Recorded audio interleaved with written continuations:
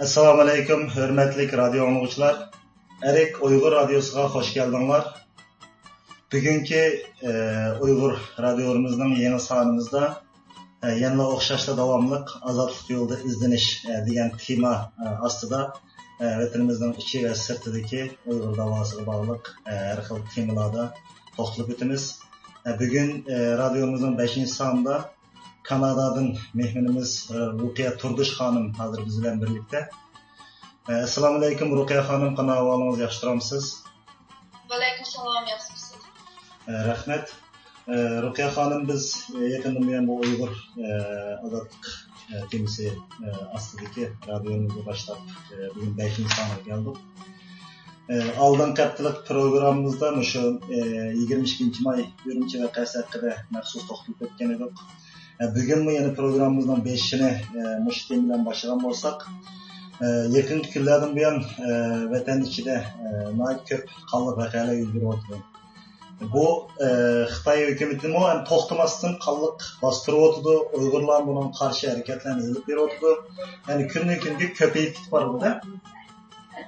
Bunun sebeplerini siz bir tahlil qilib bakamsınız? Bunu nurgun tahlil bulduk. Yani başkalarımızdan hemimiz biliniz bir besin qattiq bir zulüm bo'ldigan, bir millatning mustaqilligi, huquqi dafsanda qilindigan. Onun qarshi-qarshilik harakatlar albatta bo'ldi. Bu dunyoning hamma yerida shunday. Mayli dinsiz millat bo'lsin, mayli dinga ishonadigan millat bo'lsin, har qanday bir mustamlika ostida qolgan millat erkinlikka intiladi va bu erkinlik uchun kurash qildi. Buning sabablari erkinlikka bo'lgan intilish, zulmga bo'lgan qarshilik, ya'ni o'zini besivog'iga bo'lgan o'shmanlik, andan keyin intiqom elish ruhi, umidsiz, boshqa hech qanday chiqish yo'li, boshqa bir shaklda ifodalash yo'li topolmaslik, masalan, namoyishlar orqali hamda tashkil yo'li orqali hamda shunday qilganda buning kelmaydiganligini his qilish, umidsiz, boshqa tanlash yo'li qolmaslik degandek. Ammo bizningki bu hozir Uyg'urlarningki qarshilik kuchlari bunlarning hammasini yug'urib o'z ichiga olgandan boshqa yana bir musulmonning burchini ado qilishda ulug' g'oyani o'z ichiga oldi. Masalan, chunki islom dini haqqoniyat uchun kurash qilishni eng ta'kidlaydigan din. Unda bo'lgan ekan, bir millat ezilyotsa, narsida bolalarimiz xorlanayotsa, zaminimiz oyoq osti qilinayotsa, buni qarshilik ko'rsatmaslik islomning yo'lida ma'nodan deganlik. Unda bo'lgan ekan, biz bir musulmon xalq. Bizde bu ulug' g'oya bor. Xitoyning qo'rqaydigani shu. Ammo Xitoy xalqaroning islomga bo'lgan xato tushunchasidan foydalanib kunab qolgandan keyin butun boshqa sababni, diniy sababni burmulab ko'rsatish orqali yoshirmoqchi bo'lyapti. Ya'ni Uyg'urlar islom diniga bo'lgan qarshi bo'lgan boshqa dindagilarni musulmon bo'lganligi uchun o'ttirib jannatga kiramiz deb shunda qarshilik harakatlarni ko'rsatyapti deb shunda tashviq qilyapti. Lekin bu ahmaydi, chunki Sharqiy Turkiston masalasi yolg'iz bir diniy masala emas. Bu bir milliy mustaqillik masalasi. Buni butun dunyo biladi. 22 may vaqasida uning oldidagi o'shunda Uyg'urlarning tunji qitim zo'ravonlik shaklini olgan bir qarshilik ko'rsatish harakatlarining hammasi Uyg'ur xalqining Xitoyga zo'ravonning, shu zo'ravonning o'zining tilidan gap qilishni o'rganganligini ko'rsatdi. Rahmat Ruqiya xonim, bu vatanda hozir ko'rayotimiz asosliq shu Xitoyga qarshilik ko'rsatayotgan Uyg'urlarimiz diniy jihatdan taqvo bir bolalarda endi bularning ya'ni bundoq desak, masalan, taqvo bolalarning qarshi ko'rishning oldingi sepida men shuni qanday tushunamiz? Chunki bayonida o'tdim, biz bir musulmon xalq. Am taqvo bo'lganda hamma millatning bir jangovarlari bo'ladi, oldiga o'tadigan. Bizningki taqvo bolalarning oldiga o'tishlik sabab biz Allohga masalan butun vujudimiz bilan ishongan inson, butun vujudini bag'ishlagan, e'tiqodi eng kuchli bo'lgan inson, eng erkin inson. Masalan, bu taqvo bolalarning ruhi mustamlika bo'lmagan. Şuna Xitoymo bir masalan Xitoyga o'xshash, Xitoy bo'lsin yo boshqa bo'lsin, bir millatni kontrol qilma, mustamlik qilma deydigan mustamlikchining qo'lidagi eng kuchli qurol odatda shu mustamlika bo'layotgan millatning mengisi yoki uning ro'yi deymiz. Shunga Xitoy bizning ro'yimizni yo'qotimiz deydi. Ammo taqvo bolalar u ruhni, u qandini Xitoyga bermadi. o'zining ruhini Xitoyga bermay saqlab qoldi. Bu ruh ulardan mustaqil, erkin. Chunki ular Allohdan boshqa hech kimdan qo'rqmaydi. Allohdan boshqa hech kimni ko'ziga ilitma qo'ymaydi. U Xitoyning zulm qilishlari va qo'rqitishlari uning ruhini kontrol qilaman, mustamlik qilaman deyishi bir tiyin bo'lib oqmagan gap. Ularning ruhi, masalan, Allohga ishongan, haqiqiy turda taqvo bo'lgan odamning ruhi eng erkin bir odam bo'ldi. U chunki hech nimadan qo'rqmaydi. Eng mustamlik bo'lmagan, boshqalarga biqinmagan bir ruh bo'ldi. Bunday ruh bo'lganda u mustamlikchi buni kontrol qilolmaydi, qo'rqitamaydi, hech nima qilmaydi. Shunga bizniki hozir o'sha eng taqvo Allohning fidoyilarimizning Xitoyga bo'lgan qarshilik kurashda eng oldingi safda meniyotganning sababi mushu. Ammo Xitoy cho'churini xamchanimizson biz mushu xamsanimizga kechiring. Biz mushundoq taqvoni ballani buni Xitoy tahlil qilib bilganda buningdan qo'rqqan. Mushlarni yo'qotsak, dinni yo'qotsak, mushu millatning ruhini kontrol qilsak, biz bu millatni kontrol qilamiz deb dinimizga hujum qilyapti shu sababdan. Ammo bizmi Xitoy qayan yo'qdiman desa, shuni eng chin tutishimiz kerak. Xitoy cho'churini xamsanimizson bizning da'vatimiz milliy mustaqillik da'vosi. Biz buni ham biz bir musulmon xalq Xitoy dinimizni yo'qotayotgan taqdirdami bu da'vo davom qilaveradi. Rahmat Ruqiya xonim. Buni bundaq bir savol o'tirish qildi masalan. Xitoy hozir zulmni texmi ig'irlashtirib, o'y-mo'y odam tutib, Uyg'urlarning yuragini texmidek mujayetmoqchi bo'ladi. Bundaq bo'lganda ig'ir bedel to'lab ketishni ko'zda tutib qarshilik harakatlari to'xtab qolishi mumkinmi sizcha? Ya'ni bu shaklda bir odamni qarshilik qiladigan bo'lsa, uning butun oilasini urutqonlarni tutib ketib boradi endi qo'rqitish uchun. Sizcha buni keyin qanday ta'sir bo'lishi mumkin sizcha? Bence bu qat'iy to'xtamaydi ham to'xtamasligi kerak. Hozirlar inglizlarda bir gap bor, oychi o'ylaydigan bu degani shu zihni zih udul kelib qoldik degani. Hozir Xitoy bilan shu biz ko'zimiz udulmi udul, shu bir tal zanjirning ustida mushtab tiktasab turib, kimnidir olib kelsa shu hanga chiqib ketadigan mushtab bir holga keldi. Agar to'xtatli qolsa Xitoy, mushunda zulm qilib qo'rqasdan yo'qotqani bo'ladi ekan deydi. Xitoy g'alaba qiladi, biz anaqdan keyin bidirsaqmi erishamaymiz. Bu mümkün emas. Onda to'xtab qolsa erkinlik yo'q deydigan. Biz oldida to'xtamasligimiz kerak. To'xtaydigan Xitoy. Xitoy to'xtamaguncha biz to'xtamaguncha biz hargiz to'xtasak bo'lmaydi. Masalan, o'z vaqtida Fransiyaning natsistlarga, German natsistlarga qarshi mushunda fidoilar kuchlari bo'lganda qarshilik ko'rsatish kuchlari. Bular shu ko'chadagi ishsizlardan, anondan keyin lükçeklerden, mafiyalardan, arakkeş, her yansı okumucular, işçiler, her yansı adamlar öz aldığı teşkillengen, bu şimdi bir pidailer grupisi bo'lgan işte. Şu bizim Uygurların öz aldığı karşılık göstergenler. Bularni şu vaqtda natsistlar bir tarafta bulanmay, bir yana basıp bir yerden çıkan diken, şu kichik bolalarni, ayollarni görüge vaqtda, dechchilar chiqirgan qilib görüge vaqtda. Şu vaqtda Fransiya xalqi bu pidailer to'xtab qolsa bo'ldi, bizdek ig'ir bedel to'lab turgan bo'ldi.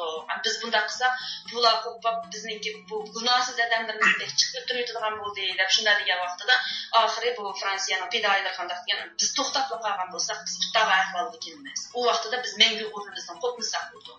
Bular shunday qo'rqitimiz davatida to'xtab qolmaydi deb shularmi shu vaqtida to'xtab qolmagan. Endi men Yahudilar o'z vaqtida mush natsistlar bu Yahudilarni qildi, Holocaust bo'lgan vaqtida. Shu chaqda mush Yahudilar dunyodagi qarshilik ko'rsatgan millatlarning ichida eng oz qarshilik ko'rsatgan millat. Nimishga deganda shu chaqda bular bizni oilasini urug'larni xatarga tutib berishdan qo'rqqan, shundan qilmagan. İkincisi de kısmında tenkilerlikte kural yaratı erişendigen, aciz bilimiz faydası yok da koyulgan.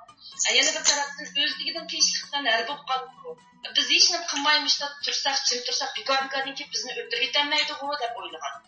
Emniyet, onun üstüge emniyet ve nezriyecatin tam yetişken özür, hürmet kılgıdak bir lideri yani başlığı bulmagan olan şu çağda. Yani özlerini saklap qilish veya ki intiqam elishdak harakatlantiruvchi kuchmi bo'lmagan, natsistlarning harakatini dunyoga anglatqidek nishon yoki bir tashkiloti bo'lmaganda bu bizning hozir bor bular. Ba'zilari kamchilanadi. Shunda bo'lmagan ekan bular eng oz qarshilik ko'rsatgan yoki ko'rsatmagan. Mushunda ahvol ostida hech qanday qarshilik ko'rsatmasa, jim turgan xalqni berib, German natsistlari 6 million odamni o'ldirayotgan dunyoga mashhur hozirgacha Yahudilar Holocaust deb gapni deb kelyapti. Ammo Xitoy shunga o'xshash bir fashist. Biz gap qilsak o'tirdik, gap qilmasak Xitoy oldidan bizning talabimizni qabul qilish kerak, Uyg'urga erkinlik berish kerak, to'xtab qilish kerak. Bo'lmasa biz to'xtasak bo'lmaydi. Ruqiya xonim, siz o'zi yil mushu Uyg'ur davosining ishida bo'ldingiz, ham Kanada Uyg'ur jamiyatining raisligini xizmatini o'tab bir necha yil davom qildingiz. Bu vatanda yuz bergan bu xildagi qonliq voqealarning ko'payishi, masalan hozir nurg'ullar ya'ni nurg'ullar deganimiz Xitoyning ya'ni gibi o'tgan davlatlar yoki shaxslar bular terrorchi deyotdi. Masalan chet elda hatto Uyg'urlarning orasidan boshqalik yozma yozganlar chiqadi, Facebook, Twitter to'batlarida bir necha ismlarning ya'ni begunoh fuqarolarga zarba berish bu bir terrorlikdan boshqa narsa emas deyotdi. Ba'zi davlatlarning bu shaklda bir bayonotlarni e'lon qildi. Endi bu xildagi ahvol ostida chet eldagi Uyg'ur tashkilotlariga qanday bir ta'sir bo'ladi? Zerlik bir ahvol ko'rilishi mumkinmi sizcha? Mushkildagi voqealar ko'paygan sari. Bence bunda qilay, bu tashkilotlarning o'zining imkonlari yoki siqishadigan yerlari yoki erkinlik imkonlari yoki bunday cheklanadigan yerlarni ko'zda tutgan holda cho'qim bir jiddiy shaklda o'zgarish olib berish kerak. Masalan, men qayerda turib tura olaman, qayerda og'zimni yumib tura olaman, qayerni qo'llab, qayerni qo'llamay nima ish qila olaman deganni jiddiy bir mulohaza qilib, hozirga qadar yurgizib kelayotgan strategiyalarni bir muzokara qilish kerak bu tashkilotlar. Endi men bu tashkilotlarning xizmatini hozir burun endi dunyo Uyg'ur Kanada jamiyatining raisi bo'lgani bilan hozir ishchida emas. Birinchisi bunda deganim ideologiya jihatda birlikka kelish yoki qaysi yo'lda menish deganni oydinlashtirib berish kerak. Bu masalan siz degandek bu terrorizm bu deb qaraladi xalqarodagi inkaslar deysiz. Bizning masalamizning terrorizm bilan tubdan farqlanganini dunyoga anglashimiz kerak. Çünkü bizning masalamiz mustamlikaga qarshi bir kurash, qarshilik kurashi u. Bu hargizmi berib begunoh insonni o'ldirayotganlik emas. U Xitoy u bizning vatanimizga besib kirgan Xitoyning o'zimi tajovuzchi. Shular besib kirib bilib, shular yerimizni tartib qilgan, uylarimizni qo'g'lab chiqarib qo'yganlar.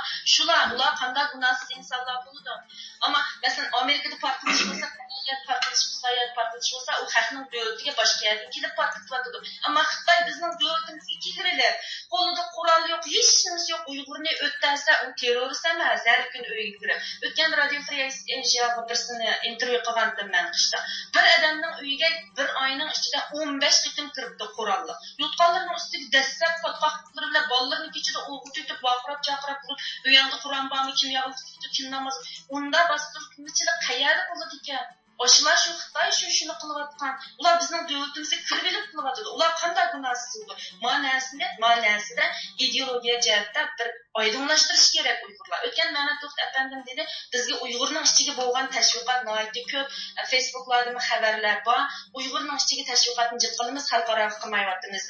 Va to'g'ri xalqaro qilish kerak. Lekin mencha Uyg'urning balki Ma'nat To'xt afandim xabarlarni ko'z tutayotgan bo'lishi mumkin. Bu yerda xabar o'qigan bilanlar bir odamning siyosiy imi o'zgargan yoki bir ideologiyada bir manfaat cheklangan bo'lmaydi.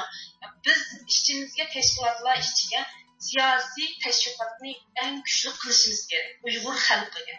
Bu xabarlarni anglitishdan tashviqot bo'lmaydi, chunki Uyg'ur xalqining yanada siyosiy tashviqotga nihoyatda jiddiy turda ehtiyoji bor. Masalan, tashkilotlarimiz shu. Bir ish bo'lsa Mesela odatda bir Uyg'urda davomli krizis bo'ladi. Shunda krizis bo'lgan ahvol ostida mesela 4 tashkilot bo'lsa 4 yangi javob bergan ishbada. Buningda hamma tashkilot bir-birini chetga qoqmay, bir-birini g'ajimay kelib hamkorlashadigan yerda hamkorlashib, o'shirni hamkorlashamsa, oshkor hamkorlashamsa, asosli liniyani bir yer keltiradigan yer qayerga, keltirmaydigan yer qayerga bu to'g'ri turishib, bir krizis gruppasi qurib chiqish kerak. Buningga Uyg'urning chet eldagi vatan ichidagi Uyg'urning vaziyatining bunda jiddiy bo'ladi ahvol ostida vatan sirtidagi Uyg'urlarning buni qilishi nihoyatda zarur deb qarayman. Bir krizis gruppasi qurib chiqib, cho'qim bir krizis bo'lganda nagacha nima qilamiz, qanday javob beramiz degan narsani o'tirib qo'yish kerak.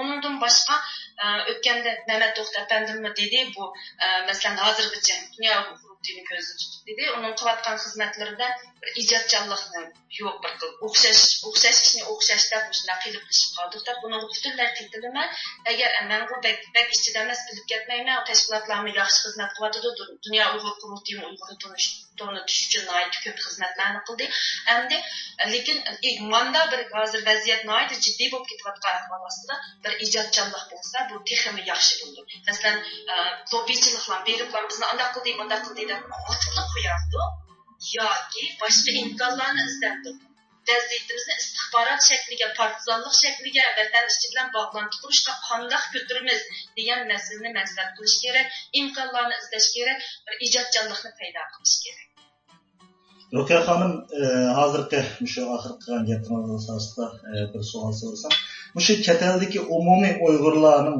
shu davodagi roli nima bo'lishi kerak masalan vatan sirtidagi uyg'urlarning ya'ni biz qanday xizmatlarni ilib berishimiz kerak qaysi nuqtalarda kamchilik ko'ryapmiz shuni biroz tafsiliy biroz astoydil bir mulohaza qilib bersangiz oldin kapitlarda Mehmet To'xta efendim Erkin Akram efendimlardan bu savolni so'ragan sizni bir alsak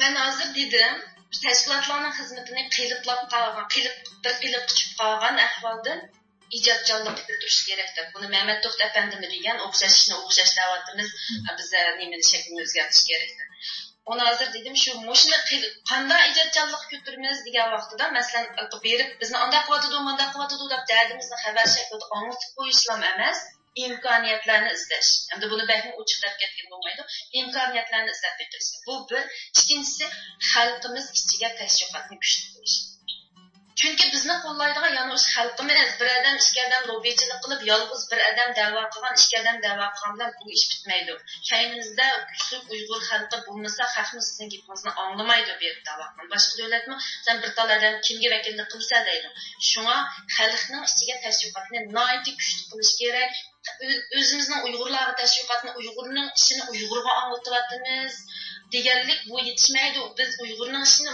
bu deganda bu xabarni ko'zda tutgan bo'ldi bayon ta'kidlab o'tdim yana ta'kidligim yo'q bu xabarni ko'zda tutmay ashulaqa siyosiy ideologiyani qanday qilib birlashtirish tashviqotni siyosiy tashviqotni kuchli qilish kerak bunday bo'lmaganda shunga hozirgacha nihoyat ishlarimiz chechilango bir namoyish bo'lsa 10 odam ketadi bayroq boyaga bormaymiz deydiganlar chiqadi nima bu piknik bo'lsa dutochasi hammasi keladi sen kimi sening majburiyating nima masalan chet elga chiqishga majburiyatimiz faqat mashina idish yaxshi bir uy idish shu vaqt tomoqni yaxshi yeyish xotin bolalarimiz bilan o'ynab yurishma mushulanmandi bu bir odamniki bir falsafasi hayot nishoni maqsadi nima uchun kurashishni bu narsalar bu oydan bo'lgan bo'ladi bu bunday deganim deyil bular mushunlam hayot maqsadi mushunlam deganim emas chunki nurg'un odamlarning hayotdagi maqsadi ulam emasdi bir ish qilg'isi bordi millat uchun foydali nurg'un ishlarni qilg'isi bordi lekin cheklamaga uchrab qolayotgandi yoki bo'lmasa umidsizlanib ketgandi birinchisi biz bu umidsizlikni yo'q qilish kerak bu umidsizlik qanday yo'q qildi deganda yana shu bizning dinimizdan keladi dinimizni kuchaytirishimiz kerak diniy tashviqot bilan birlashtirib siyosiy tashviqotni kuchli berish kerak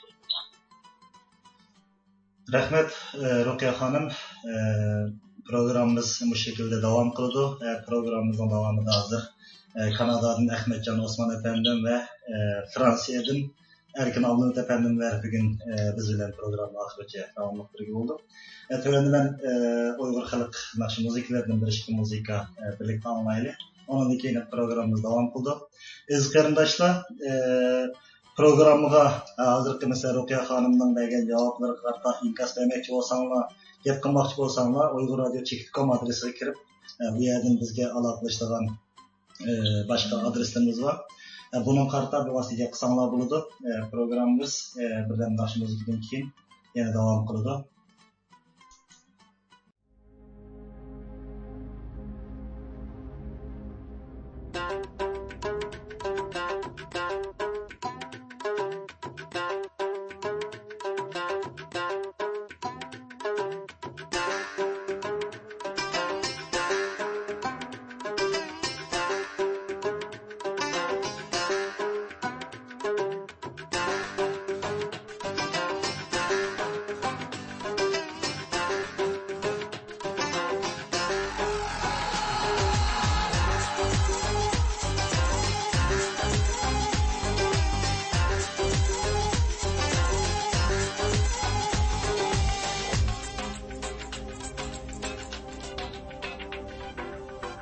أيها الأشراق أبوي واسل جان keltirmişim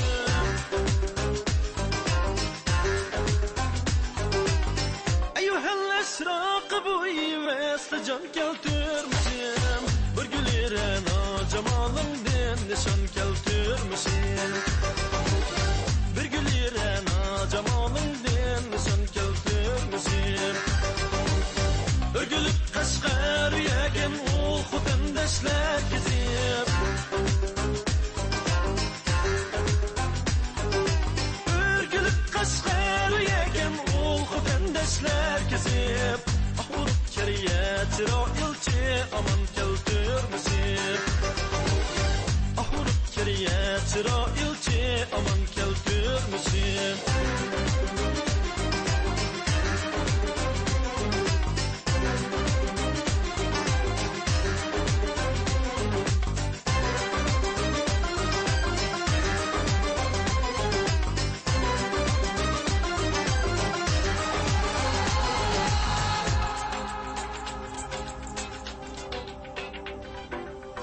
Yalçının bazarıdın burnun çaldın pultile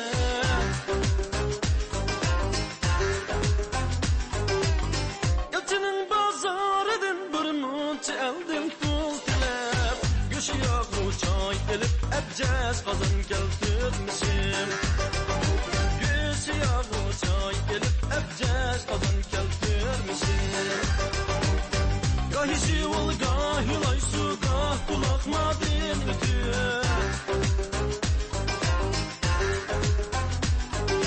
Gahi şivul gahi lay su gah kulakmadın ötüp Çırlıttın pap dilep çiçek çılan keltirmişim Çırlıttın pap dilep çiçek çılan keltirmişim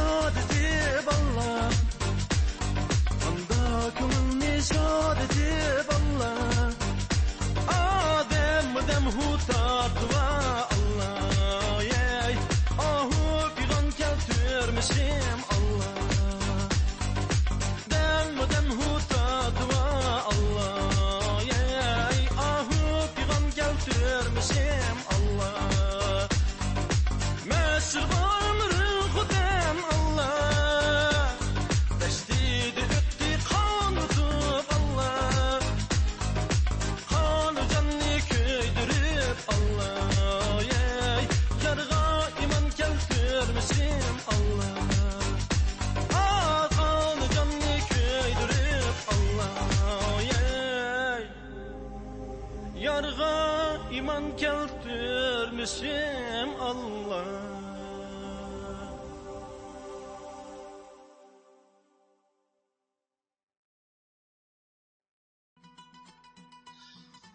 Assalamu alaykum hörmətli radio anlıqçılar. Programımızı yeni hazır devam etmeye başlayırız. Hazır radyomuzda Nef Meydan'da Roket Kırdış Hanım'ın yeni hazır. Germaniya Fransiya'dan Erkin Avlumit efendim ve Kanada'dan Ahmetcan Osman efendim bizimle birlikte hazır. Ahmetcan Osman efendimden bir qancha so'rash orqali programımızı başlaydı. Hürmetli Ahmetcan Osman efendim, qanaqa ahvolingіз, yaxshimisiz? Elhamdülillah, yaxshi, o'zingiz yo'qdan bo'lingizmi? Rahmat. Oldingi programlarımızda şu vatandagi yaqinda yuz bergan 22 may voqeasini dastlabda anatim qilish orqali boshlagan. Bugun 5-sonimizda Ruqiya Turdish xonim bilan birlikda bu programni davom qildik. Sizdanmi yana mushu tema haqida fikr qarashlarni olsak, bu vatanda yaqinda bu ham ko'p qonli voqealar yuz beryotdi. Ya'ni burundan bor desakmi, bo'libmi yaqinqi oylar va yaqinqi shu bir qancha kunlar ichida ko'payib ketdi. Bunun sebepleri hakkında bir to'xtalib o'tgan bo'lsangiz, nima deb bundaq qarshilik vaqalari ko'payib ketib bordi? Xitoyning zulmi ig'irlab ketdimi yoki Uyg'urlar uyg'ondimi? Nima deyish kerak buni? Qanday muloyiz qilamiz? Siz so'ragan ikki sabab bor. Birinchi Xitoylarning zo'ravonligi hadini oshdi. Ikkinchi Uyg'urlarning milliy uyg'onishimi barliq keldi. Haqiqiy milliy uyg'onish. Bu ikki sababni deyishga bo'ladi. Endi bir millatning, bir xalqning zimini besib olganda albatta qarshilik ko'rsatadi. Shunga bizningki Xitoy ziminimizni besib olgandan tortib hozirgacha Uyg'ur xalqi, Sharq Turkiston xalqi Xitoy tajovuzchilariga davomli qarshilik qiladi. Uzluksiz qarshilik qiladi. Shu besib olgan kundan boshlab hozirgacha agar uzun zamonni hisoblasak 250 yildan oshdi qarshilik qiladi. Qisqa zamonni hisoblasak, masalan Xitoy kommunistlar besib kelgan zamonni hisoblasak 60 yil deyapti, yana qarshilik qiladi. Endi qarshi turishning birinchi sharti shu. Ya'ni mening ziminim besilindi, men qarshi turishim kerak. Bu qarshi turishning birinchi sharti va qarshi turishningki haqqi. Ya'ni oldingi haqqi. Undan boshqa besilib tajovuzchi bizningki ziminimizni emas, bara bizningki milliy kimligimizni deymiz, masalan madaniyatimizni, dinimizni, tilimizni, urf-odatlarimizni yo'qotishga başladı. Bunda ahval aslında zimminden ötüp bizning milliy kimligimiz o'tgan Xitoy. Üçüncü qadamda bizning milliy kimligimizni yo'qotish bilan birga yana bizningki eng muhim masala milliy g'ururimizni yo'qotish qadar. Masalan milliy g'urur degan vaqtimizda bizningki hatto qandoq kiyinadigan, qandoq so'zlaydigan, qandoq yeydigan, qandoq faaliyet ötküzüldüğün milli dini faaliyetlerimiz tek muşundaq şekillergimi bula tajavuzçılığını başladı. Yani muşundaq ahval aslında. Yani zemen, milli kimlik, örf-adet, en mühimi bizning milli ve kişilik gururumuzla tajavuz kılan vaxtıda elbette bu xalq qarab turanmaydı. Yani en ahirki özünün karşılığını köz tutup. Bu karşılıkta özü kılalaydıgan her qanday qarshilik qilish kerak. Chunki bu qarshilik qilsa, zemini tug'gan bu millat, milliy kimligi tug'gan bu millat, eng oxirida milliy g'ururi va kishilik g'urur tugaydi. Bu chaqda kishilik g'urur tugagan vaqtda odam bo'lmaydi. Zemini tugagan vaqtda zemini mustamlika bo'lsa, biz yana mustamlika zeminda qarshi turib, odam shaklda yashay olamiz. Milli kimligimizni yo'qotgan taqdirda bu yanada odam suhbatimizda tajovuzga qarshi tura olamiz. Lekin milliy g'ururimiz va kishilik g'ururimizni yo'qotganda u chog'da biz odamlik shaklini yo'qotamiz. Demak, Xitoy tajovuzchilarining o'ylab o'tgani shu. Rahmat, Ahmadjon efendim. Bu Ürümçideki yuz bergan vaqada asosida biz oldin qatda Mehmet To'xta efendim, Erkin Ekrem efendimlerden bir qancha ayrim şekilde bir so'rlar so'rganda, sizden mi mesela bir tekrarlab so'rsam bu so'rlarni? Mesela birinchi, nima uchun milliy qarshilik hareketi saqchi va hukumat o'rinlarini nishon qilishdan ommaviy so'rovlarga yuzinib qoldi? Biz meseleni yana o'zimizningki e'tiqodi, o'zimizningki siyosiy ko'z qarashlari mundaq chiqib ketganda Sharq Turkistondagi reallikdan chiqish qilishimiz kerak. Siyosiy reallik. Albatta Xitoy mustamlikchil hokimiyatining Sharq Turkistondagi temsilchilari, ya'ni vakillari yoki shakllari Xitoyning Sharq Turkistondagi askari, harbiy kuchi, Xitoyning Sharq Turkistondagi soqchi kuchi, Xitoyning Sharq Turkistondagi siyosiy partiya kuchlari degandek shular kuchlar bo'ladi. Lekin bir narsani ko'zdan saqlab qolmasligimiz kerak. Sharqiy Turkistonda Xitoy mustamlikchil hokimiyati o'zining xalqlarini majburiy ko'chirib akidib yerlashtirib o'tdi. Bu Xitoy ko'chmanlari, Sharq Turkiston Xitoy ko'chmanlari yana shu Sharqiy Turkistondagi Xitoy mustamlikchil hokimiyatining bir tarkibiy qismi hisoblanadi. Shunga biz Uyg'ur xalqi Sharqiy Turkiston xalqi Xitoy mustamlakachil hokimiyatiga qarshi turayotgan bu xalq shuni unutmaslik kerakki, mushu mustamlakachil hokimiyatning bir tarkibiy qismi va muhim bir tarkibiy qismi bo'lgan Xitoy ko'chmanlarga qarshi turish kerak. Endi bundaq bir gap chiqdi. Ba'zi suhbatlarda anglab qoldim va ba'zi xalqaro kishilar va Xitoyning ba'zi muxbirlarni so'ragan savol ekan, bizning ba'zi odamlarimizdan. Masalan, shunda Afiyatlik bozordagi begunoh xalqlar deydi Xitoy fuqarolar. Shunda deb atadi. Mushunga biz nihoyatda inchkilik bilan javob berishimiz kerak, to'g'ri javob berishimiz kerak. Xitoy ko'chmanlari shartlar, Xitoy ko'chmanlari begunoh xalqmi, begunoh fuqaromi yaqinda.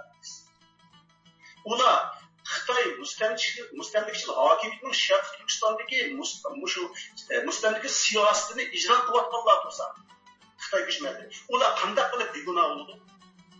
Bu bir. Ikkinchi, ular boshqa bir davlatdan, ya'ni besibog'chi davlatdan yo'tkab kelingan, majburiy yo'tkab kelingan shu Xitoyningki mustamlaka siyosatini ijro qilish asosida Sharqiy Turkistonga kelgan bunday bir ko'chmanlar fuqaro hisoblanadi. Ular fuqaro emas. Ular Sharqiy Turkistondagi Xitoy mustamlaka hokimiyatining harbiy kuchlari va soqchi kuchlaridan farqlanmaydi. O'xshash. Faqat ular qurol bo'lsa, lekin shuni bilamizki, vaqt kelganda ularni qurol olib qoladi. Ularni qurolli kuchlarni oladi. Xitoy mustamlaka hokimiyati qurol taqitadi. Hatto qurol yolg'irdimi bor. Ko'rsatamiz. Uylarda bo'lishi mumkin. Shunga bularni biz qurol deb atsak to'g'ri bo'lmaydi. Buni har qanday odam shunday atgan vaqtda to'g'ri tushunishi kerak. Shunga hozir sizga kerak bu yerlardan yetkilib qilamiz keldi degan vaqtimizda shu begunoh fuqaro degan gapni demasligimiz ularni yana Sharqiy Turkistonga Xitoy hokimiyatining soqchilari va askar harbiy qismlaridan taxlamaydiganligini ta'kidlab turishimiz. Rahmat. Herhalde ovoz biraz to'xtab chiqib qoldi. Evet, radio anglashda to'g'ri tushunishimni aytdingiz. Ahmadjon efendim, yana bir savol shu voqeaga munosabatlik. Masalan, mazkur voqea bundan keyingi Uyg'ur vaziyatiga, jumladan Uyg'ur Xitoy munosabatiga qanday ta'sir ko'rsatadi? Eng muhim ko'rsatgan ta'sirlardan biri Sharqiy Turkistondagi Xitoy ko'chmanlarining yuragi mujildi. Xitoy ko'chmanlari qo'rqishga boshlaydi. Hatto mushu qo'rqish orqali o'zining bir haqiqatligini his qiladi va anqirib ketadi. U bo'lsa-mu, men yot bir xalqning, millatning yanida turib o'tibman. Men bu millatga, bu zaminga tava emasman. Demak, men bu zamindan, bu millatdan asla ketib qolishim kerak ekan, o'zimning vataniga degan mundaq bir ongni shakllantirdi va mushu ongni Xitoy ko'chmanlariga jakalaydi. Bu birinchi ta'sirlardan yoki natijalardan biri bo'ladi. Ikkinchi, Xitoy hokimiyatimi, Xitoy mustamlaka hokimiyatimi Uyg'ur xalqining milliy qarshilik ko'rsatish irodasininki borligini, bu millatniki texi yo'qolmaganligini, zimini yo'qsimi, milliy kimliklar yo'qolmasimi, texi bu millatniki kishilik va milliy g'ururining yo'qolmaganligini ko'rdi. Bu ikkinchi ta'sir qilish kuchi, ya'ni bizning ko'rsatayotgan milliy qarshilik ko'rishimizning ikkinchi natijasi hisoblanadi. Üçüncü neticesi bu bizim vatan sırtındaki Uygur teşkilatları, yaşatılan teşkilatları ve siyasi faaliyetçilerinin vazifesi halkara cemiyetli mi? Bizimki kılıvatlığımızdan milli karşılık köşüşkenliğini, bu kandaktır terörizm emesliğini, kandaktır Biguna fuqarolarga hujum qilib ularni o'ltirayotganligimiz emasligini, chunki biz biguna fuqarolarga hujum qiladigan millat emas. Biz faqat hujum qilsak, Sharqiy Turkistonning Xitoy mustamlakachisi hokimiyatiga hujum qilyapmiz, shunga qarshi ko'rsatamiz. Buni xalqaro jamiyatga bildirishimiz kerak. Mushu qarshilik ko'rsatishning uchinchi sababi, uchinchi natijasi xalqaro jamiyatning bizningki milliy qarshilik ko'rsatishimizning xarakterini tushunishi kerak. Şu üç netice barlıq gəlsə, bizdən bu milli qarşı hərəkətimizdə biz gözləyən məqsədimizə yetişdik. Ahmet efendim hazır bergen 3. fikriniz asasında Uygur davasının xalqaralaşıda muşu vaka qandaq bir rol oynaydı yoki mazkur vaka muhaciratdagi Uygur milliy harakatiga qandaq ta'sir ko'rsatdi? Hazır vatan ishidagi yuz berayotgan qarshiliq ko'rsatish harakatlar bilan vatan sirtidagi Sharqiy Turkiston siyosiy tashkilotlarininki davası o'rtasida, kurish o'rtasida, siyosiy kurish o'rtasida bir xil nima deymiz, o'zaro qo'llash, o'zaro tushunish munosabatlari yüz emas. Undaq deganim, masalan, vatanda yuz berayotgan milliy qarshilik kurashish harakatlarini bizning ba'zi tashkilotlarimiz Xitoy va boshqa xalqarodagi boshqa davlatlarga o'xshash, buning ichida Amerika Qo'shma Shtatlari bizda yuz berayotgan vatanda yuz berayotgan milliy qarshilik kurash harakatlarimizni terrorizm deb ataydi. Demak, bu menimcha vatan ichidagi bizning da'voyimiz bilan vatan sirtidagi da'voyimizda bir xil to'qnashishning borligini, bir xil garmoniyaning yo'qligini bildiradi.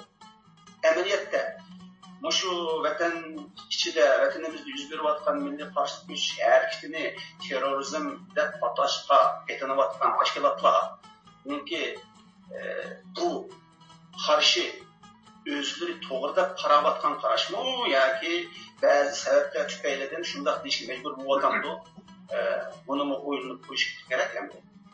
Lekin agar boshqa taraflarning yoki ba'zi sabablardan shundoq deyishga majbur bo'ldi degan vaqtda bu chog'da bu tashkilotlar Sharqiy Turkiston xalqininki irodasiga, orzusiga, siyosiy talabiga moslasholmaydi degan gap. Shunga bunday tashkilotlar men Sharqiy Turkiston xalqiga vakillik qilaman degan gapini, shuarini o'zgartirish to'xtatish kerak. Rahmet Ahmet efendim, bu yukarıdaki sorular asasında Fransa'daki Erkin Abdülhamit efendim hazır radyomuzda bizimle birlikte. Esselamu Aleyküm Erkin efendim, kanata falan yaşamsınız. Aleyküm Esselam, kanata falan yaşamsınız. Aleykümselam. Kapıya efendim ismini mi? Ahmetcan Osman. Ahmetcan Osman efendim, kanata falan yaşamsınız. Yaxşı, biz onu yoldan Erkin efendim, şu hazır aldıda 22 May Ürümçi vakası hakkında biraz sorularını ayrım sorabildim. Sizden bu bir qancha bir savol sorsam, bu yakınki mezgilden boyanki milliy qarshilik hareketlerinde ommaviy sorular asası nişan bo'layotidu. Sizce bunun sebebi nima? Siz bir ko'z qarashingizni o'tirib baksınız. Yaxshi savol. Mening ko'z qarashim bu Uyg'ur xalqining uzundan buyon yana cho'nqur ko'nglida og'irgan Xitoy xalqiga ishonmaslik, Xitoy xalqiga bir o'chmanlik tuyg'usi uzun yoqqa o'rnab ketgan deb o'ylayman. Bundaq deyishimdiki birdan bir masala, biz ayni vaqt kichik vaqtlarimizda Xitoylar bir unchilik bir nima emasdi, vahshiy emasdi Xitoy xalqi. Bo'libmi ushbu necha oldirdi, ba'zan guldiram desam burungi tariximiz ketib qolmas bir minutdek. Tuzlarga chiqmaydi, mana shu o'zim doktorxona bo'lgandan mashin bilan berib kelib. Tuzlar chiqib qolsa, ba'zi chog'da oldin yaqindagi bir xil siz piyozlar turib qolsa, ishtiribdi, nereda tursak, nereda turadi, birinchi o'roq tuzdirib chiqib qolsa. U vaqtlarda Xitoy gap qilmaydi. Demak, unchalik bir bakshi emasdi Xitoy. Assalomu alaykum hurmatli radio dinləyicilər. Hər halda Erkin efendimning torda biraz yaxshi bo'lmagan hadisi bo'lardi. Ovozi yaxshi kelmadi. Ahmet efendim, biz hazır radyomuzda Türkiye'den Ankara'dan Erkin Ahmet efendim iştirak kıldı. Erkin Ahmet efendim elbette çeteldeki akbarat sahasında uzun yıllardan bu yan aktif hizmet qilayotgan ve tecrübelik akalarımızdan birisi. Erkin Ahmet efendim, hoş geldiniz. Hoş bulduk. Qanday yaxshi Ahmetcan? Yaxshi bu Erkin, qanday ahvoling? O'tirib turamsan? Salomatchilik, hammalar yaxshi. Kim o Erkin Ahmet efendim to'g'ri qaytib keldi. Ben cevabını bir anlayıp eteyli. Ondan keyin başka tema haqida gapirsak. Erkin Ahmet efendim ovoz kelyaptimi? Yaxshi. Hozir o'rdan chiqqanda? Yaxshi chiqdi. Ben to'g'ringiz bizda ketib qoldi. Yaxshi bo'lmay qoldi. Javobimdan. Avval gapim nariga keldi. Ben şu Örümçideki bir özünüzde beşinetken vakanı sözlayotgandingiz şu birinchi savolingizga. Doğatın yağı bu vaqtlarda ancha bir vahshiy emasdi. Bizmi Xitoy xalqiga uncha bir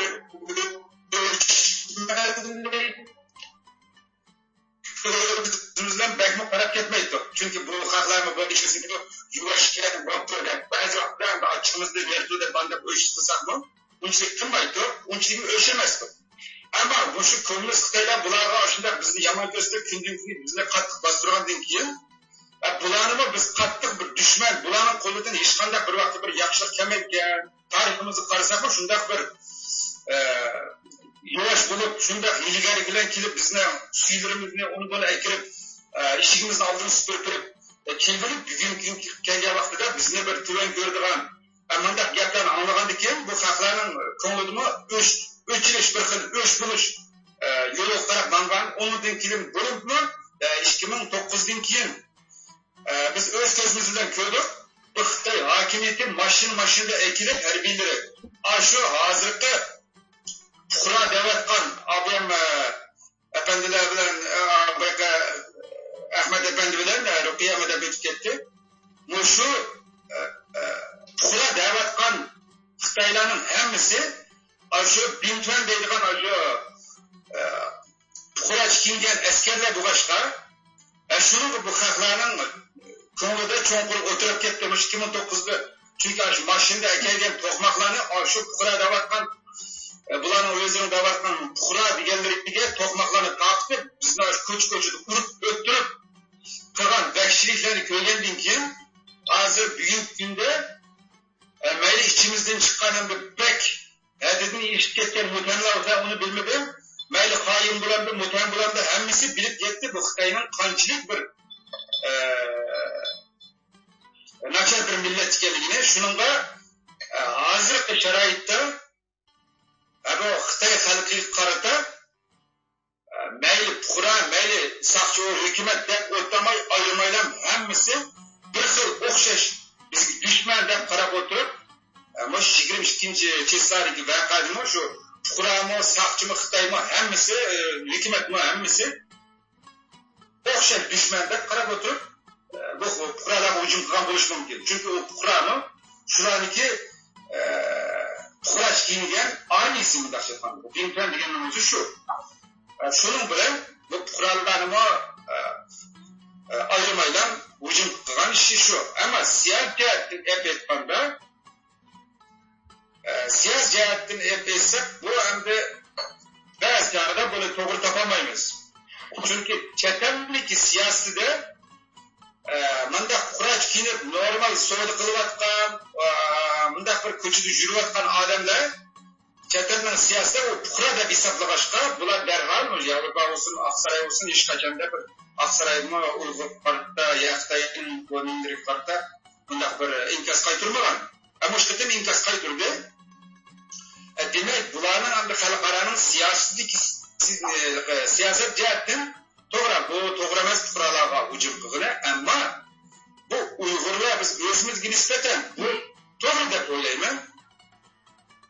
Albatta buni belki siyosatdan qo'llamayman, biroq bizning ko'nglimizdagi o'zi tushunchamda bu to'g'ri. Chunki u shu 2009da bizni urib boqmoq bilan joylaganlar hammasi o'sha fuqaro da'vogan Xitoylarning o'zi shu. Shuningga bu menimcha to'g'ri. Ammo siyosatdan bizga ta'sir etdi bu ishlarning biroz. Ya'ni chet eldagi bizning qilayotgan uzun yo'lga tikilgan chet elliklarning hesdaşlığı olsun, mayli siyasetleri bizga yordamlari bo'lsin. Bu biraz ta'sir etadi deb qarayman. Endi bu to'g'rimi xatomi bilmayman. Mening ko'z qarashim shu. Ben bir yapıştırıp koyayım işlerde yeni çıkıp gitmek kalktım. Bo'ldi. Hazır erkin adam dedi, siyasi cihattan da belki to'g'ri qarmayman da başındaq dedi. Belki azroq ta'sir yetkazishim mumkin, chunki bizning xalqaro qilgan tashviqotimizning yaxshi bo'lmaganligidan ta'sir yetkazish mumkin. Biz bu tashviqotni biz Xitoylar bizga askarlik qilgandan keyin bizni o'chmanlik qilib o'zaro bo'lyapti, bu bir etnik clash, ya'ni ikki millat o'rtasidagi o'chmanlik masalasidan kelib chiqqan narsa deb tushundirmay yoki buni shunda beguna insanlar değil bularmı lekin bizge kirib yurib qilmandaq vaqt deb shu narsa erkin efendim o'zligi o'zining shu tushunchisini mundaqdir jihatdan anlatmay buningki bu da'voning mohiyatini anlatishimiz kerak xalqaro. Shunda bo'lganda xalqaro tushundi. Bu tashviqotni Abay Ahmadjonov deb o'tdi. Pek inchik qilishimiz kerak. Nimishga deganda tafsili. Xitoylarning shu Xitoylar zodi begunami emasmi degan baslik kelganda prinsip jihatda bu aniq bo'lishi kerak. Birinchidan bular bizning ziminimizga masalan biz bir mustaqil davlat mustaqilligimizni olamiz deyapmiz o'z vaqtida besib olgan vizasiz kirgan. Mesela Kanada'ya kiralam da başka bir devletki vizesiz kiralam da apırıp tutup solap koydu. Biz ulan çiketliysek çiketmişse. Ular bir tecavüzçi, manası iniq buluş gerek. O halkaradaki başka siyasetçiler oylagan başka devlette mesela bu beguna adamını tasdiqlaydı diyende mesela ayrıyam dep öttüm ben. Amerika'da UAB'ye berip partitip xalqning davlatiga berib xalqning xalqini o'tganda bu masalan bekorlik. Buni terrorist desak bo'ldi.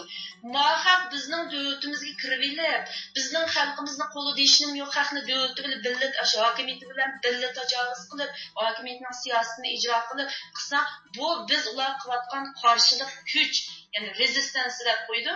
Bu bir qarshilik urush. Bu terrorizm emas bu. Bunun tüp farqini biz xalqaroga anlatishimiz kerak. Buning tüp farqini anlatganda xalqaro meni qo'llaydi. Meni bizni qo'llaydi. Shunga bu yerga bizga siyosiy jihatdan ta'sir yetkazib qolarmiki deb ancha bak ansirab ketmasak bo'ldi deb o'ylayman deyman. Boshqalarning deydi. Boshqa fikr o'g'illar bormi? Ben bir söz tutup koyayım. Erkin Abdülhamid Efendi sözü de mesela Uygur halkını bir tarafga, Xitoy halkını bir tarafga qo'yib so'zlagandek so'zlarni qildi. Biz Xitoy xalqiga qarshi emas. Biz shuni deyishimiz kerakki, o'zimizga xalqaroga biz Xitoy xalqiga qarshi emas, biz Xitoy davlatiga qarshi emas. Biz faqat Xitoyning Sharqiy Turkistondagi mustamlikchi siyosatiga hokimiyatiga qarshi. Har qanday Xitoy davlatidan Sharqiy Turkistonga keladigan bu bizning dushmanimizga aylanadi. Har qanday Xitoy Sharqiy Turkistondan o'zining vatani bo'lgan Xitoyga qaytib ketadigan bu bizning do'stimizga aylanadi. Biz Xitoy xalqiga qarshi emas. Şuna bizden karşı göz hareketimiz özümüzün tupraqları üstündə bulup biz berip Xitayның tupraqları üstündə karşı göz hareket kılmayız. Çünkü biz Xitay'a karşıyız. Şunu aydınlaştırmamız gerek.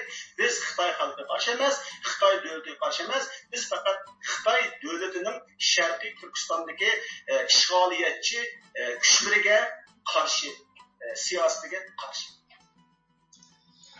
Rahmet. Programımızın başka sorularımızdan devam kısak.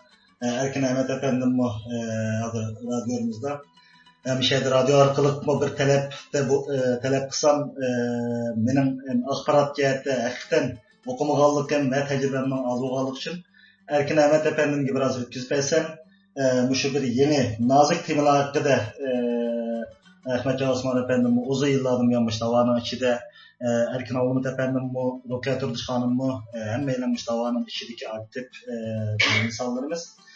Erkin Ahmet Efendim ben bundan bir sualını oturdu bir müzakere kısak deymen de.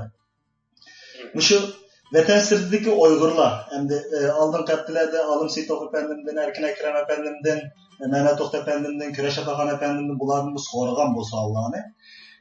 Muşu akta mesela vatan sırtındaki Uygurlar zaten kandak kılış gerek. Neymi noktalarda kemçilik yavatınız? Yani muşu asasında mesela bir birlik demeleri bulamdı.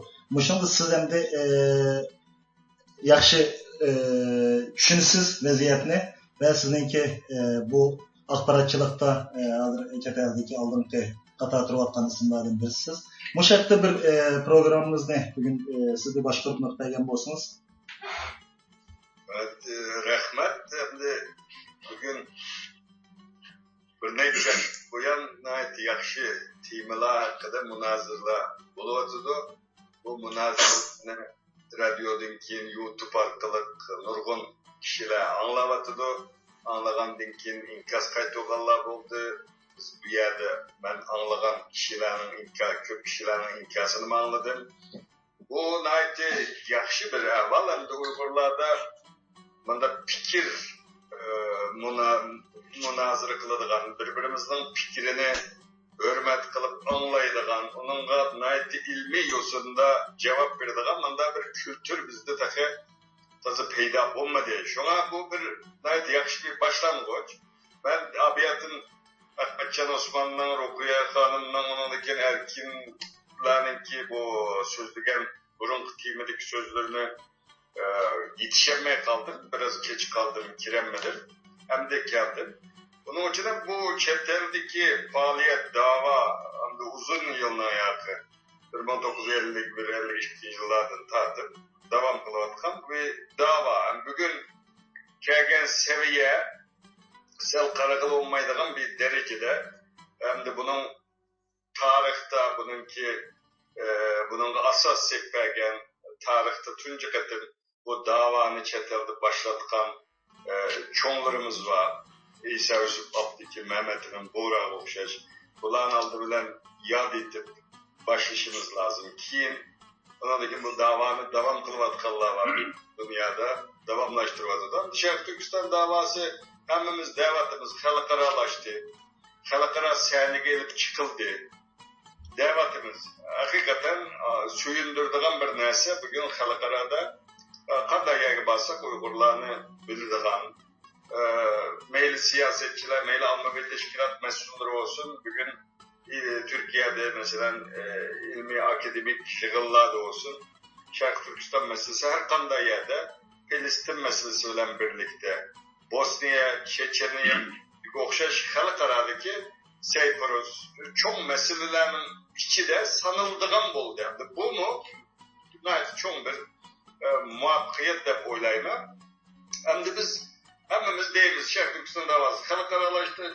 Sharq Turkiston davasını tanıştırdık dünyada. Tanıttık, hammadan bildi deymiz. Bu bir basqıç ahırlaştı. Bir basqıçni tugatdik deganga va bundan keyin nima qilish lazım meselesi Uyg'urlarning oldida tug'an cho'ng masalalardan biri. Endi bundan bu davani ittifoqlik birlik ichida qanday ilib boramiz degan masala.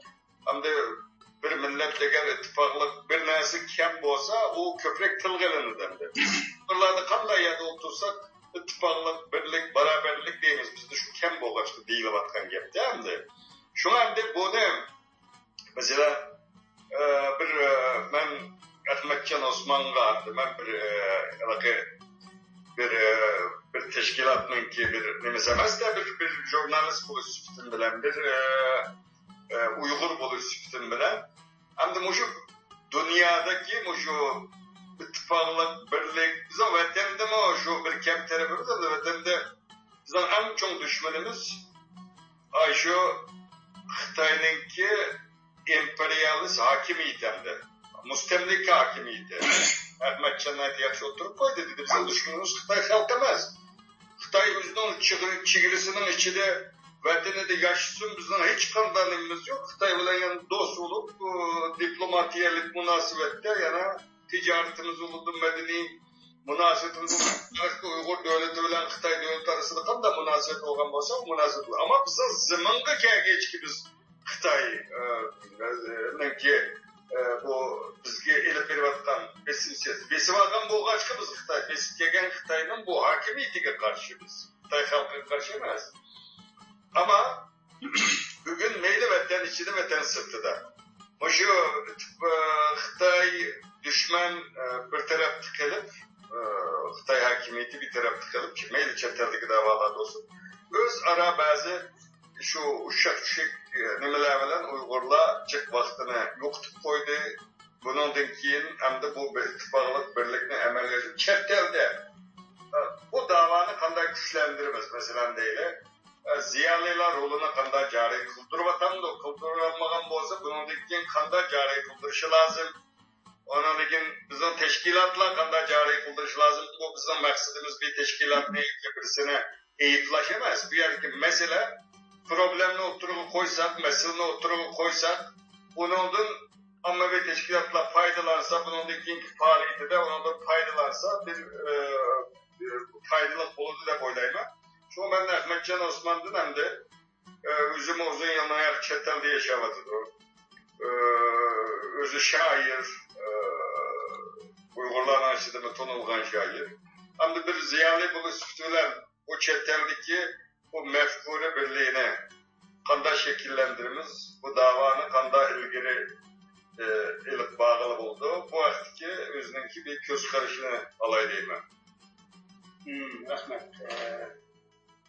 Nəhayət mühüm məsələdən birini ortaya qoydum. Əlbəttə, mənim köngül bildiğim və başqa vətəndəki Uyğurların vətən işidəki xalqımızın köngül bildiğim, hətta Xitay təcavüzçülərinin köngül bildiğim başqa tərəfdən, başqa göz qarashından, başqa çıxış nöqtəsindən bir məsələ bizning Uyğurlarınki təşkilatlarının, siyasi təşkilatlarının, ictimai təşkilatlarının birligi, ittifaqları. Endi biz bu yerda tashkilotlarning birligi degan vaqtimizda qandaqdir vatan sirtidagi vatan ichidagi tashkilotlarning hammasi bir tashkilotga aylanadi degan gap emas. Bu yerdagi birlik faqat bizningki Sharqiy Turkiston milliy kurishininki ideologiya birligi bo'lishi kerak. Ya'ni bizning da'voyimiz qandaq da'vo? Eng burun mushunga birlik kelishimiz kerak. Agar bizning da'voyimizning qandaqligi xarakterda birlik ekan desak, u chaqda shu da'voda yuz berayotgan har qandaq bir ishda, har qandaq bir voqeada bizning berilgan inkosimiz o'xshamaydi. Har xil chiqib qoladi. Alaydoq 22 may hareketide ölümcül yüz bergen. Bunda inkaslar her xil çıktı.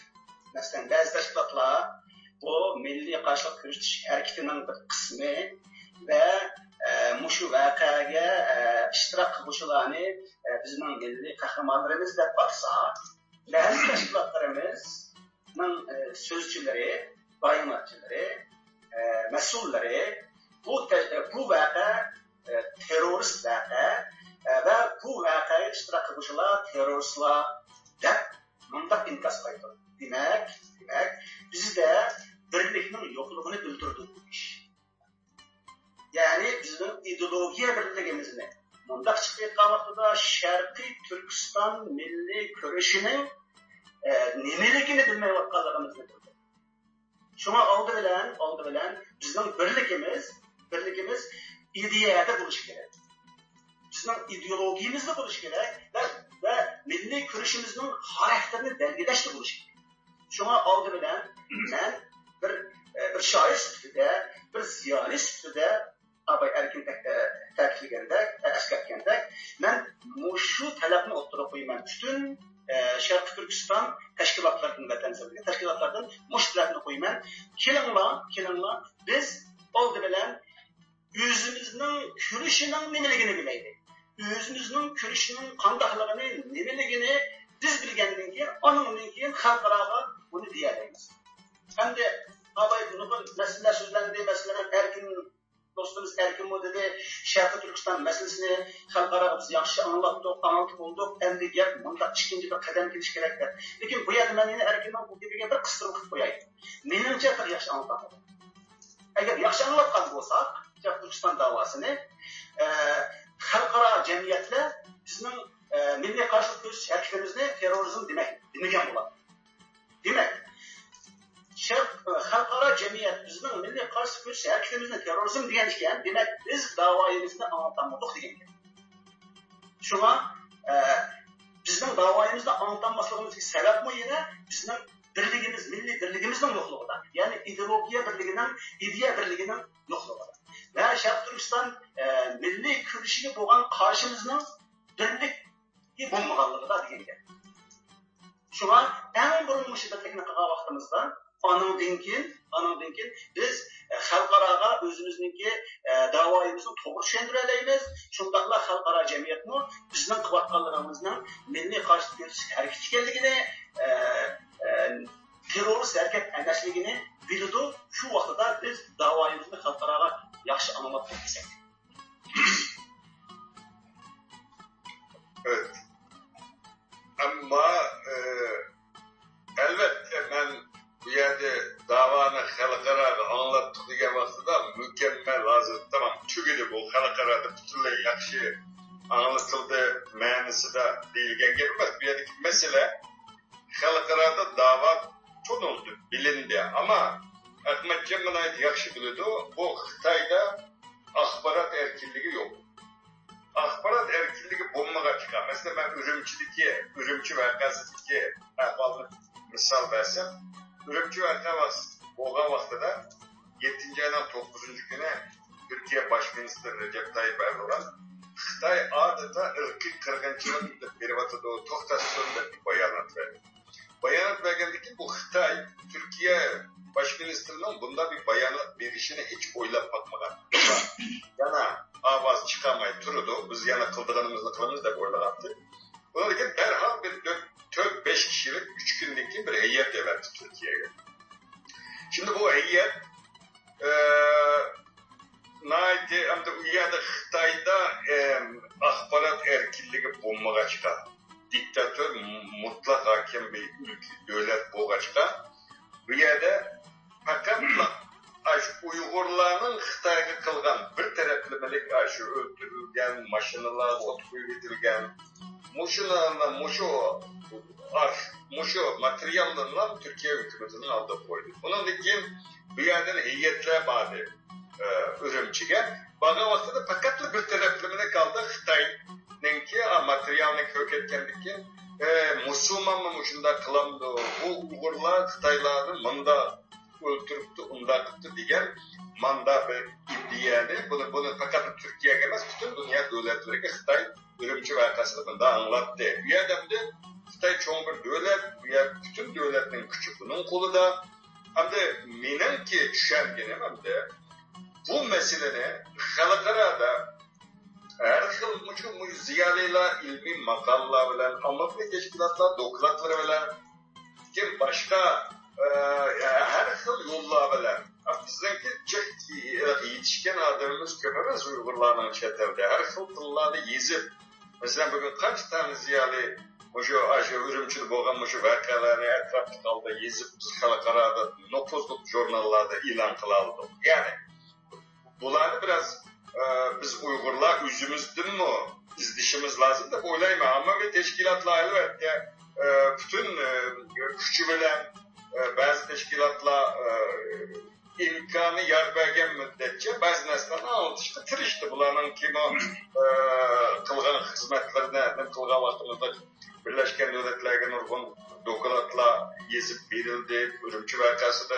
tutup gitilgelen Monik kişi gımdımına ait yakşı işler oldu. Ama benim bu yerde de halkara senege çıktı diyen gibi bu fakat Türkiye'de manası demez. Takımı toluk anlatış lazım ama takımı bu yerde kıldığın nurgun işler var. Bunu biz halkaraga takımı yakşı anlatışımız lazım da boylayma. Ama bu vakitte Ahmetcan'ınki diğerlerine bu Fransa'daki Erkin Abdülhamit'inki bunun boğan göz karışkanlar. Erkin. Qanday ağzınız yaxshimi? Yaxshi. Mening ko'z qarashim endi to'g'ri bilan shu tashkilotni bir jonlantirish bu ishlarga hammasiga endi shu davlat turayotgan qarindoshlar veya ziyoliy qarindoshlar yo'q bo'lsa bir tashkilot ichiga kirib o'z oldiga chiqishni o'tgan olim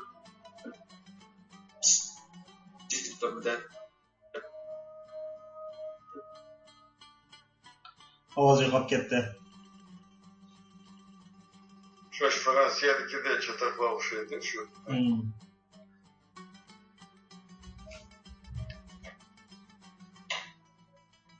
Ovoz yana qaytib kiryapti, ixcham to'g'ri-da.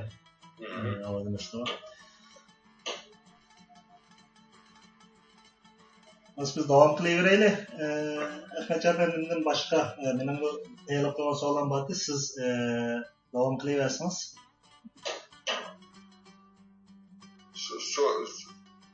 Ahmetcan'da sor. Ha, mayli. Bo'lsa, Ahmad Efendi'den nima bir savol so'rasam-da, hozirgi masalan gap oldin deb o'tdingiz, shu tema asosida nima narsa bormi? Masalan, Uyg'ur davosi hozir masalan sizdan biroz xalqaralashdi deb o'tdim. Balki 2009-7-oyning 5-dan keyin biroz xalqaro qo'lgandek bo'ldik. Ammo bu qanchalik darajada xalqaralashdi? Qaysi bir davlatlarning bir siyosatiga kiradimi? Masalan, kuchli davlatlarning, masalan, Uyg'urlarni deymizga shaxmat taxtasi o'ynalgan millat deb.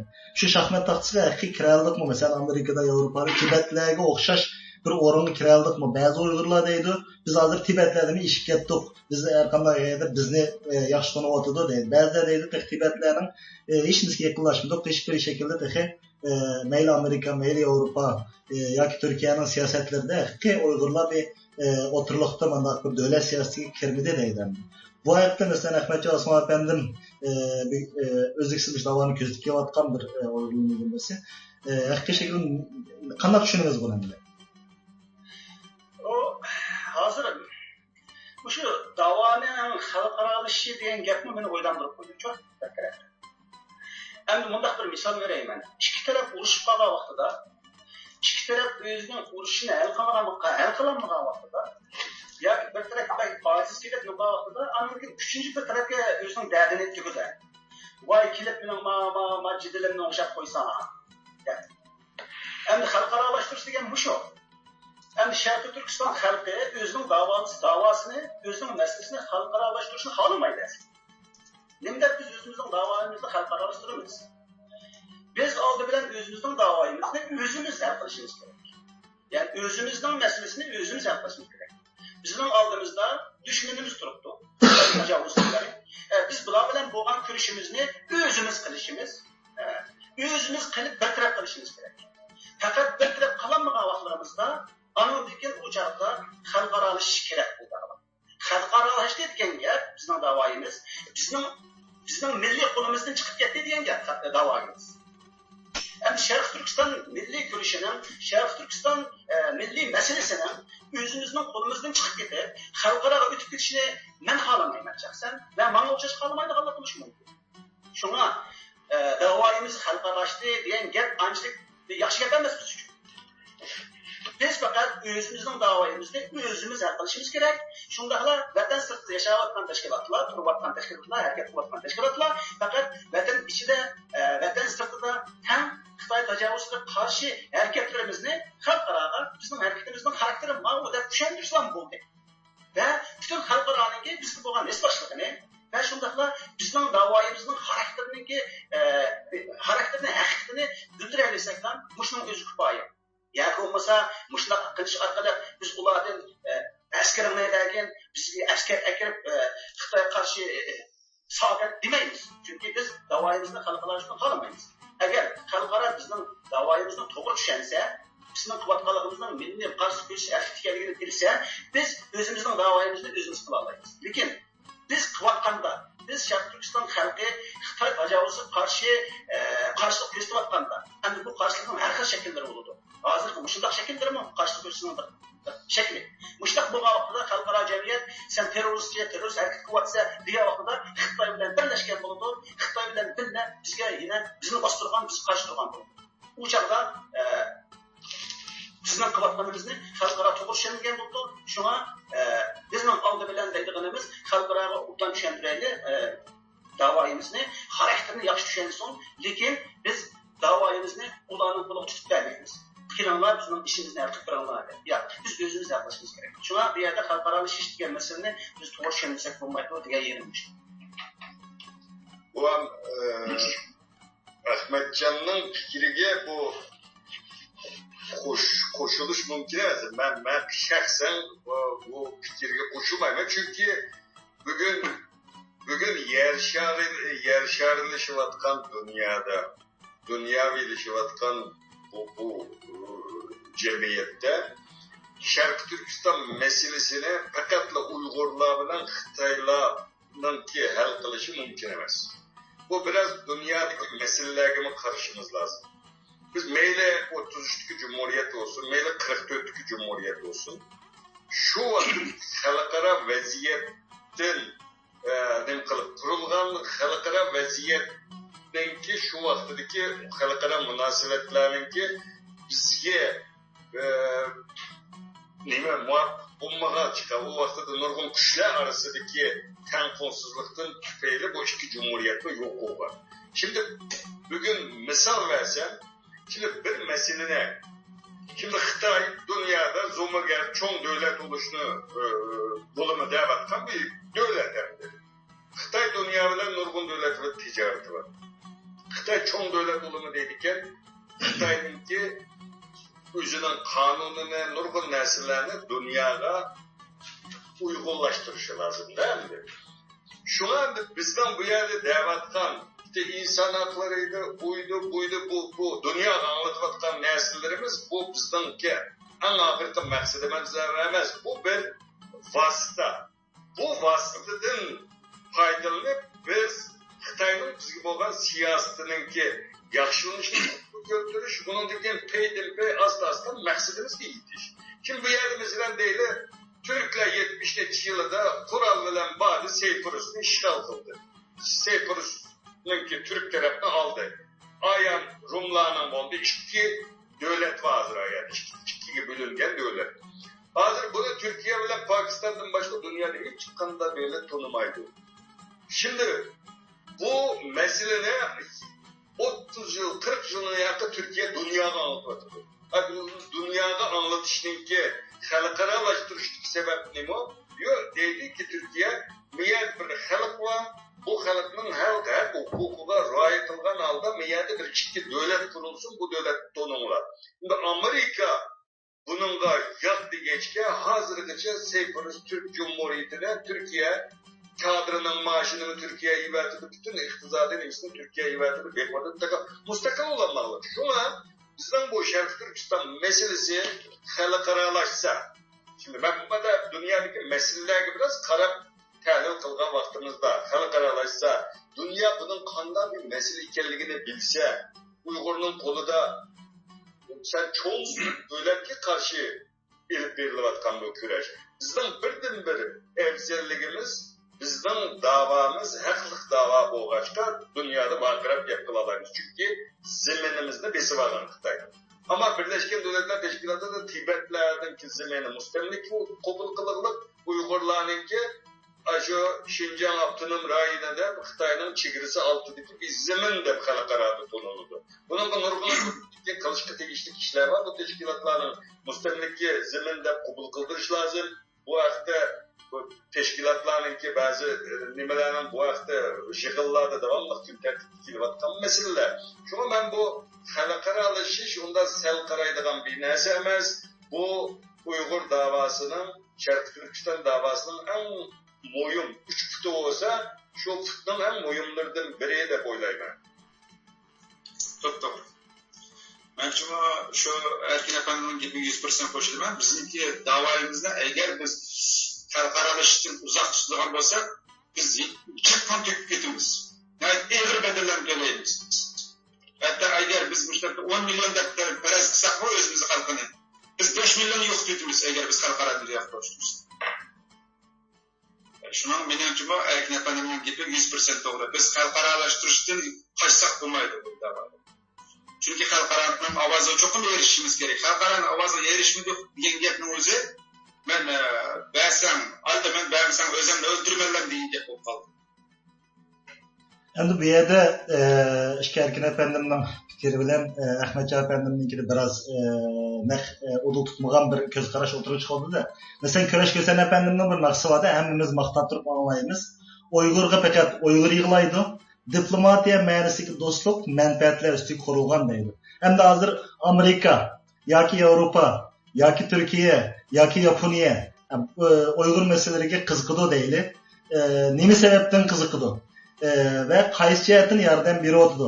Agar bular yetarlik yordam bergan ahvol ostida Uyg'urlar haqiqatan mustaqil bir davlat bo'la olamdi yoki faqat o'sha demokratiya va kommunist bu ikki xil ekim asosida kommunistlarning ichida yashayotgan bu xalqqa Uyg'ur bo'lsin, Tibet bo'lsin, hatto demokratik Xitoylar bo'lsin yoki Xitoyning o'zidagi va yoki buningga o'xshash davlatlardagi, ya'ni buning qo'llash shaklini biroz tushunish kerakmi qandoq? Ya'ni Uyg'urlarga zodi haqiqiy qaysi jihatni yordam beradi? Bunga Ahmadjon apandimning bir fikrini anglaylik. Ben hazır bir yerde biraz hata çıkmış aslında vardı. Bu yerde xalqaralaştırış degan tutumni hata tushunayapmiz. Belki ben hata tushunayotgandiman yoki bo'lmasa mening suhbatdoshlarim hata tushunayotgandir.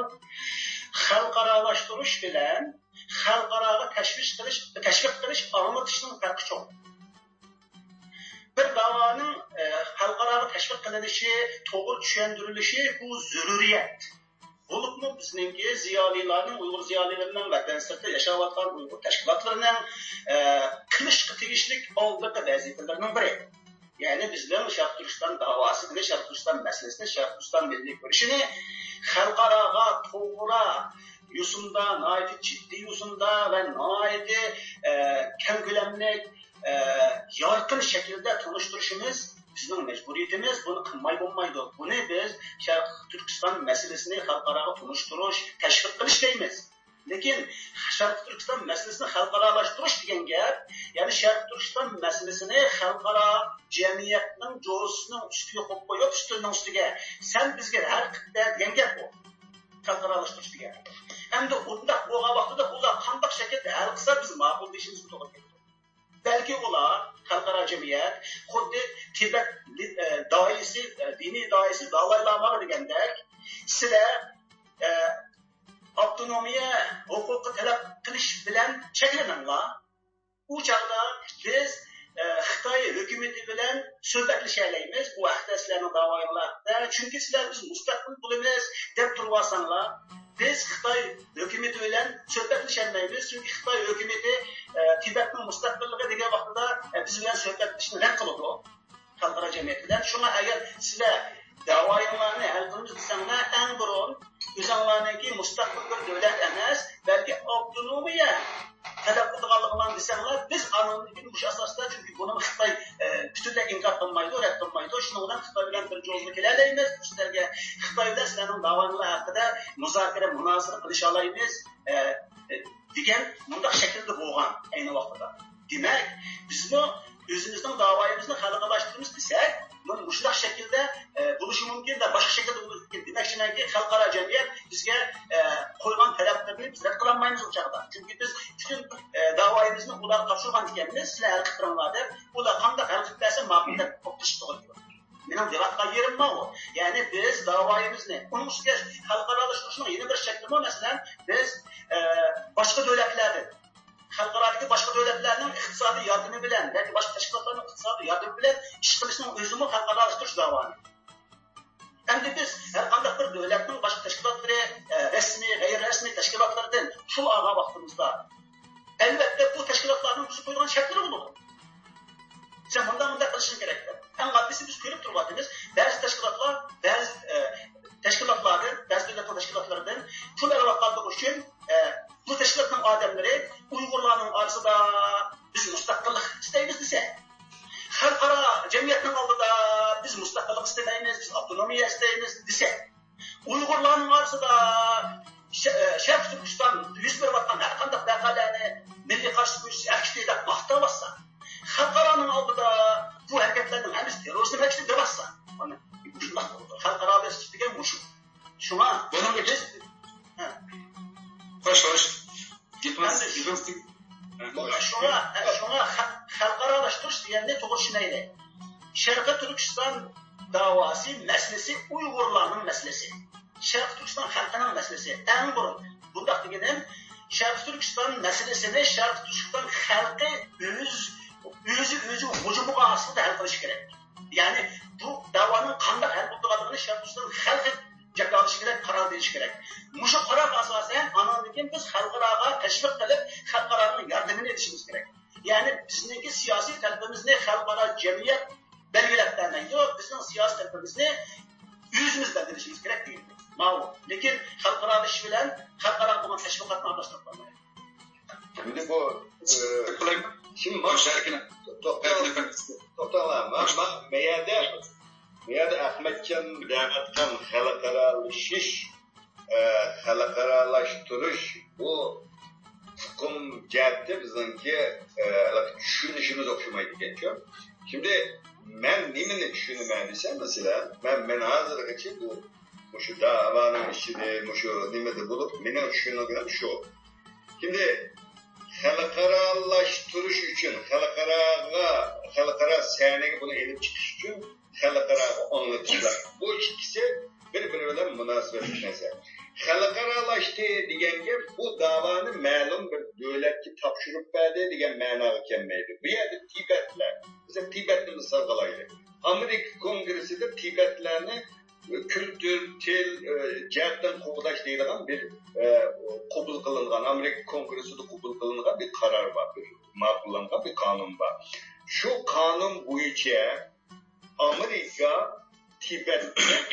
Tibetliklarning inson haqlari demokrasiya jihatdan qo'llaydi. Bu demaklik Tibet xalqi bu davoni Amerikaga berdi, sen hal qil Xitoy bilan degan ma'no kelmaydi. Bu bir xalqaro siyoset degan bir san'at, siyosatni nayt yaxshi ijro qila olsa, mushundan foydalanib maqsadga yetish. Ama siyaset qilishdagi maqsad bu siyasetdagi qurolları, qoidaları bo'yicha bu siyasetni ijro qilib o'zining maqsadiga yetish. Shunga biz masalan deydi burun Amerika Kongresining yillik inson haqlari dokladları var idi. O dokladlarda 2000 yıldan başlarında Uygurlar Xitoydagi musulmonlarninki qatorida Xitoydagi musulmonlar deb atalatdik biz. Keyingi yıllarda Amerika Birleşik Devletleri'nin kongredeki dokladida maxsus bir paragraf ayrışka başladı. Şarkı Türkistan'daki insan hakları depsendizildi. Bu bir vasıta, bu digerlik emez insan hakları arkalık Uygur'unu azat kılama. Ya ki insan hakları ne kılıp bu Amerika'da bireyle bu davanı ya işte Germaniya dünyanın kaysı devleti olsun. Bir devlet ki bireyle digen emez. Bu yerde siyaset genelde nurgun vasıtalardan faydalanıp biz en ahırda maksadımız olan müstakillikka yetiş diyen gel. Şimdi biz Amerika Uygurların davasını kollavadık, Amerika Uygur'a pul veriyordur deydiğen Uygurların içinde manda bir hata gösteriş var. Bunu uçuk izah edişimiz lazım. Bu yerde Amerika Birleşik Devletleri Uygur'a pul vermeyecek. Uygurlara proje yani bir insan hakları projekti deydiğen bir projekti var. Bu projektiye insan haklarını hakkında dokulat hazırlaş için verilgen bir Muşunda bir meblağ vardı. Bir pul derdi. Bunu Uygurlar da bunda düşenmezliğimiz lazım. Onun için ben Ahmetcan bilen benim düşen günümde. Ahmetcan onu biraz okşumaydıgan noktayı nazardan karavatıdı meselege. Benim karışım xalqaralashish deganga Muşu bizden siyasetine ma'lum Xitoy bilan menfaati bo'lgan, Xitoy bilan munosib bo'lgan dünyada bütün dünyadaki çok meselelerde söz ilgisi bo'lgan davlatlar var. Birleşken Devletler Teşkilatı'da Suriye'de bir vaka oğalakını Suriye'ye işte bunu kılımız, her bir vaktimiz o Suriye'deki atom bombalarına bunu kılımız diyen vaktida Birleşken Devletler'den karar çıkmasa bu 5 devletinki tasdiqi bo'lmasa ishini qilinmaylik. Necha yuz ming odam o'ldi bugun Suriyada. Onun için biz xalqaro bu davamizni xalqaro davlatlar orasidagi munosabatdan ayirib egilib manda hal qilaman deyish bu to'g'ri bir nima emas. Bizdeki bu Şarkı Türkistan meselesini Türkiye bilen Xitoy o'rtasidagi munosabatdagi bir şu siyasetinin bir büyücükiga bir partisiga kirgizishimiz lazım. Amerika'nın Xitoy bilan bo'lgan munosabatninki nimasiga kirgizishimiz lazım. İnsan hakları jihatdan mesela. Bunda bo'lgan takdirde o Xitoy hozir mesela nurgun devletler, bu dünyada çok devlet olduğunu degan devletler, bu dünyada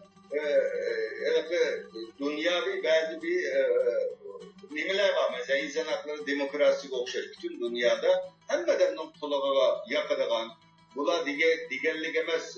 Bu bizden Uygurların hayatı biraz rahat oluşu, nefes ilişine aldı bilen kolga keltirişimiz lazım. Tülünü kovdap kalışını kolga keltirge vakti önündeki müstakillik yolu geçildi. Hazır biz bu yerde Uygurlar nefes alanmalı lazım. Bir çınıdığın bir muhit Hürriyetinde yaratımız. Bunu nem kılışımız lazım. Onun için halkara işlediği vakitte meselenin bir devlet tapşırıp veriş manası demez bu yerdeki mesele. Bunu demek istiyorum. Başka gap kısırayım. Oldu. Yani bir işme mava gaplarni Erkin efendim hemen top dedi. Ben onunla %100% koşulaman. Ahmetcan Osman efendimden yana bir gipi bir tushuncha berib qo'ysam. Xalqaradan yoki bu ishlardan mabaydigan gaplarni hammasi jildizi bir gaplar. Erkin efendim onu tushuntirib o'tdi. Unda hech takrorlashning vaqti yo'q. Yana birisi biz qanday bu Amerika uning pudlagashga yoki bo'lmasa pul ag'ashga biz mustaqillikdan voz kechib bizmi o'sha avtonomiya talab qilamiz degan ma'nomi yo'q buning ichida. Qandaqdir ularning pul ABM Erkin efendim degandek to'g'ri shu. Ular faqat bir inson haqlari tufaylidan berayotgan bir yordam, uni har qanday bir inson haqlaridan bo'lsa har qanday bir davlatga osonlik millat yoki izlayotgan millatni ola oladi. Ammo bizlik hozir bu pulni eliqlar bizmi Dalay Lama o'xshash olaniki tutgan yo'lini tutinglar desa biz mustaqillikdan voz kechadigan unda bir ma'nomi yo'q buning ichida. Chunki Dalay Lama'nın tutayotgan yo'li uni to'g'ri deb qarashimiz sebab hozir biz bevosita chunki xalqarada men agar to'g'ri javob berasam to'g'ri bo'lsa bo'lmasa tuzishmasanlar bo'ldi. Xalqaraning qonunida mustaqil bo'lmaydi deblar mustaqillikni talab qilgan odamlarga hammasiga butun dunyo uni ruxsat qilmaydi. Chunki u ruxsat qilsa nurg'un problem chiqadi. Shuning uchun Dalay Lama'nın tutayotgan yo'li Dalay Lama otonom deb turib uni o'zdir yoki bir davlat unga besim qildi biz mana yordam qilyapmizsan deb uni besim qilganda men unga toza qo'shilamayman chunki ular bir besim qilgan bir yer yo'q. Ularning asos maqsadi mustaqil bo'lish. Biroq ular old bilan qalampay olaman deyapti. Chunki bevosita mustaqillik desa nurg'un davlatlar qo'lindadi bu ishdan. Ammo biz undaq deylik biz mustaqil bo'lmaymiz degan ma'no chiqmaydi. Chunki bizmi xalqaro udashtirib buni biz media orqali tushuntirsak, bu media orqali tushuntirishning maqsadi shu xalqarolashtirish, xalqaro sahnaga chiqib, xalqaro qonunlar bo'yicha bir taraf qilamiz deymiz. Agar biz o'zimiz bir taraf qilamiz,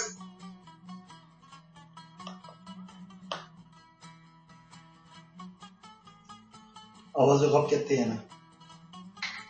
Men qo'shimcha so'zni aytayman. Biz xalqaro siyosatlarni efendim qo'sh xalqaro siyosatlarga asoslangan asosda buni bir taraf qilsak bu biroz oson bo'ladi. Ya'ni kelib ulardan pul olgandan keyin biz mustaqillikdan voz kechganlik yana bir ma'no chiqmaydi. Biz o'sha bir texnika orqali yetimiz da'vatimiz mustaqillik nimasi. Shuning uchun men bu demoqchi bo'lganim shu. Men bir gap qistirib qo'ysam. Xo'sh. Abay Erkin Abdülhamid Efendi'nin gibi boyunca yani ne deyimiz eğer Uygur halkı ben müstakillik talep kılman dese bir yerde bir çatak çıkadığandek bu hem de her kandak bir devlette bir halk çıkıp ben müstakil bulunman dese çatak çıkandek yapma kuvvetli doğru. Mesela Cumhuriyet'teki her kandak bir millet mesela değil Guangzhou milleti ben müstakil bulunmayan dese onun çatak çıkıyor. Elbette. Çünkü Guangzhou milleti, Cumhur Halk Cumhuriyeti'de Cumhur milletlerinden bir terkibi kısmı hesaplanır. Yani Cumhur'un bir asıllık milleti. Lakin Uygurlar ben müstakillik talep kılmaya digini yok. Uygurlar müstakillik talep kılmaydı. Uygurlar özünün müstakil devletinin kayıtırılışını talep kılır. Biz bunun müstakil bir halk, müstakil bir devlet idik. Bu müstakil halk ve müstakil devletini Xitay'ın ibaret tecavüzü fesip aldı. Taatı aldı. Şuna biz şu taatı verilen müstakilliğimizni kayıtırıp almak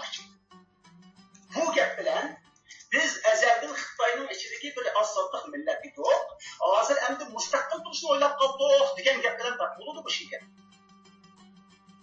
Shuna mushuni ayirib olaylik. O to'g'ri. O to'g'ri, biroq Tibetlarni shunday demoqchi bo'lganimiz, Tibetlar bizniki bilan ko'p o'xshash. Shunda xalqaro qonunlarga uygan asosda davatdi ular shunga demoqchi bo'lganim shuda. Demoqchi bo'lganim shu. Ya'ni xalqaro ko'z qarashlarga xalqaro tartib yo'l qilamiz desak, xalqaro o'zining o'yi bo'yicha bizning qanchalik tashviq qilaligimiz davoimizni bildiradiganimiz saviyasida bu davoni hal qilib turdi. Masalan, qanday hal qilib turdi jamiyat xuddi Tibetga degandek, sizlar mustaqillik talab qilamiz demanglar, faqatlam avtonomiya talab qilsanglar biz aralashib Xitoy bilan mushna qilib berdik deyish mumkin. Lekin bu yerda nima deymiz?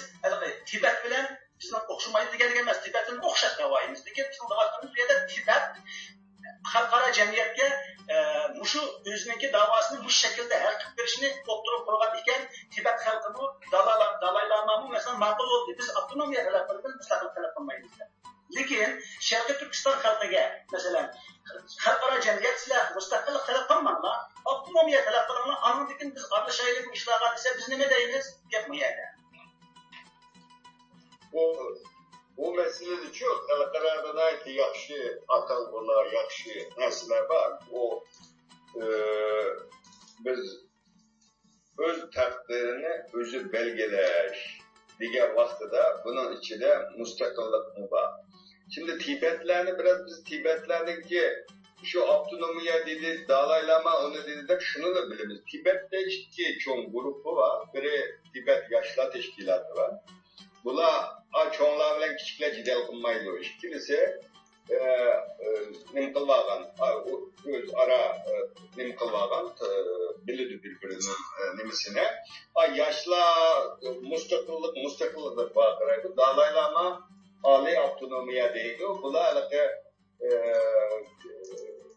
xalqaroning nimasiga qarab bir-biriga qarshi emas bular. Bu şekilde bir taktik bilan bu davosini o'tib beryapti. Shunga biz Uygurlar bir zamanlar 10 yıl Şarkı Türkistan deyimizmi, Uyguristan deyimizmi de bunun olan vaktimiz geçip gitti. Şuna bu xil tabi münazirlarni, mesela ziyaliler bunun nemisini oturup koypersin. Mesela xalqaralaştırış degen nima? Avtonomiya degen nima? Biz mesela avtonomiya desek qanday olurdu? Xalqara mustaqillik desek qanday olurdu? Mesela mustaqillikning o'xshamaydigan yumshatilgan ismlari var. O'z taqdirini o'z belgilash deydigan atalg'ular var. O'xshash millatlar xalqaradan nima deyapti? Biz qanday qilgan taqdirda xalqaro jamoatning, uningdan xalqaro dunyodagi cho'ng davlatlarning qanday qilib biz qo'llab-quvvatlashiga erishaylik? Qanday qilsak xalqimizga bizningki maqsadimizning nima ekanligimizni o'z xalqimizga anlatib, uningdan xalqaro anlatib. Ularni Uyg'ur ziyolilar bu atalg'ularning haqiqiy ma'nosini tashkilotlarga, ommaga, bu nimalarga musharhil teşviqat vasıtaları orqali, ijtimoiy taraflar orqali buni anlatish lozim. Bizning vazifamiz shu xalqimiz jihnaslarni, ya'ni xalq ziyoli degan gap shu xalqni yeteklab manadigan inson degan gap. Shu atalg'ularni biz xalqdan anlatishimiz lozim. Mana bu kichik atalg'ularning ustida nazar qilib ketmas deb o'ylayman men. Ahmadjon buni qanday qaraydi o'qmayman.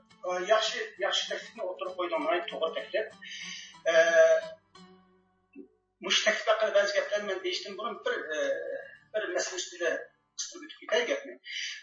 O'z taqdirini o'zi belgilash degan gap to'g'ri. Bu xalqaro qonun. Lekin bizning taqdirimizni biz o'zimiz belgilab qo'ygan xalq, ya'ni bizning mustaqil ayrilgan taqdirimiz bor xalqimizda.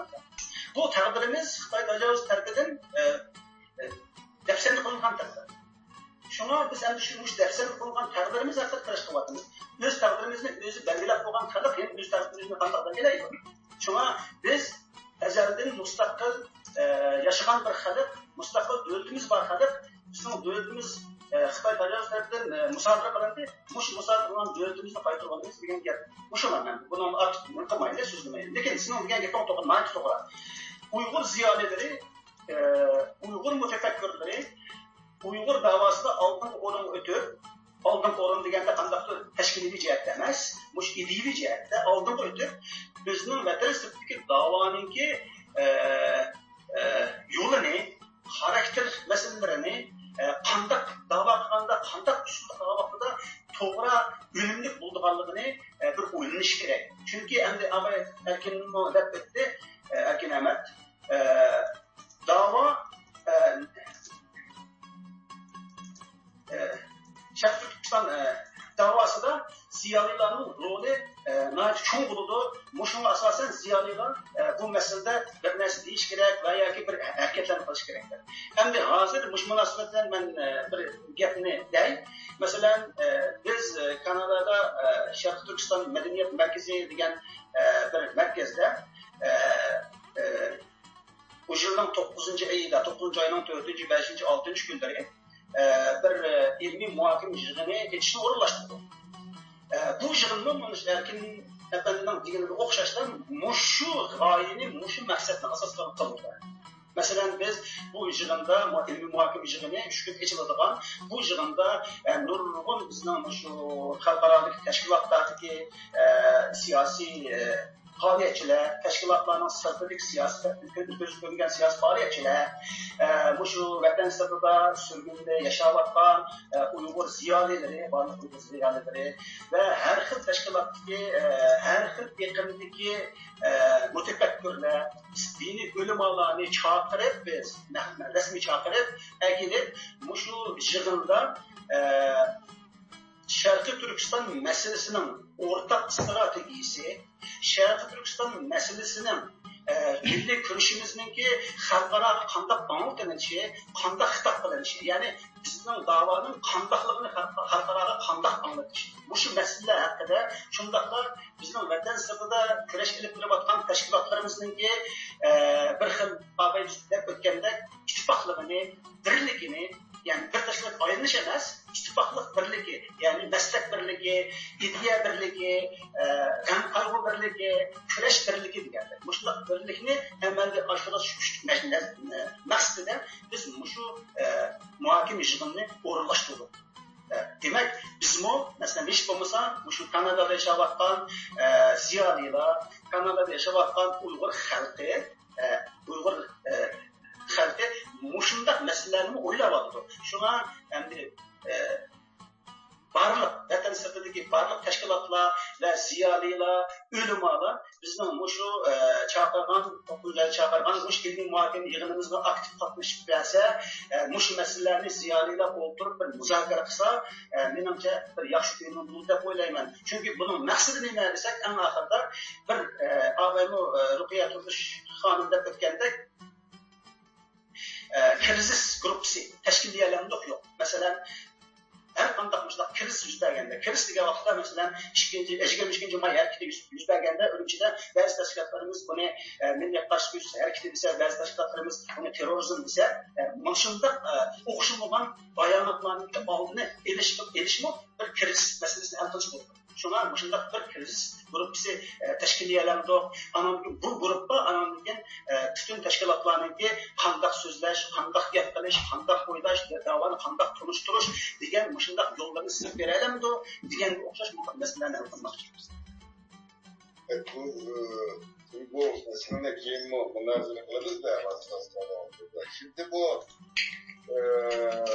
Ahmadjon deb o'tgan masalada masalan ben nurg'un bayonotlarni ko'rdim de masalan bu yerda bu kadar partlash vakasida 22 Mayıs günü bo'lgan bu vakada bu ishni qilganlarni bir terörist degan tashkilotning bayonotini men ko'rmadim. Ben Ahmadjon nerede gördüm bayonotni. İkincisi Erkin aka bir to'xtab turing. Endi alıştırıyoruz inma. To'xtab.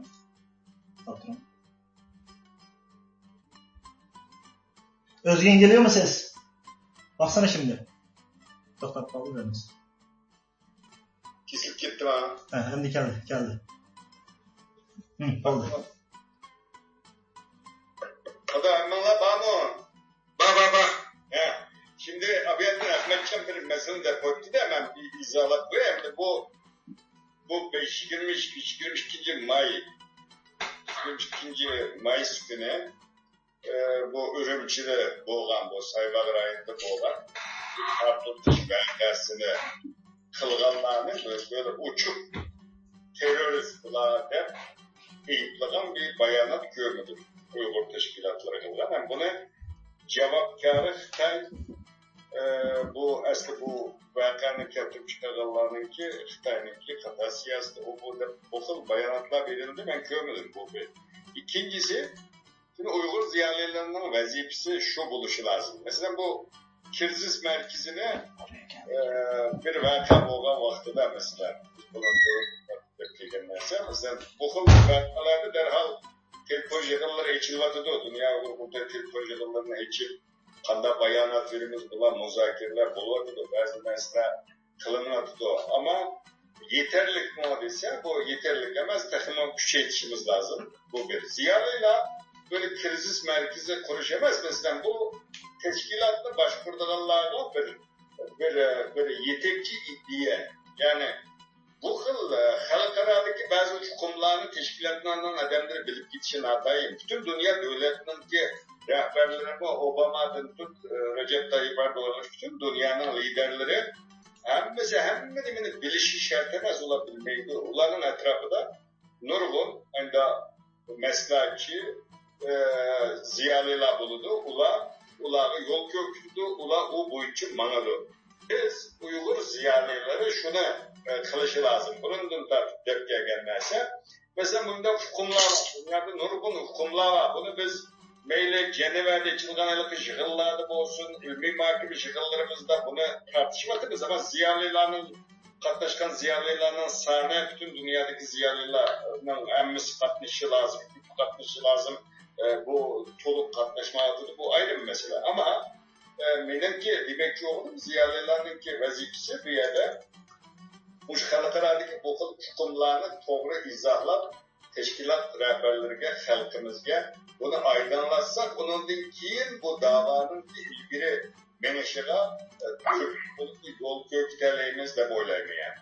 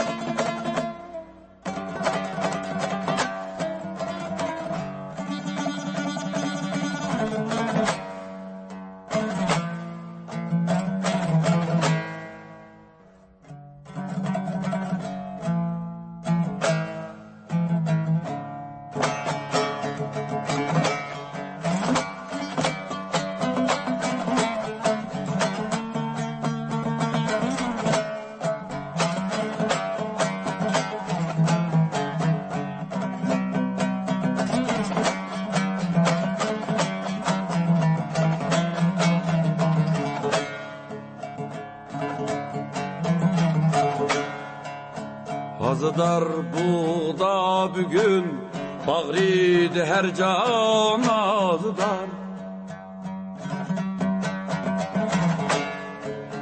Azıdar bu da bugün bağrıydı her can azıdar.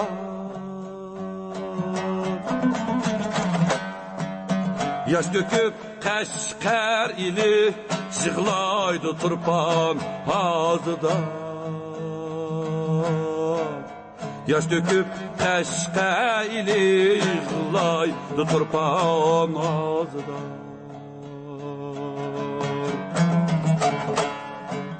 Men kumul diye aylinip çıksam hiyalen bu seher.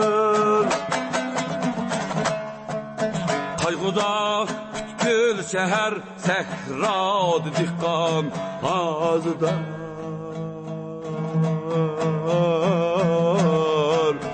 Kaygıda kütkül şehir sehrad dikkan azıdar.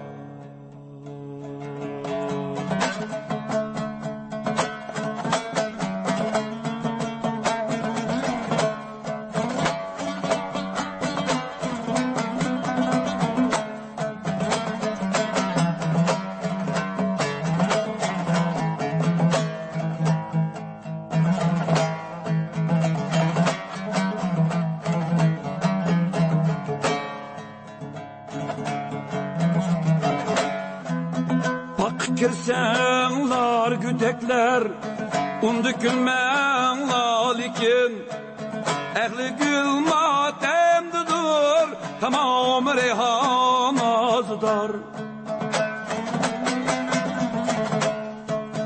bak kirsenlar güdekler undu gülmenlar bugün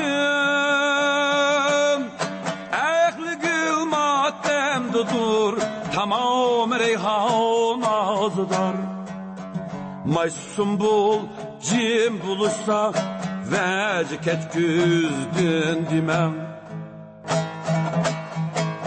Nevkırallar kette uçup şunla aşkı bostan azıdar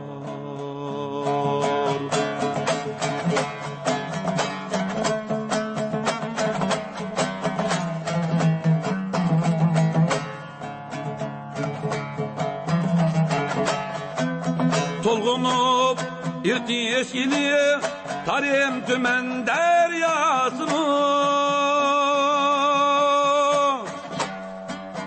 Baktı hasret ilkide bağrıydı kan gazıdar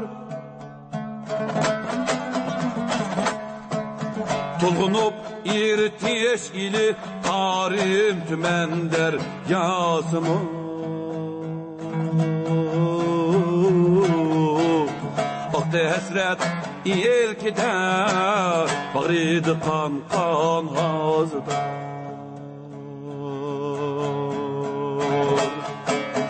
Baktı hasret ilkide bağrıydı kan gazıdar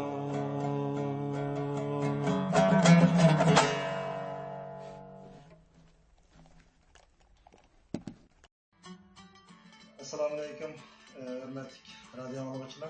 Yukarıda yeni bir marşa arlık verdik. Söhbetimizi yine devam kılımız. Erkin Ahmet Efendim, Erkin Ekrem Efendim, aldığınki Ahmet Efendim'den gepiga qarta başka bir fikir bağımı bulmay kalsa, başka yeni bir soğalga, yeni bir tema desek. Nasıl bu bir yine nazik temadan bir tema oturup koysak da, hazır Ahmet Efendim'in bir Kanada'da yeni bir halkaralık ilgin orlaştırılığını sözlep etti. Muşa asasda benim adı deydiğini bulmadıysanız, muşa teşkilat kuruş meseleleri, özüre münasebetler. Hem bu rastgele çok teması da, ketelde hem bir yerde bulavatkan şahsi paramlarda oturup çıkavatkan tema. Muşa teşkilatının mesela Ahmet Efendi'nin yeni teşkilatı varken, bu teşkilatta davadaki nişanı hem meylenin aslında okşaş.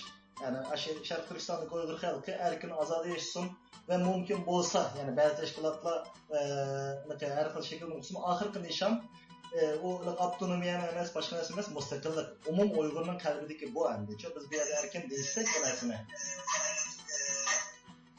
shu teşkilat kuruş meseleleri hakkında Ahmet Osman Efendim'den bir soru sorsak da yani bu her kayıt devletlerde her xil teşkilatlar içiliydi. Elbette bunun Dünya Uygur Kurultayı ve Mağrib Teşkilatı'na ve yaki sürgün hükümetiga birlikte bağlanan teşkilatlarga ayrım müstakil aldı. Mesela Abdülcellil Karakaş, Okşaş, hiç qanday teşkilat bağlanmagan media mağriblik teşkilatlar. Mesela biz mi şu mesela Erik TV mi hiçbir teşkilatla bağlanmagan asaslı aldık ama biz media endi. Teşkilatlarının ki mesela kuruluş meselelerde ve özüre münasebetlerde şu birlik demisine bir Erkin Ahmet Efendim biraz başlap sözüsün demiş. Birlik kanda avalasıda oturup çıkıdı ya ki bütün emme teşkilatlar bir yere yığılış gerek mi? Yani bu noktada bir fikirlerini alsak yani bir yerde emmala bu işleri bildiğin adamlar.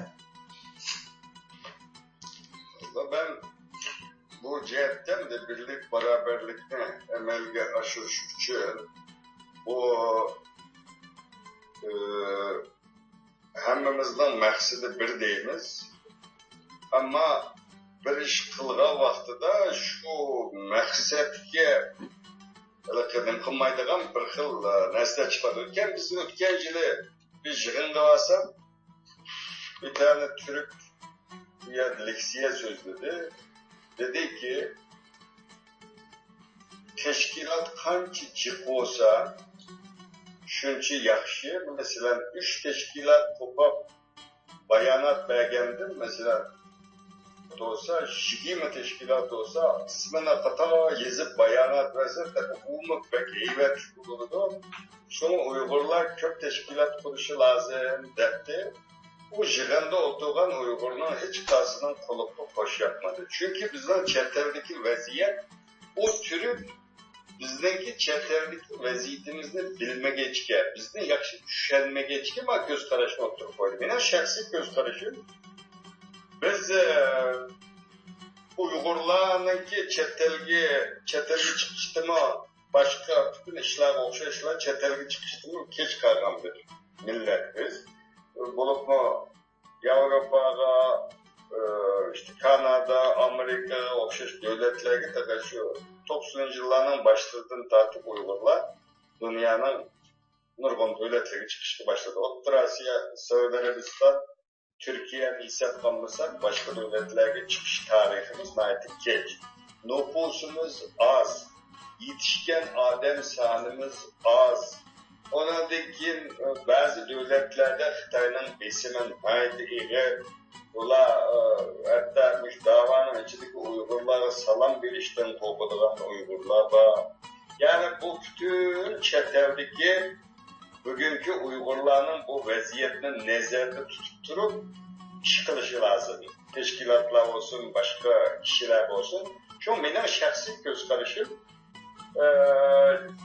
Çetlerdeki Uygurların ki teşkilatlarının ki az oluş bazında oylayma. Yani okşaş iş kılıdığın, kılga işi okşaş, onundaki ismi okşamaydıgan teşkilatlar çıktı bizde. Şuna ki birbirini toluklaydıgan, mesela değil, bir teşkilat olsun, bütün dünya bir teşkilat aslında cuğlansın deydiğen göz karşı mı koşulmaydılar? Çünkü dünyada hiç kanda millet hemme halk maksadımız bir buluşu mümkün. Hemmimiz hiçbir Uygur müstakil olmaydı, autonomiye bulay deydiğen Uygur'un bağlılık işlenmeyin ben. Çünkü autonomiye var zaten. Autonom rayını deydi bunun bu eğer bazı gepler deyilayotgan bo'lsa, bayanatlar o deyilgan bo'lsa, bular bazı ihtiyaç, ondan keyin bu bir siyasi bir tüfeğlidir, deyilgan gepler bo'lishi mumkin. Bütün Uygurlarninki maksadi bu. Şuna o'xshash ishni qiladigan o'xshash teşkilatlarning bunda ko'p bo'lishi to'g'ri emas. Bunda Xitoyning o'yini bor. Masalan deylik, ben Türkiye'deki misalını versem, Türkiye'de hazır 8 tane teşkilat var. Bir adam teşkilatın birle azası olan bir başlık, bir muavin başlık, yani bir 2 tane genel sekreter, bu hemiz çıkıladım boğan bunda teşkilatlar var. Bula isimde var, nimedik bu. Yani bunların hiç kanda Uygur'un faydası yok. Yani ben teşkilatlarının az buluşunu, daha köp mesela ben hatta namsız kahramanlarının köpülüşünü arzu kılamayım. Yani ben reis, muavin reis, işte okuğun isminin altısını kırdım, yazılmasın mı? Ben muşu millet için bunda dava kılamayım. Deydiğen adamların köpülüşünü arzu kılamayım. Çünkü yığınlara basak günümüz 15 adam katlaşkan olsa onun 12 tanesi teşkilat başlıkları hem de 3 tane kura katlaşıyoruz. Yani bunlar komik nehazlar. Komedi bu. Onun için Uygurlarla işçilik vatanının vaziyetini nasıl düşünmeye istiyor. Hepimizden ait. Yakşı bilimiz bu yerde hemmimizden tukunurukları var. Bu yerde bir iş olsa hemmimizden şucuğu çıgıldaydı. Bir yerde bu yerdekiler iş yapmayla da Uygur'un bağlılığından düşünmeyin. Buluşu mümkün yani az yani. Küpe bunun sinişlik ahvalımızda içinmaydıgan Uygur yok. Vatanın dedim kapmışa gidip aşkanda tamak evet uçuş kalımız bazen vatandakilerle gel. aka qanday ahvolimiz yaxshimi, vaziyat qanday desa, turishib ketyapmiz, vaziyat chatoq, qanday va hamma adam feryat dert ichida Uyg'ur. Chatdanki vaziyat bizga foydali bir vaziyat hozir. Butun dunyo Türkistan meselesini bildi, anlattık dedi, yani dünya bilir. Türkiye'nin misal alsam, Türkiye'de bugün uruk tutan boğallığımız için. Hükümetten siyasetin de olsun. Lakin Türk halkı Kürtistanda hiç kandadır menfaat kütmeyi durup istaşlık kılıdıran milletlerden biri. Yani uruk tutan da istaşlık. Onun için bu istaşlığına kanday kılıp halkımızın menfaat için faydını alayız. Bu neydi bu? Ve Xitay, Türkiye 3. dünya devleti, Avrupa Birliği kirimide tırışıvattan, terakki kılıvattan bir devlet.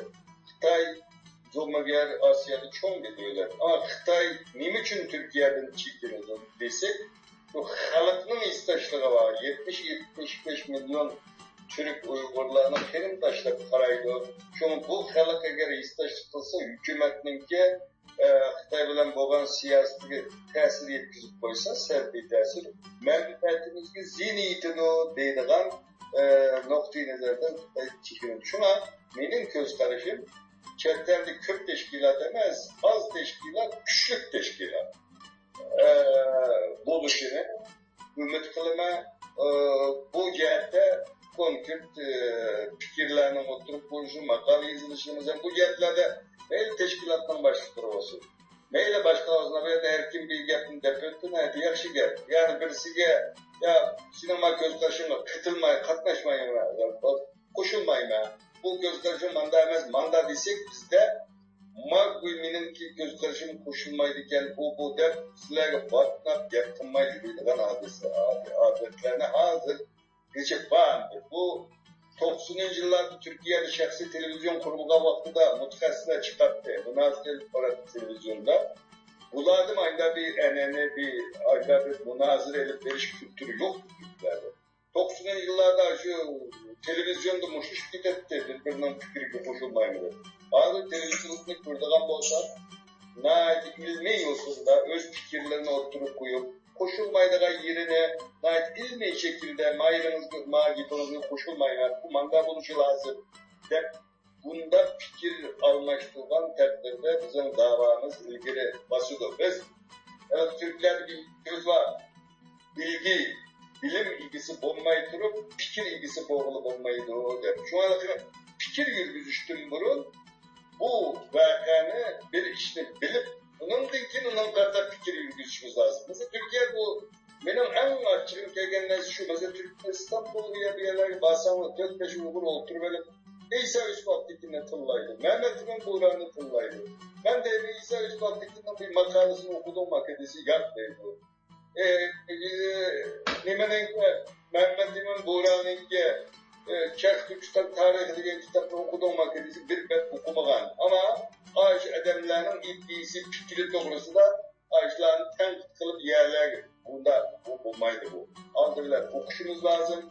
Bir nesli için fikir almıştır için onu bu meselene aydınlattığından değil, özara oturup mundaşsak, fikir almıştırsak, ben sizlerinin nurgun fikirlerden ne yanarım benim güzel sizler, bunda çoğuna baktılar, o ortak mefkure, Uygur ideolojisi o vakitte peyda oldu, o vakitte biz hareket kılamayacağım bulunuz, ittifaklaşırız, yani ittifaklı, uzlatka meselelerden bir sıvışıyor, birbirine düşenmezlik Uygurlarda. Hiç küpüş bakmadan adam, ama Mehmet Lisa bu beni yakış görmeyini de, lan fikir bayanlık, niye için yakış görmeyse ise, mesela ben bir misal vereyim, mesela İsa Üsbat'takini tırlaydıgan bir adam baktım yani. Ben sordum, kitabı neşir kılmışken İsa Üsbat'takini, o kitapla beğendim.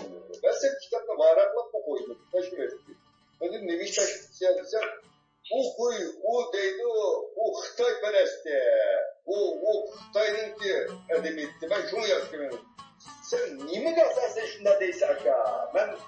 Ben bunu sorayım her kanda yapacağım. Birisiye karşı çıksak, niye için karşı çıktığında sorayım? Niye için karşı çıksa desem deydi Bu biz küçük vaktimizde İsa Bey'in niye Xitay'ın mühendisi dedi. Ben şunu karşı çıkamam, onu şunu yapıştırmayayım dedi. Şimdi o vakitte adam Abdülhamid Rayı'nın o ülkelik hükümetinin ki baş katibi. Bu baş katip olan ki devlet katibinin ki aile korosu oldu. Aile koronun içinde Xitay var, Mongol var, Kazak var oturdu. Bu yerde Xitay bilen hücum hep Xitay'la koştuğunu bu da bir kalan gibi olmaz. Devlet belgen öyle olduğu kaçın Xitay koştuğu Xitay'a. Bunda birbirini düşenmeyi turup tenkit kılıdığan, birbirini düşenmeyi turup bunun hakkında her şey geplerini kıldıgan işlerini tügütüp biz Muşunda eğer küçümüz olsa biz ravarız televizyon kurup televizyonda çıkıp birbirimiz göz karıştırdığımızda Muşunda sözleşsek ortak nayet yakşı ortak oturup çıkıdı onun için davanı yurtup ilerleydi, davanın altını açıp onun için bizim davamız ilgili basıldı. Şu an birlik beraberlikten ki yanağın bugün sebebi birbirimizin düşünüş, birbirimizle nem kalış. Yani bu bulanı hazırdan başlayıp yani bunu küçültüşümüz lazım der oylayayım ben. Ben bir iş yapayım mı? Buldu. Ahmetçi Osman yok mu? Ben var. Sen getir alırlar. Ben hazır siz ondan Ergin Efendim gepine ondan başladınız bu toplumda. Ben sizinle Ahmetcan Efendim'i işkin aranmamazım. Ya başlasın var mı? Abdülhacı Kerim Akimiz var. Ama aldığını da Abdülhacim'den küçüklerden o şey bir şey sormak için ben. Ama aldılar mesela göz karşılığında bakayım. Bu birinci mesele nait mühim bir mesele ittifak. Hemimiz her zaman her vakit şu ittifaklık deyimiz. Bu ittifaklık kanda kısa vücut çıkıdır. Hem de abiyem ziyali doğruluk gep kıldığınlar. Moşu ziyalidirimiz. Ziyali ise bir adamdan kalısına istek kılığı. Ama ziyali olan ki bir yollarını köstüdür, yakımız bir neslerini deydi, doğru bir gep karar kıldı, doğru bir gep kıldı da böyle eyledim. Ama başka devletlerine pek yakışılmayayım. Biz özümüzden dözdüğüne ama hazır biz Fransa'nın neyimiz var diye biz ağzımda durvatkan bir oluşum oldu mu bu etrafı kılıp.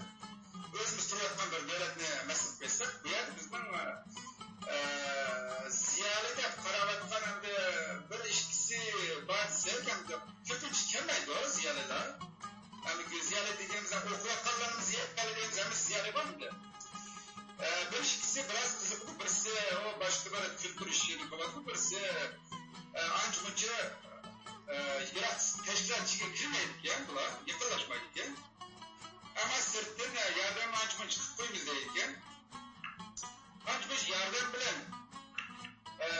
kilip ben bunda bir göz düşünce ben hem de neydi şu ziyareler köpek isteyen ziyareler birisi bir teşkilat çıkırsken de böyle ettik de. Lekin onda köpüntüsü biz vatan kaydımız o böyle bir yakın kemedik. Şunda babanda bir balının biraz birinin vatan süyer balı okşaydı o da ben de hala nem kılıp atmam. Özüme bir okuran balı iken de. Lekin bunda evvel karab baksak bu valla kilip şu ağabey devlet ketkendek Erkin Efendim yo Osman Efendim'le degende bu kandak yolunu manamez kandak kısak maksat bir takabül kurumez kandak kısak müşü teşkilatını bir yakşı yakmanak bir Xitay'ın bir kıvatkan kündün gün zulümleri ve kandak bir takabül turumuz deydiğen bir yolunu köstürüş ondak bir kalısı ondak bir nimi yok. Kandak kısak azrak bir yardım bulduk mu teşkilatını ben aktarıktın başvurmayan deydiğen bir ideyalarla bu kaldıkken bulanın kalısı. Ama bizim ümidimiz istifaklık diyenin özü biz teşkilat içinde aldıkken Mehmet Doktor'u da etiketti. Kavallımızda birlam aşı vatan, bayrak yani karşısında 4 şekil dedi. Şu şekilde teşkilat yapılışı kandak kısıp aşık bir takabılda turduğun yollarını biz bilemeyeceğinden yollarını gösterip yakılmasa özün göz taşını depeyse onun da biz faydalı mamak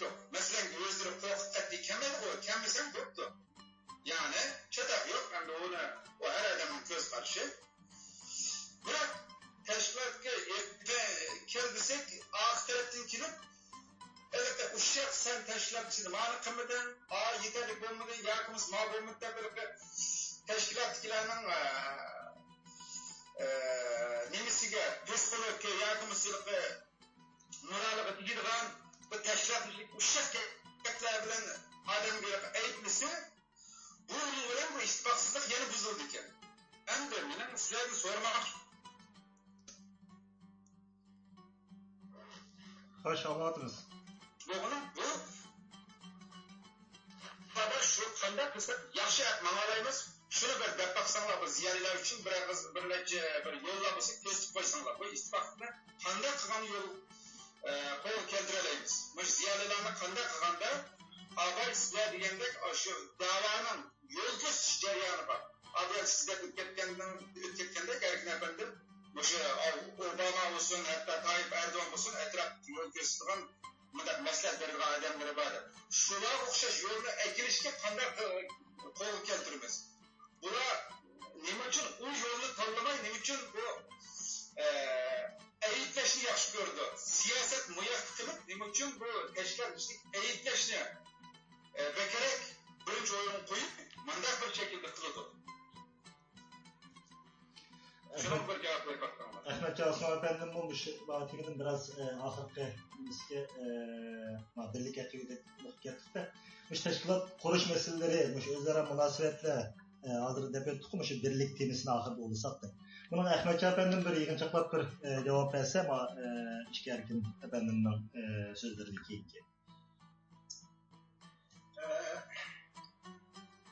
Bu birlik meselesi, ittifaklık meselesi, bunu hem kandak düşmüş meselesi var yani.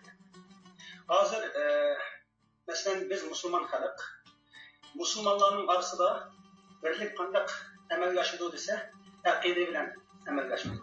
Yani İslam dinimizin akide kısmı bilen. Yani La ilahe illallah Muhammedun Resulullah diyen muşu akide olsa birlikinin asası muşu. Şunun okşaş, biz Şarkı Türkistan davasından meselesi de bu, Şarkı Türkistan milli görüşü de bu. Bizim aşında bir akide prensipimiz buluş gerek. Bu bozumu benim nezdimde, hatta bu benim nezdimde demez de eskert oturuşun macitlik bir mesele. Biz bizim en yukarı, yüksek idevi prensipimiz Şarkı Türkistan'ın milli müstakillığını kolga qaytırıp ekiliş. Muşu bizdeki en yüksek idevi birlik buluş gerek. Muşu birlik boğandığı anındaki biz dost düşmanlarımızla ayıryalayımız. Kimge, hatta özümüzün ağrısı da kimge takabül tutup kimle kollaştığını bilemeyiz. Mesela bunu bizim teşkilatçılık işlerimizi mi verip takıldığın mesele. Şarkı Türkistan bir devlet. Bunu isimizden çıkıp koymayın. Şarkı Türkistan degen bir devlet. Bu esibilingan devlet. Biz qandaqtı Cumhuriyet yaşayotgan bir millet emas. Şundaqla biz Cumhuriyet milletlerge, Cumhuriyet milletlerge tabi bir millet emas. Biz esibilingan bir millet, halk ve biz işgal kılıngan bir devlet. Bu şu asasda meseleni oturup koygan vaqtimizda bir devletin halkı ve bir devlet yaşayotgan her qandaq bir individual şahıs özünün devletinin müstakillığını qo'lga keltirish uchun jangga atılış gerek. Jangga atlanmasa mı muşu özünün adil davasını qo'llash gerek. Eğizde teşkilatlar katmıştır, qo'llayamasa mı yürügüde qo'llash gerek. Lekin qandaqtı Şarkı Türkistan devletinin müstakillığını oylamayın.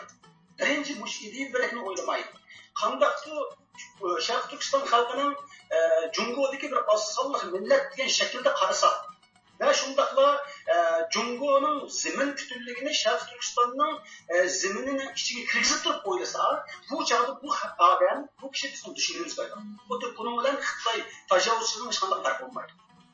Şuna benim demekçi bolganim, her qandaq bir Şarkı Türkistanlık, ben Şarkı Türkistan'ın müstakilliği için kurash qilaman deydigan haqqi var. Bu birinci, bu bizim dinimiz bizge tapılaydigan haq. Yine birisi bu bizdeki milli vicdanımız bizi sağlaydıgan hak. Demek her bir Şarkı Türkistanlık'ın küreş kılış hakkı var. Tecavüzçü karşı hakkı var. Belki bu Türkistanlık bu hakkını özü yalnız icra kılışı mümkün. Yargı olmasa bir kança dostları bilen icra kılışı mümkün. Yargı olmasa bir kança mahallelerdeki ve vatandaki köpülen adamlardan birinde icra kılışı mümkün. Demek bu şu şekilde teşkilatlar, partiyeler, cemiyetler bakmak gerekir. Muşu aslatı desek, teşkilatlarının az buluşu, köp buluşunu biz belirlemeyiz. Hiç kandak da Şarkı Türkistan teşkilatı belirleyemeydi. Bunu fakat bizim milli davayımızın ağabeymen esker tüketken idili birliği belirleyeleydi ve bizimki küreş nişanımız belirleydi. Şuna bunu belirlediğin orun bulmaydığı için Şarkı Türkistan'ın içi ve sırtıda her kandak teşkilatlarının meydana girişi bu Şarkı Türkistanlıklarının hakkı. Yani Xitay tecavüzüne karşı duruş hakkı. Muşu hakkını icra kılatkan bulundu. Lakin her kandak bir Şarkı Türkistanlık biz Şarkı Türkistan'ın müstakillığını kabul kılmayız. Biz Xitay tecavüzçülerini kollayız. Ular bizim zimnimize besip bizim başkası buludu ise biz o çağda bu insanı vatan hainine çıkarırız. Şuna bu insanı karıştırırız. Xuddi Xitay tecavüzüne karşı olan okşaş karıştırırız. Şuna her kandak bir Şarkı Türkistanlık koştaşının içinde Xitay bilen birlikte yaşayımız. Bu Xitay'ın tecavüzçülüğünü kabul kılımız veya mesela Xitay müstemlikçileri bilen tam beraber tam yaşayımız bir millet deydiğanlı buludu iken bunun teşkilat, Şarkı Türkistan milli güçlü teşkilat kuruş hakkı olmaydı. Çünkü bu hakkını bizde idili birliğimiz, idili prensibimiz belirlettiğen bu prensipe o devatkan adamınki prensibi okşamaganlığı için onu da biz bunun karşıtırız. Bunun teşkilat kuruşu karşıtırız, bizim aramızı karşıtırız. Hatta kanda karşılamamızda biz bunun konuşundan karşıtırız. Şuna, mesela nazır deylik, işgaliyet aslındaki Şarkı Türkistan'ın atanmış porçak reisi, mesela vatan haini. Bu adam her kandak teşkilat kursa, her kandak gep kısa, her kandak adamların etrafı jığımenlise biz bunun karşıtırışımız gerek. Lakin her kandak bir Şarkı Türkistanlı, vatan işte olan vatan sırtı bulandı. Şarkı Türkistan'ın milli müstakillığından ibaret bu idili prensipini asas kılıp durup teşkilat kursa, adamların etrafı jığıp her gep kısa biz bunu kollaşımız gerek. Hem de muşu idili birlik emelge asla, bizimki teşkilatçılığımızda, o çağda bir teşkilat bulandı, 100 bin teşkilat bulandı, biz için değer görüldü. Bizge xatar, bizning milliy xavfsizligimizga xatar yetmaydi. Milliy xavfsizligimizga tahdid bo'lmaydi. Lekin mush tashkilotlarning ichida qandaqdir bizning mush milliy birligi, milliy prinsipimizga, ideal prinsipimizga xilof tashkilotlar bo'ladi ekan, bu bizning Sharqiy Turkiston kurishimizniki milliy xavfsizlikka tahdid. Buni yiltizdan qilib o'tish kerak, qarshi turish kerak. Nejib chiqib o'tish kerak. Endi teşkilatlar ortasındaki birlik ancak yeni bir şekilde anda olsa bu abi biz def etken ideyi birlikten, ideyi prensipten kalsa bu teşkili birlik. Bu teşkili birlik ancak oldu. Yani şu bizim ideyi birliğimizde asasen teşkilatlar ortak bir gayeni, bu bozulmuş Şarkı Türkistan milli müstakilliği ibaret, bu şundadır ortak gayeni közlep mangalık için her xil yollar buluş gerek bizde. Çünkü siyaset değil, mümkünçilik sanatı. Biz siyaset kıvatman iken, bizim teşkilatlarımız siyaset kıvatman iken her kandak mümkünçiliklerden paylaşış gerek. Lakin bu mümkünçiliklerin hemmisini, faydalı olan mümkünçiliklerin hemmisini bizim orta gayemiz olan Şarkı Türkistan milli müstakilliği hakkında konuşmamız gerek. Şundak bolganda teşkilatların arasında bir birlik hasıl oldu. Yani biz ortak bir nişan ketip atkan her xil yollar. Lekin bu Şarkı Türkistan halkının ve Şarkı Türkistan milli güçünün bayrağı. Teşkilatlarının çıkılışı, her xil buluşu, türlük buluşu. Lekin bu bizim maqsadimizning birlik bo'lgan ideyi birligimiz bu teşkilatlarni bir yerga keladi. Shunga bizning jiddiy masalalar yuz bergan vaqtida teşkilatlar o'rtaq bir yerga kelalisa, mushu birdan bir g'oyamizninki soyasi ostida, demak bizning teşkilatlar birlashgan bo'ladi, birlikda harakat qilgan bo'ladi, ish qilgan bo'ladi. Endi tashkiliy jihatdan yana bir tarafdan bizning bir kunligimiz bo'lishi kerak asli. Masalan, Alaylık Şarkı Türkistan sürgün hükümeti, Şarkı Türkistan Dünya Uygur Kurultayı, Maarif Cemiyeti ve herkese. Bu şundak teşkilatlar, yani Şarkı Türkistan milli davası ve vatan sırtında tesiri var teşkilatlar, işki vatkan teşkilatlar, erkek vatkan teşkilatlar bir yerge gelip bir küllük hasıl kısa. Bu küllük dediğimiz yani bu teşkilatların öz işki ağan bir yüksek bir məsləhət kenişidən ibarət bu şunda bir aparatını hasıl qılalğan bolsa, bu texmi ünümlü, texmi yaxşı bolğan bolar. Lakin bizdə bu küllük əməldə aşmaydı. Məsələn, Dünya Uygur Kurultayı bu küllük, biz bu küllükdə ataydık yüzünü. Şuna Dünya Uygur Kurultayı Şərq Türkistan xalqınınki bir vəkili, qanunluq vəkili edib elan qıldı.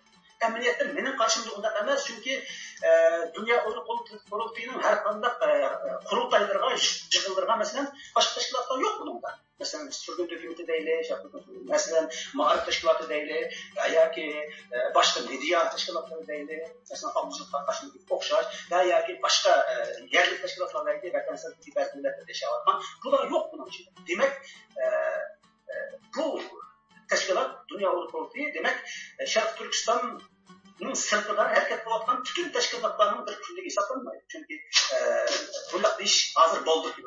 Endi benim məqsədim aşındaq bir küllük asıl olsa, bütün təşkilatlarınki təşkili birlik asıl budur deməkdir. Mən bu texmi bizim hərəkətimizdə önümü bulduğum bir iş. Lakin bunun həmmisi yanıla bizim iyi birlikimizin asas qilish kerak. Yani Şərqi Türkistan milli müstəqilliyini qaytarıb ediş, təcavüzün qaytarılışından ibarət bu şundaq iyi birlikinin aslıda olmasa olmaz.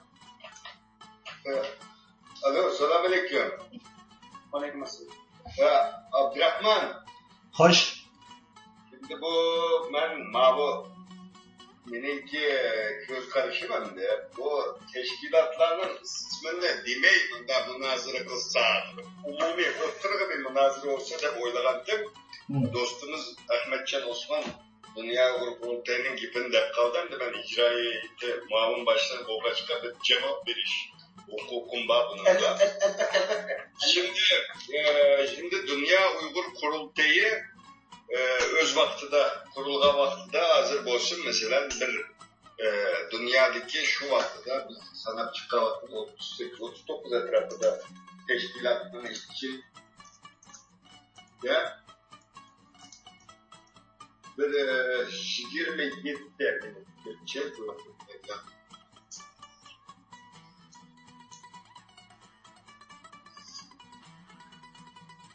Hoş, erkinki avazını uyqap ketdi o. Ben bağlıbatı Erkin Ahmet'in avazını. Çıkıp ketdi o canım. Erkin Ahmet efendim doğru çıkıp ketdi akşam. Abdurrahman Kerimi efendim hazır bizden belli de Abdurrahman Kerimi sizin bir radyonun bugün aldığım için bugün şu vatandaşlık yakında yüz bergen vakaylar hakkında bunun sebepleri hakkında biraz sözler tuttuk aslında. Yani gitmemle anlamatanızlar. Anlamatanızlar. Ben gerek katış katımı bu münazırı. Münazırın temisi teşkilat kuruş ve ittifaklıkken çıkki noktası bulundu. Ya ahırlık temiz şu an. Teşkilat kuruş meselesi ben ezelden tartib hazırda da Uygurlarının teşkilat kuruşuna karşı bulundum ve bu hüküm karşı durmayım. Çünkü ben teşkilat kuruşta köp teşkilatla katmıştım. Benim şu Şərq Türkistan milli müstaqillığının qol qilish jarayoni ko'rishi taxminan 45 yilda bo'ldi. 4-5 salavat Afg'oniston medimisamno qarjundijan mustaqil kurash degan davomda bizim dunyo qarashimni maqsad muddaoyimni maydonimni sharif etib ketganman. Ben 2000 yıl çetele çıktım. Ben 2000 yıl Türkiye'ye geldim. Orta Asya'da 5 yıl tuttum. Orta Asya'da 5 yıl hayatta teşkilatlar aralıştım. aloqasi o'rtasida tashkilotlarning jangovar sunib atalmış Şanghay hamkorlik guruhi qurilgandan keyin bu faoliyat o'rni tushib tashkilot beshikda keyin shu dastlab ko'tarilgandan keyin men 2000 Turkiyaga keldim. Turkiyaga kelishimdan cho'nglikdan kelgan Turkiyada eng cho'ng tashkilot Sharq Turkiston vaqfisi ekan. Bu tashkilot faoliyat ilib olgandan keyin uningga munosib bo'ldi yoki parallel holda Sharq Turkiston madaniyat hamkorlik tashkiloti bir sho'basi Ankara. Bu tashkilotga Sharq vaqflar qarshi turdi. Biz tursak nima uchun tashlab turdi? Bu Sharq Turkiston madaniyat hamkorlik, ya'ni sektor tashkilotining sho'basi qurilgandan keyin murosim qatnashdi. Ular yaxshi qildi. Chunki vaqtda qilmagan ishlar qildi. Bu ishda yaxshi qildi. Ya'ni Turkiyada Uyg'ur davosi bir qanday ko'tarildi. Bundan keyin masalan dunyo Uyg'ur qurultiyi qurilib holat ilib berildi. Uning keyin Turkiyada anaqa Sharq Turkiston madaniyat hamkorlik qurildi. Bu qurilgandan keyin dunyo qurultiyliklarga ba'zilar bunga qarshi chiqdi yoki yoqtirmadi. Bismo buni kuzatib boqaylik. Bu tashkilot qurilgandan keyin hozirgilar mana yaxshini qilyapti. Masalan, dunyo Uyg'ur qurultiyi yoki boshqalar qilmagan ishlarni tashlab qurildi. Masalan, radio stansiyasi va televizor stansiyasi va to'g'ri bo'lsin, buning ta'sirlari cho'ng bo'ladi. Vallahi o'qitib buni qilyapti. Yani demek şu bunu yani yanımda teşkilat kurulup kalsa ben bunun karşılamayayım. Ama şu teşkilat kurulmadan için onun tanıştık çıktılarlışı Şark Türkistan Milli Müstakil Konkur Ceriyada kandak emili kaderinin dizisi nimlanı kılışı kıraş gerek. O teşkilat kurulmayı turupla kurulur kendisi kurulunu soğukta ediş menince bu ahmak kandı. Ben ahmaktan teşkilat kursun yani menfaat yani teşkilat kursun. Kurulmadan keyin onun işi qarash kerak. Bu teşkilat kurulgandan keyin vatanimizga, millatimizga, xalqimizga, dinimizga, bizning kultur madaniyatimizga qanday yaxshilik qilib beradi, buni qarash kerak. Qisqacha teşkilat qurishga men qarshi turmayman. Teşkilat qurilmagandan keyin uning faoliyatining qanday bo'lganligi onun qanday maqsad qurilgan, nima ish bo'ldi, kelgusi qarash kerak. İkinci tema ittifoqlik masalasi oldu. İttifoqlik masalasida men Ahmadjon Osmonning oxirgi qarshi qo'shildim. Ve ittifoqlik Sharq Turkiston milliy mustaqillik asli to'tish ittifoqlik bo'lishi kerak. Ba'zilar mustaqillik davosini qildi. Ba'zilar optim davosini qilayotganlar bor. Ba'zilar Xitoyning cho'ng davlat bunun qarshi qilmaydi. Singanlarni so'ndirib esapolib deb o'chida bizningki jabbarkash birashgan do'stimizga mujohidimizga qarshi so'zlayotgan bir odamlar bor. Biz uni qanday chiqishalaymiz? Qanday ittifoqlashalaymiz? Bu ittifoqlik degan so'z bir tuxum bu. Bu tuxum degan nimalar bor? Bu tushunish kerak. Uyg'urlar ittifoqlashib bo'ladi. Lekin vatansizlik Uyg'urlar ishig'imi ittifoqli birlik keltirgani bo'lmaydi. Masalan, Turkiyada o'sha siyosatchilar qismini vermaymiz. Siyosatlaşkanlar bilan kelib qilmaymiz. Ular yig'in chaqirgan ishlar Turkiyada kelgan. Shvetsiyadan bavishasi. Ana shunda vatan millatning manfaatini qayrib qo'yib, shaxsiy orzu havasini birin o'yinga qo'yib milliy mustaqil voz kechilgan odamlar bilan biz qanday ittifoqlashaveramiz? Birikilmaymiz. Mana shu Ahmadjon Osmon oxirida mayli kim bo'lish qat'iy nazar Sharq Turkiston milliy mustaqillik qo'llash yo'lida tashlab qurilsa Şu mezgunda erkeği bağlar itibarlaşsa oladı diyen işlere koşarlar. Belki benim geplerim bazıdan kom yapmadan buluş mümkün. Vatandaşlar oynuyoruz. Hoş rahmet. Rahmet Abdülkadir. Erkin Ahmet efendim, yıkımız yerimiz üzüp kalgan bitti. Qaytib kelamiz. Sizin dinleyatkanınız şunu qaytib bir. Şu ne üzülüp kalganlığını bilmedim de benim demek ki bu teşkilatlar oturusundaki münasebetler, teşkilatlar hakikaten dünyadaki Uygurlarga vekillik kılmamdı deydiğim manda geplerine biz teşkilatlarının namını atıp bugün manda bir münazara olmasa demek ki yani bu bir cevap hukuku jurnalistlikten de birisi doğrusunda gep kılsa onunki cevap veriş hukuku var.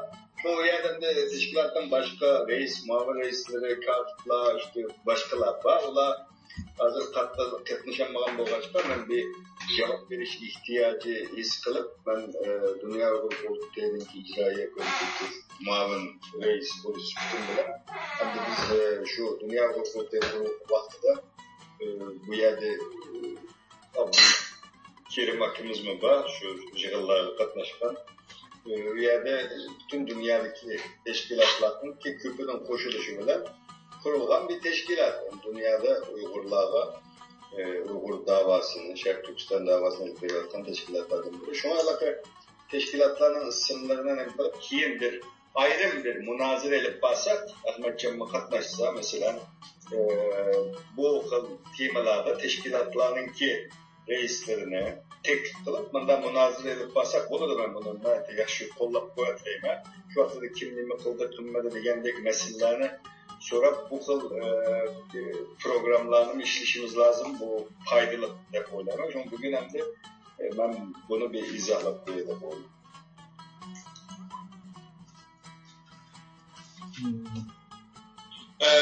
Ben bir işkiye suan yeni sorularımda kırdım. Hoş. Ben abay degen sualını cevabını tek alamadım. Demek boğulun ki hem de moşunda teşkilat sırtıda durup ya teşkilat işi kırmay.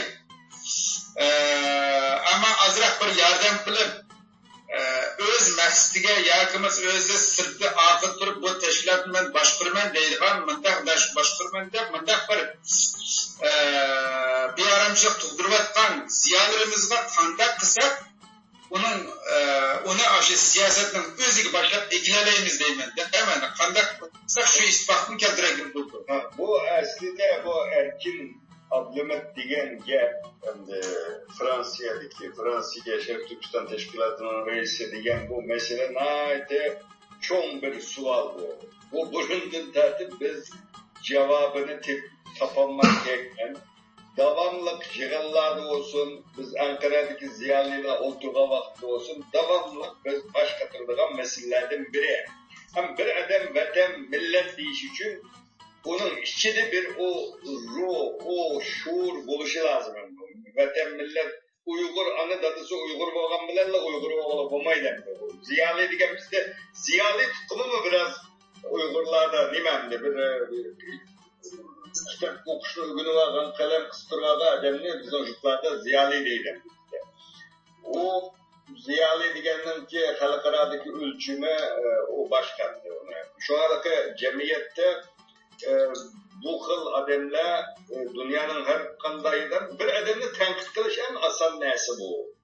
Yani tenkit kılış için özü bir iş kılıp durup neydi bu? Yazıdı, çizidi, iqtisadi jihatdan yardım kılıdı, vatan için hizmet kılmadıysa teşkilatga a'zo bo'lish shart emas. A'zo bo'lmasa Uyg'ur uchun chiqish qilg'ili oldu. O hozir perişan Uygur dünyanın her qanday yerinde. Eğer ben milletim için bir iş kılay degan adam qildiği işini aytib bu teşkilatga a'zo bo'lmay turib bu Xitoyga chiqarsa aldığını berip Türk bayrağını namoyish qilmay turib bu xizmat qilg'ili bo'laverdi. Unda qilayotgan nurg'un odamlarimizni Allohga müşahidin rahmet ettiğimizde ama bu ziyalı bir adamını bir iş kılgan vaxtıda onun arkasını tenkit kılıç pek azar. bu tertipler bekçisiz de lagmaya oturduğu şu hammetlemni başdan akıp çıllap çıkınız. Ama men nima qildi degan savolni o'zimizga so'maymiz. Shunga oldi bilan o'zimizga men millatim uchun nima ish qildim, nima ish qilyapman degan savolni so'rab, undan keyin ama bu ziyolilarni masalan qanday qilib bu da'voning ichiga tortib kiramiz, nima qilamiz? Bu masalan bu xil ilmiy yig'inlarda Uyg'urlar toplangan yig'inlardagi eng muhim temalardan birisi bo'lishi lozim. Ba'zi tashkilotning ichini tushunmay turib, sirtda turib, pokuni boyaga men kirmayman. U pokunning adami deb kirmayotganlar bor. Ichida vatan millat u qayg'usi bo'lmagach kirmayotganlar bor. Vatanga berib kelimi deb nurg'un sabablar bor. Buni sanasak 20-30 modda tizish mumkin bular.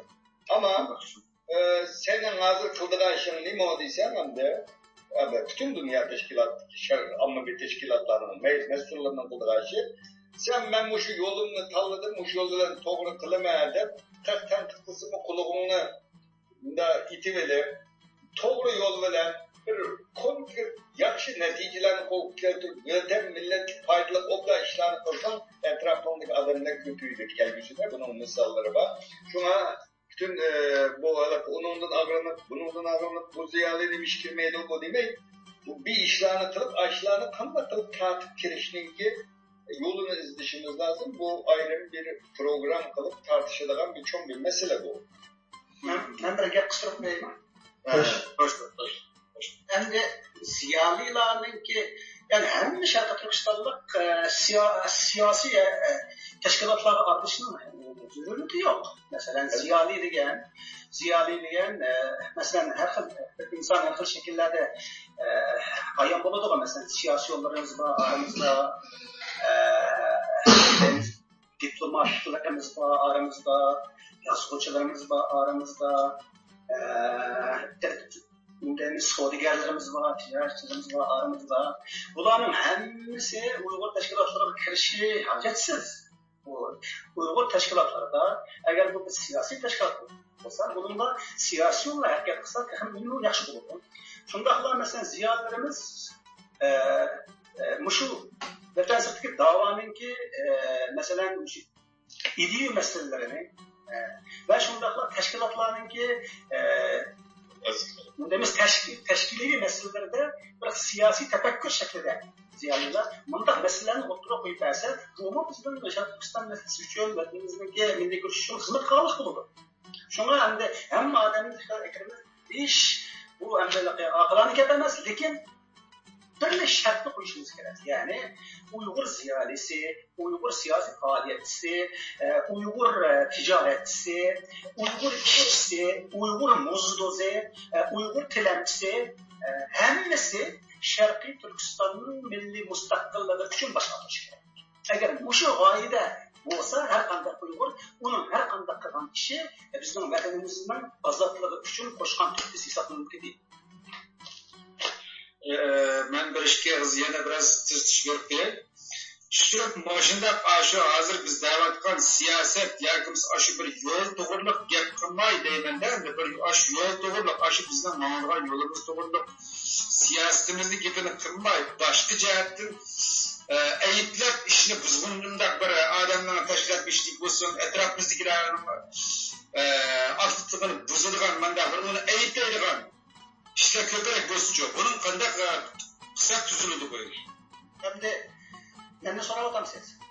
Ama demek ki onu siyasiler dayavat var. Yolumuz doğruluk onun işini başka yere koydurup onun uluvat var. Hazır kan döküvat var. Muşu siyasetin kandak manını diyen o gap tatbik kılmayın. Ama sizin kıvatka işiniz var. Hadise ayıplaşmaya mesele kılıp yaptısa teşkilatın işindeki bir yaram doğup bir yaram Türk bulup bunu işini başlayman dese bunu kandak kılırız.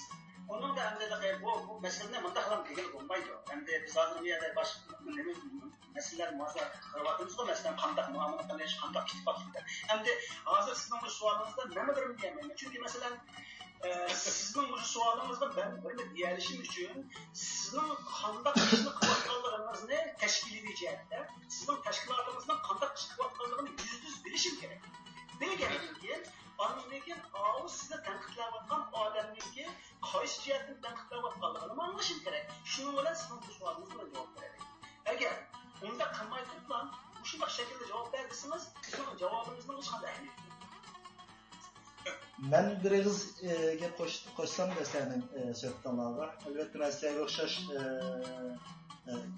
rasm ikkiratdi. Men cho'ng o'qimagan va so'z qobiliyatim yaxshi emas, ammo zag'ir tillarni aytganda quloq mollisi bo'lib qoldim, chunki ko'p odamlar bilan suhbat qilish jarayonida men bu yerda 1 minutdan 2 minut oldingi haftalarda, oldingi vaqtlarda suhbat qilib ishlayotganlarning bir mush temaga biroz mos keladigan bir yum ekan.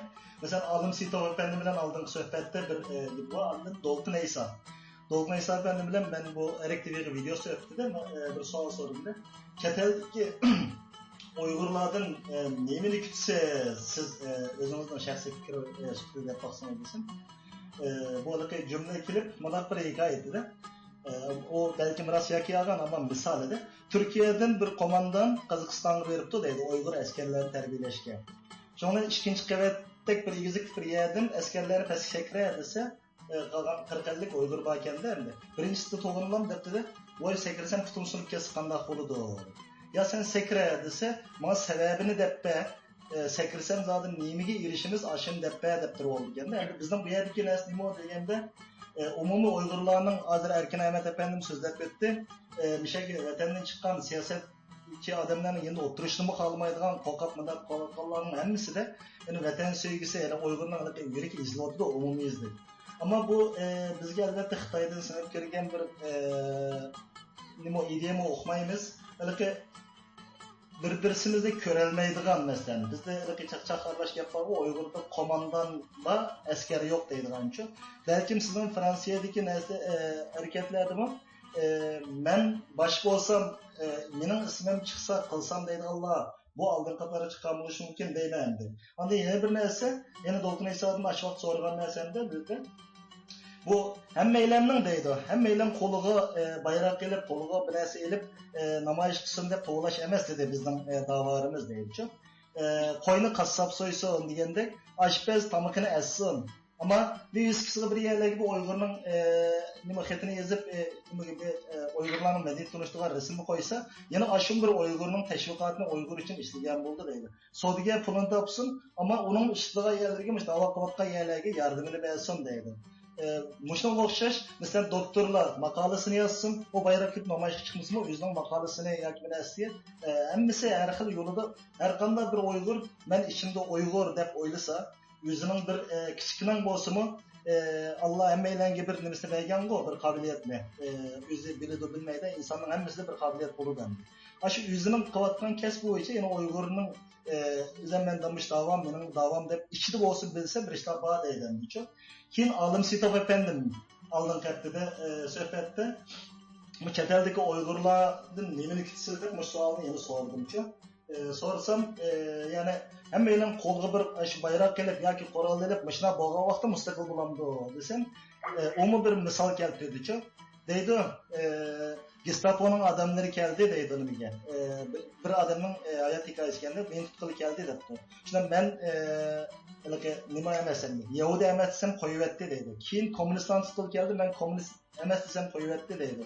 Yeni keyin boshqa bir narsa tutqil keldi, men umi emasam qo'yibdi deydi. En oxirida men yolg'iz qoldim, shundan meni tutib ketdi deydi-chi. Endi bu chet elda Uyg'urniki hozir siz aytgandek Fransiyada asosli o'quvchi bolalar, vatan qaytib berib kelayotgan bolalar endi. Ularning endi hammasini mesela davona chekir bayroq ko'tar deyishga bo'ladi yoki bo'lmaydi. Buni men tushunib olmayman. Uni balkim Erkin Ahmet efendim, Abdüştajik Kerim efendim yoki Ahmetcan efendimlar deydigan fikrlar bo'ldi. Ammo ashulag'imi chiroyli mesela siz tarbiyanimizda sen maoshni qila oladigansan qara. Ochiq bo'lmasa bunday daraja bir ishlarni qilgin.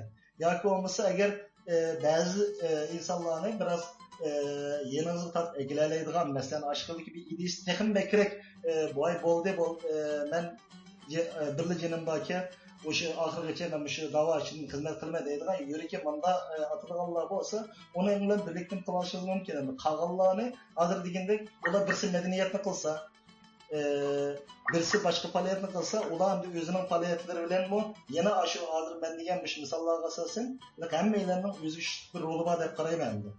Qolgandan boshqa cho'nglar fikirlarni bersanlar bo'ldi. Mening o'g'lim shu inshaalloh kelarki sonlarimizda shu Olim Sitoq va To'lqin Iso bu ikkilarning biriga kelib bularning ba'zi fikrlarda ayrımçılıklarni mesela hozir kerak so'zlagan narsa biroz balkim birlikda ikkisini biriga ikilish kerak. Bularni bir araga ikilish planimiz bor. Men bergan fikrim shu unda tanlanadi.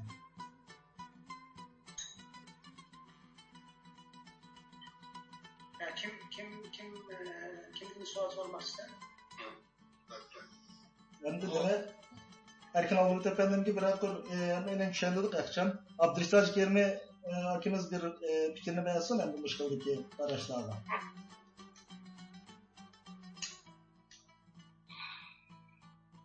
Benim başka fikrim yok. Yerde Erkin Ahmet var ki. Erkin Avlut var ki. Elbette Ahmet Can Osman. Şair Akbaşı Osman Bakir, biz müşi vatan sırtıket üç serkerden buraya gelip sohbet ediyoruz.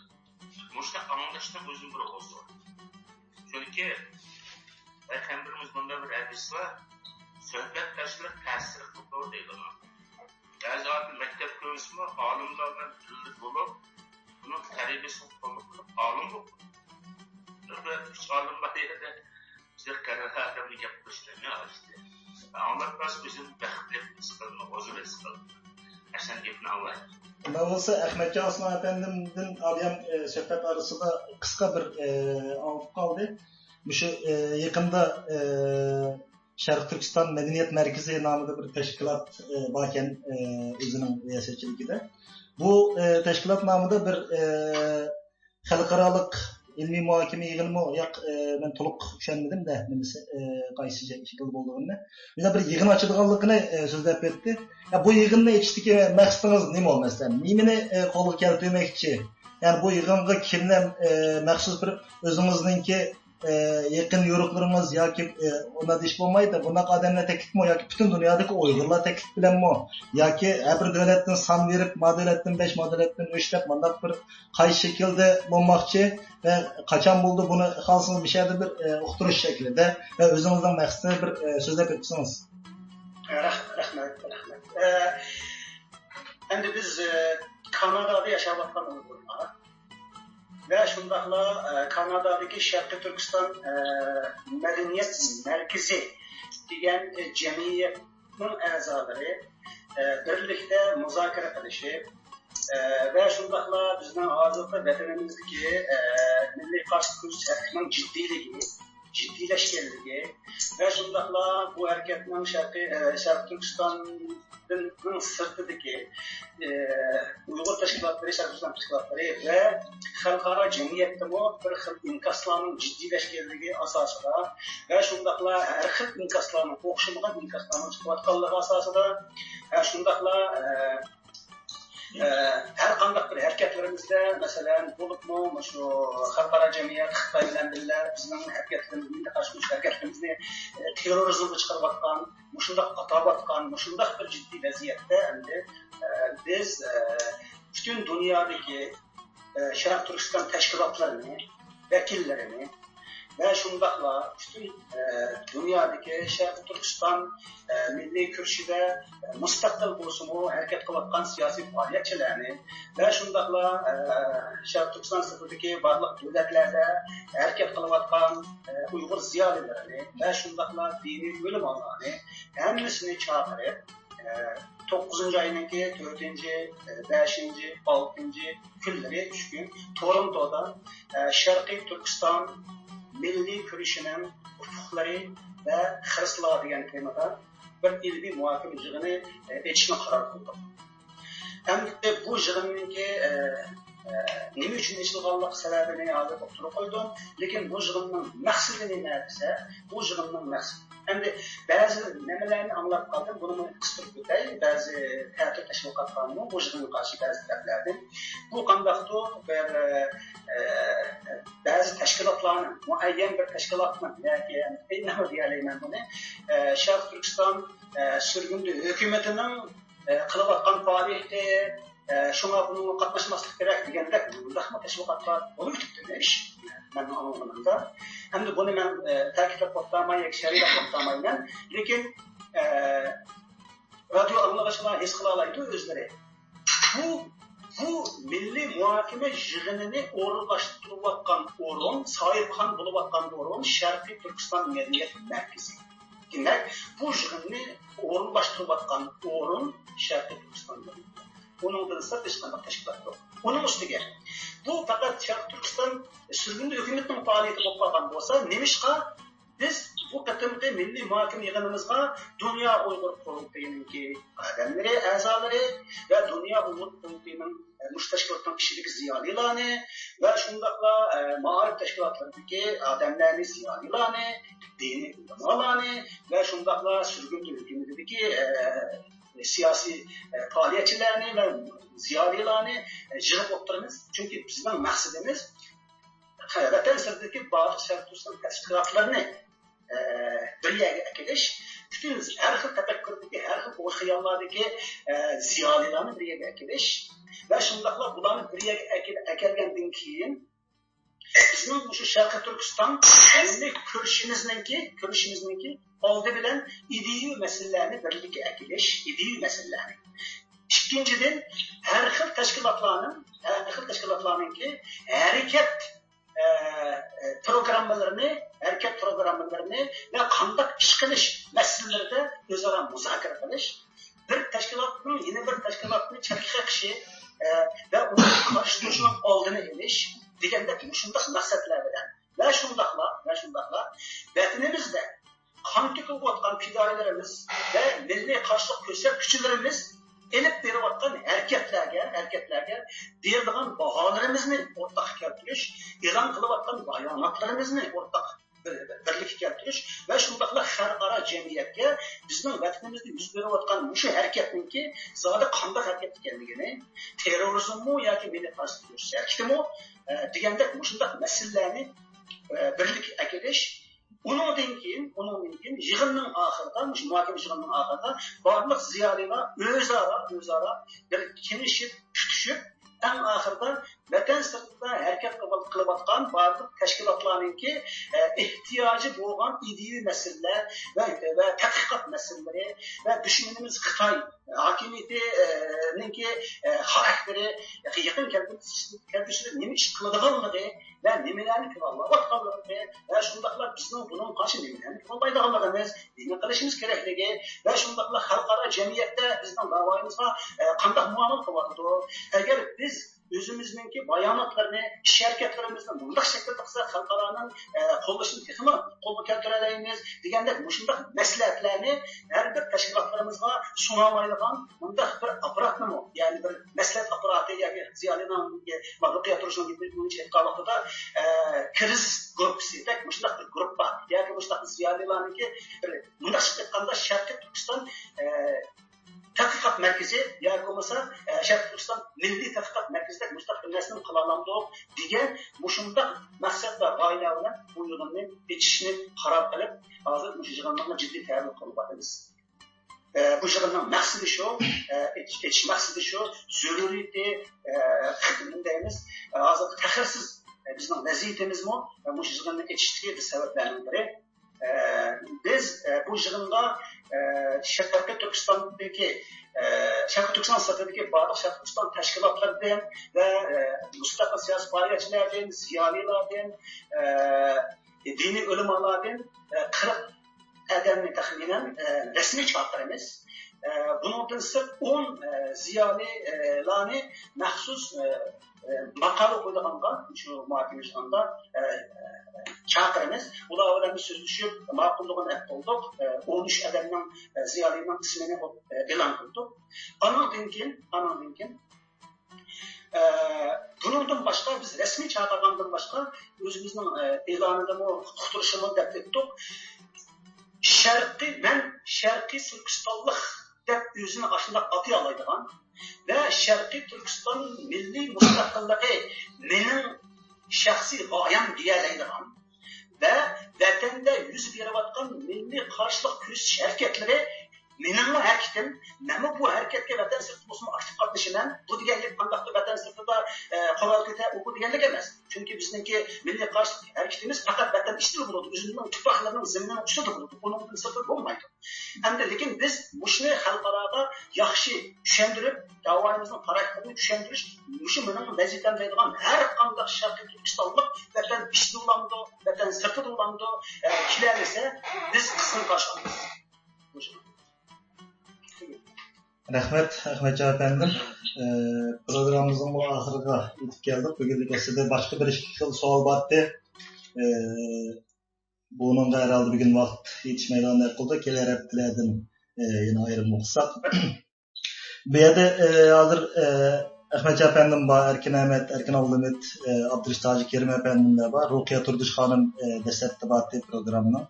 Şimdi aldıraş iş çıkalık için çıkıp kaldı. Emeğlerinin bu sordu. Bu benim bir şahsi fikrim mi ya da Erkin Ahmet efendimden nayet söyledim yani bu şu aldığım programlarım geldi iş geçertiden bu yan. Yani çünkü bu medya çetelde hakikaten bunun Dünya Uygur Kurultayı'da olsun, başka yerlerde olsun teşvikatlı güçeyle, teşvikatlı güçlendireyle dağıttık. Ama hakiki türde pek çok bir özgürlük olmaydı, olumlu izlik yani Uygurlarımızın hayatında. Yani bu radyonun başıdık. Bir yerde özara paranlasak oldu, bir 5 minut müşahede olsak da. Bunun Erkin Ahmet efendim birlikte yetekçilik kılayım ben suallarını adımlanmışım bir şekilde. Çünkü bu adırmana körevatımız terepsiz hazır bu çöp.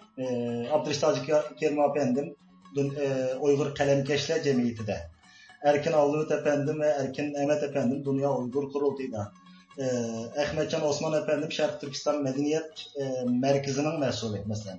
Bu işte teşkilat umumi gayesi Uygurlara yardım veriş, bir komünist Xitay hakimiyetiga qarshi. Belki arada küçük farklar buluşu mümkün ama ideya berendi.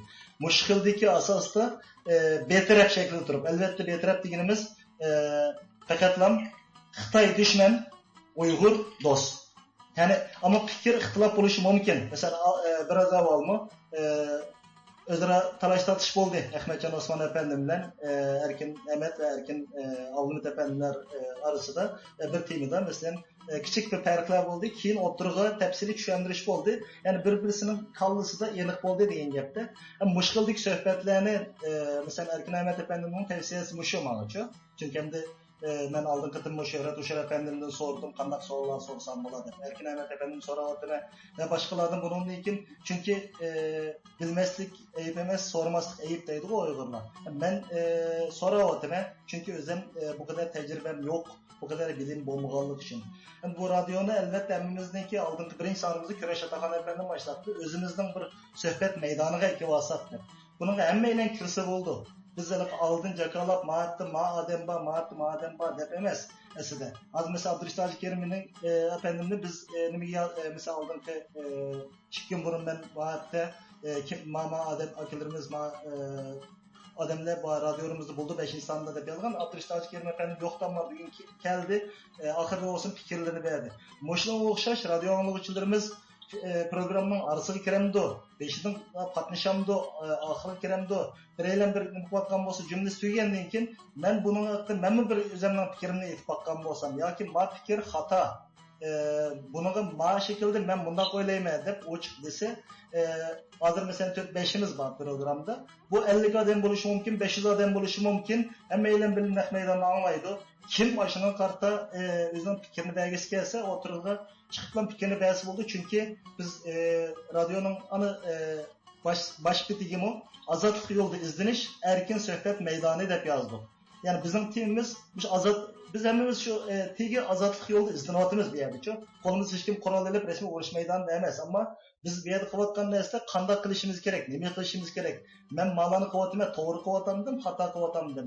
Avu tashkilot bunday qilyapti, bu to'g'ri qilyapman, xato qilyapmandim. Ammo oxirida masalan nihoyat yaxshi tim bo'ldi, birlik ittifoqlik haqida masalan. Bu haqda hozir so'raydigan nurg'un timlayapti masalan birlik, masalan Tibetler bilen kandak birlik buluş gerek, Mongollar bilen kandak birlik buluş gerek, yaki demokratik Xitaylar bilen kandak yıkılış gerek mesela, yaki Iraklış gerek mi bulanın hemisidir. Özümüz ayrım buluş gerek mi? Bu kıldaki timler, mesela Erkin Ahmet Efendi'nin bir neçe ayrım evetken timler vardı, bunun nöbet mükemmedi bugün. Çünkü vaktimiz 3 saat hem de. Çünkü emmeylerinin işi var, aldıraş. Çoğumuz hep demiş 3 saatini kızgın bir sohbet meydanına ikili olsak. Bunun hazır bazı severlikler bulardı Arlık Abdülüştaş Kerimi efendim dedi. Avaz yaşanlanmadı, üzülüp gitti dedi. Ama onundaki sebepler belki şahsen mende bulardı. Bunun mu kolumuzdan kelgen imkan bilen kuvvetimiz emdi. Mesela telefonlarda mesela neden yapılan İlham Mahmut efendim dedi. Ben telefonda kirip anlayamadım o dedi. Yine başkalar mı dedi? Çünkü telefonlar bilen iPad'lerin için bunun sistemini biz kurupulanmayla başladık. Çünkü asla kalırsak hem işte mükemmel kıvılıp durup başlayma deyiş ketelde bir Uygur'un kıpılalaydığı iş emeske. Mail teşkilat kuruş, mail bunda radyo içiş, mail başka bir programlar kılış olsun. Şu an bu birlik işken Mişedeki ağzırmış beşimiz birlik sohbette. Kağalla anlatıdı. Bizim hazır radyonun her yaşamı anlayış sanı açıklık koysam 150-200 etrafı boptu. Bu bugün belki çıkargan buluşu mümkün. Nek meydanını anlavatqanlar. Bu anlaydıqanlar hemmisi davaga qiziqadiganmış, davanın içideki adamlar anlaydı. Belki Xitayning justlari kirib alinishi mumkin, anlasın.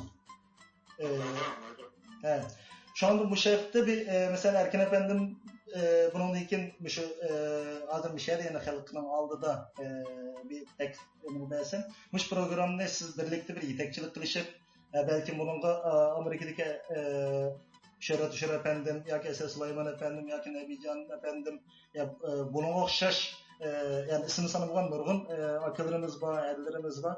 Yani muşla bir birlikte kirip mesela özlere bir sohbet neyse bir pilallaş, fikirleşiş, muşla birlikte orlaştırsak. Çünkü bizden hiçbir tarafımız yok. Fakat Xitay düşman Uygur dost. Muş tarafta bizden hiçbir teşkilatımız yok. Mesela Germaniya'daki azatlık teşkilatı olsun, Meyli Avustralya'daki teşkilatlar olsun, Kazakistan, Kırgızistan'daki teşkilatlar olsun, bulanın mı? Bizde bir paket belki Mehmet Efendim Arapçını yaxşı bildi bilişim mümkün. Araplarda bir makal temsil var deydi. Biz mengü ittifaklaşmasıqa ittifaklaştık dep. Yani belki bir komediye bir geptek göründüken ama bizim Uygurlarda mı bu işe biraz körevatımız şu hazır. Hem devlet karışsak 2, 3, 4, 5 mesela Türkiye'de 9 teşkilat var. Her şekilde birlik bağlaması yok. Birisi namayış orlaştırsa ya 2 teşkilat koşuldu ya 3'i, kalgan 5 koşulmaydı o mesela. Birisi bir mahkeme yığınıkan olsa yeni 2-3 teşkilatının adamları birleşkinden vekil katlaştırdı, kalgan yeni 4 teşkilat yeni yok mesela. Bu emniyet ya ki Türkiye'de teşkilatla yok ondan demez biz birlik kavatımız eydiğallabız kelsin radyoga sözlüsün. Birlik yok. Biz köygenli davatım hemen mesela. Belki Kanada'da mı şu var, Fransa'da mı şu var, Kazakistan'da vardım, Kazakistan'da mı aşını köydüm de hem de. Şu an bir bışkıldık timlerini oturup koysak, bana Erkin Ahmet Efendim adı bizim aramızda en tecrübelik. Yani bışkıldık neyse yani abiyem Ahmet Efendim ayı oturup hatizdi, sohbetini tekin biraz yallandırıp bırak başka olsanlar. Depelik suallarını kısa kesip bana yani kısaltır. Bu neslemde ben kılınmayıyordum. Çok acizlik kıvatıma. Bana Erkin Efendim bu bunun için birlikte sen bana kılmadıksın ben tordu pekatlam hatlarını görüp suallarını bilersen evet versen hakargılı izotman hatlar var. Bunların işine eski nöbet tekniği de bir görmesinden aslında. Ne gibi tükü de rahmet. Ben bu olan işlemez hem işini. Hem işini bir edep bulmaydı biraz adamlar bir neticesi olmaydı bu. Her meyli teşkilat olsun, meyli radyo olsun, meyli mi bu işini siz asan bağlı keltirmeden bugünkü gelişimizden özümü bir mucize. Siz mi cık cabalan, cık konular ağırlıklarını tattınız. Şimdi tattım ama şu alet ekelini bu nahayet bir hoşlanlarlık bir takdirlikdeki iş bu. Yakşı. Ahmet Efendim ne olsa bugün yani Abdülüştaş Kamıba başka bir yeni sual cevaplar kılamayız. Herhalde vaktimiz hoştu. Bunda mesela Abdurrahman Efendim bir minut Bir vakit verme. Şu bir işini bile bilgin vardı. Biz sürgünlük hükümetin gibi çıkıp kaldık. Hoş. Tabii şu sürgünlük hükümetin bağı mı vardır? Biraz mevcut mu? Bu timini bayıpta kımısak. Şarkı Türkistan degan bir devlet bulur iken, Şarkı Türkistan milli kuruşu bulur iken, Şarkı Türkistan'ın sürgünlük hükümeti mevcut bulup durdu. Bunun hem kim reis, kim başvuratlarla kim o şunu bilmedik var mı peki uzun yaklaşık haberlerin çıkanı yok. Şunu demedim. Bu timini Ahmet efendim, ben bir nesne bu məxsus bir günlük söhbətçi. Bunun qandı ben açık desem, eğer mümkün olsa Ahmet Digenberdi akimiz, İsmail Cengiz efendim, hatta siz mi biraz bu timlağı yıkıra turası, Küreş Atakan efendim, Olamaj Zulfikar efendim, birlikte bir gün zaten sürgünlük hükümet degen nime? Nimi de bunlar bir isim koyaldı, nimi hizmet kılıdı, qayerdan qayergacha, kim o bunun azaları mesela çok, qaysi xildagi hizmet kıldı, mesela Enver Yusuf Turani de bir efendim, o men reisi deydi, Ahmet Digenberdi efendim men reisi deydi, İsmail Cengiz efendim men reisi deydi, ama bir yerde bu timini məxsus bir tim kısak. Eğer mümkün olsa keler haftaga alsak mı buludu? Keler hafta mesela. Abdurrahman. Hoş. Abdurrahman. Anladım ben hoş. Benim bir konuşmacım var. Hoş. Abiyetten erkene ve naik bir adamını ağırlandırılan bir söz eğitti. Hoş. Bu erki münazır meydanı, bu münazır meydanında her kaysımız özümüzün fikrini kılıp erken söhbetleşecek oldu. Teşkilattan rızık almayı dedi. Bu bir akbalanmış ki. Ben ötkende sizin şu radyo programı için ekran bu RTV radyosu müstakil akbarat organı olsun, taraftarsın hizmet kılmışsın. Normalde bir tarafı besip, yan bir tarafına kötürülen olsun, teşkilatlar rakabat geçilir, çetel bu teşkilatlarda bölünüş, parçalanış, hatırı kep çıkıdı, eskerip gelme. Çünkü bu radyo müstakil akbarat organ buluş gerek. Arkanda Uygur özüm fikrini ders kıldı. Şu kullanış şirayetinin payında fikir ders kıldı. Ulanın teşkilattan ismini atıp, teşkilat rakabatçılar, teşkilatlarına kendinizi kılanan iş olsa katı bulunur. Yok, bu yerda Abdurrahman siz hata tushunib qolgan bir nuqta bor qarang. Bu yerda hozir Erkin Abdulmutt efendimning so'ragan savoli qarang. Bütün Uyg'urlarninki hammasi demasakmi yerimining kallasida bor shu bu. Sürgündeki hükümeti zaten kandan hükümet teşkil kurulması nima ish qildigan yer deb buni so'rayotdi. Bu bizni radyoni eshitgan narsamiz. To'xtang. Bu yok, to'xtab turing. Bu yerda sürgündeki hükümetni teşvik qilish yoki bo'lmasa Dunyo Uyg'ur qurultayini teşvik qilish yoki Ma'rif jamiyatini teşvik qilish emas bu yerdagi-ku. Bu teşkilatlarning roli nima? İdisi nima? Buni agardan o'qib qolsa, Rabiya Qodir xonimdinmi Dunyo Uyg'ur qurultayi haqida maxsus suhbat qilsak bo'ladi. Bu yerda hech qanday odamga yon besish yoki bir tashkilotni besish, bir tashkilotni ko'tarish emas. Hozir Erkin efendim ixtiyoriy holda o'zining ishidan kelgan savolni so'rg'isi keldi, chunki kallasida anqiranmagan nuqta bor bu yerda-ku. Bunu endi umuman Erkin Ahmet efendimmi biraz bu noktalarni yaxshi tushundi. Agar xohlasangiz Erkin Ahmet efendim qisqa bir tushuntirsin, programımız biraz uzun, bir yarım saat devam qilsak qilaylik yana. Agar Abdurrahman, agar biraz programı birleşmeni koyup uzatmagan iş olsa, yani Şarkı Türkistan sürgünü hükümetlik yap olsa, yani bunu tushundirgan bir adam ben bo'laman bu yerda. Tamam da nasıl tushuntirasiz? Devam qilaylik birden. Anlaganlar anlaydi, anlayamaganlar baribir bir saat anlaydi. Mesela şimdi bu sualını Abdülhamit Efendi sorup kaldı. Bazıda sen düzenlegende Nurgul Uygurlar'da bu kalısında bir sual var. Ben neydi adli bir şey dedim. Şarkı Türkistan sürgünlük hükümeti Amerika'da kuruldu. Amerika'da kuruluşlarının biri Enver Yusuf Efendi. Lekin Enver Yusuf Efendi Şarkı Türkistan sürgünlük hükümeti kurulgandan keyin vatanimiz Şarkı Türkistan'a berip geldi. Onun vatanimiz Şarkı Türkistan'a berip gelgenliginin yüzüne Şarkı Türkistan sürgünlük hükümeti bunu bir siyasi cinayet dep qaradı. Şarkı Türkistan sürgünlük hükümeti Amerika'da kuruldu. Amerika'da kuruluşlarının biri Enver Yusuf Efendi. Lekin Enver Yusuf Efendi Şarkı Türkistan sürgünlük hükümeti kurulgandan keyin vatanimiz Şarkı Türkistan'a berip geldi. Onun vatanimiz Şarkı Türkistan'a berip gelgenliginin yüzüne Şarkı Türkistan sürgünlük hükümeti bunu bir siyasi cinayet dep qaradı. nima uchun sizga siyosiy jinoyat deb so'rasanglar, Sharqiy Turkistonning egilik huquqi, ya'ni Sharqiy Turkiston degan shunday bir davlatning egilik huquqining Xitoyning qo'lida emasligini biz davomli tashviq qilamiz. Ya'ni Sharqiy Turkiston davlatining egilik huquqi Sharqiy Turkiston xalqining qo'lida. U besilgan davlat bo'lsin. Shunga biz Sharqiy Turkiston davlatining egilik huquqining Xitoyning qo'lida ekanligini e'tirof qilmaymiz. Lekin Anvar Yusuf Efendi Sharqiy Turkiston degan vatanimizga, besilgan vatanimizga Xitoyning elchixonasiga berib, Xitoydan viza olib vatanimizga borganligi uchun bu Anvar Yusuf Efendining Sharqiy Turkistonning milliy Sharqiy Turkiston egilik huquqining Xitoyning qo'lida ekanligini e'tirof qilganlik bo'ldi. Shuning uchun bu bir cho'ng siyosiy jinoyat bo'lganligi uchun Sharqiy Turkiston sudida hukumatiga a'zolar yig'ilib bu qarorni olib Anvar Yusufni hukumatdan haydab chiqardi. Endi hukumatdan haydab chiqarilgan Anvar Yusuf Efendi ben yana hukumatniki bosh ministri mana mening to'rbatda qo'yib yeni o'zininki ishini qilib ketib boradi. Amaliyotda bu qonunsiz ish. Chunki har qanday bir odam bir tashkilot qursa, do'kon qurgan bilan o'xshamaydi. Ikkisi farqi bor. Anvar Yusuf Efendi balki hozir Sharqiy Turkiston sudini hukumatidan haydab chiqarilgan bo'lsa-mu, yana men Sharqiy Turkiston hukumatiniki sudin hukumatiniki bosh ministri deyish haqqi bo'lmaydi.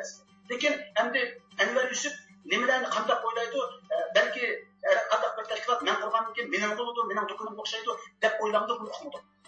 Demak, Sharqiy Turkiston sudin hukumati Anvar Yusuf o'ylab chiqarilgan ekan, Anvar Yusuf Sharqiy Turkiston hukumatining sirti bo'lgan bo'ldi. Hech qanday munosabat bo'lmadi. Bu yerda Sharqiy Turkiston hukumatining birisi bor. Bu bo'lsa-mu Anvar Yusufni qo'llab chiqargan hukumatning siyosiy jinoyatida bir Sharqiy Turkiston. Bu hukumatning raisi hozir Ismoil Chingiz Efendi. Bu hukumat Sharqiy Turkiston hukumatining mas'ul bo'layotgan yoki vakil qilayotgan davlatning, jumhuriyatning raisi Ahmad Egambadi va shundaqlar parlamentdagi Sharqiy Turkiston milliy parlamentosining raisi Sulton Mahmud Efendi. Masalan, men Ahmadjon Osmon muavin bosh ministr. Biz mush hukumatga vakillik qilamiz. Bizda bir hukumat bor. Ammo hukumatning qo'llab chiqarilgan odam, men shu hukumatning odami, men shu hukumatning bosh ministri desa, uni boshqalar e'tirof qilsa o'zlarining ixtiyori. Lekin tashkiliy masalalarda undaq bir hukumat yo'q, bir hukumat.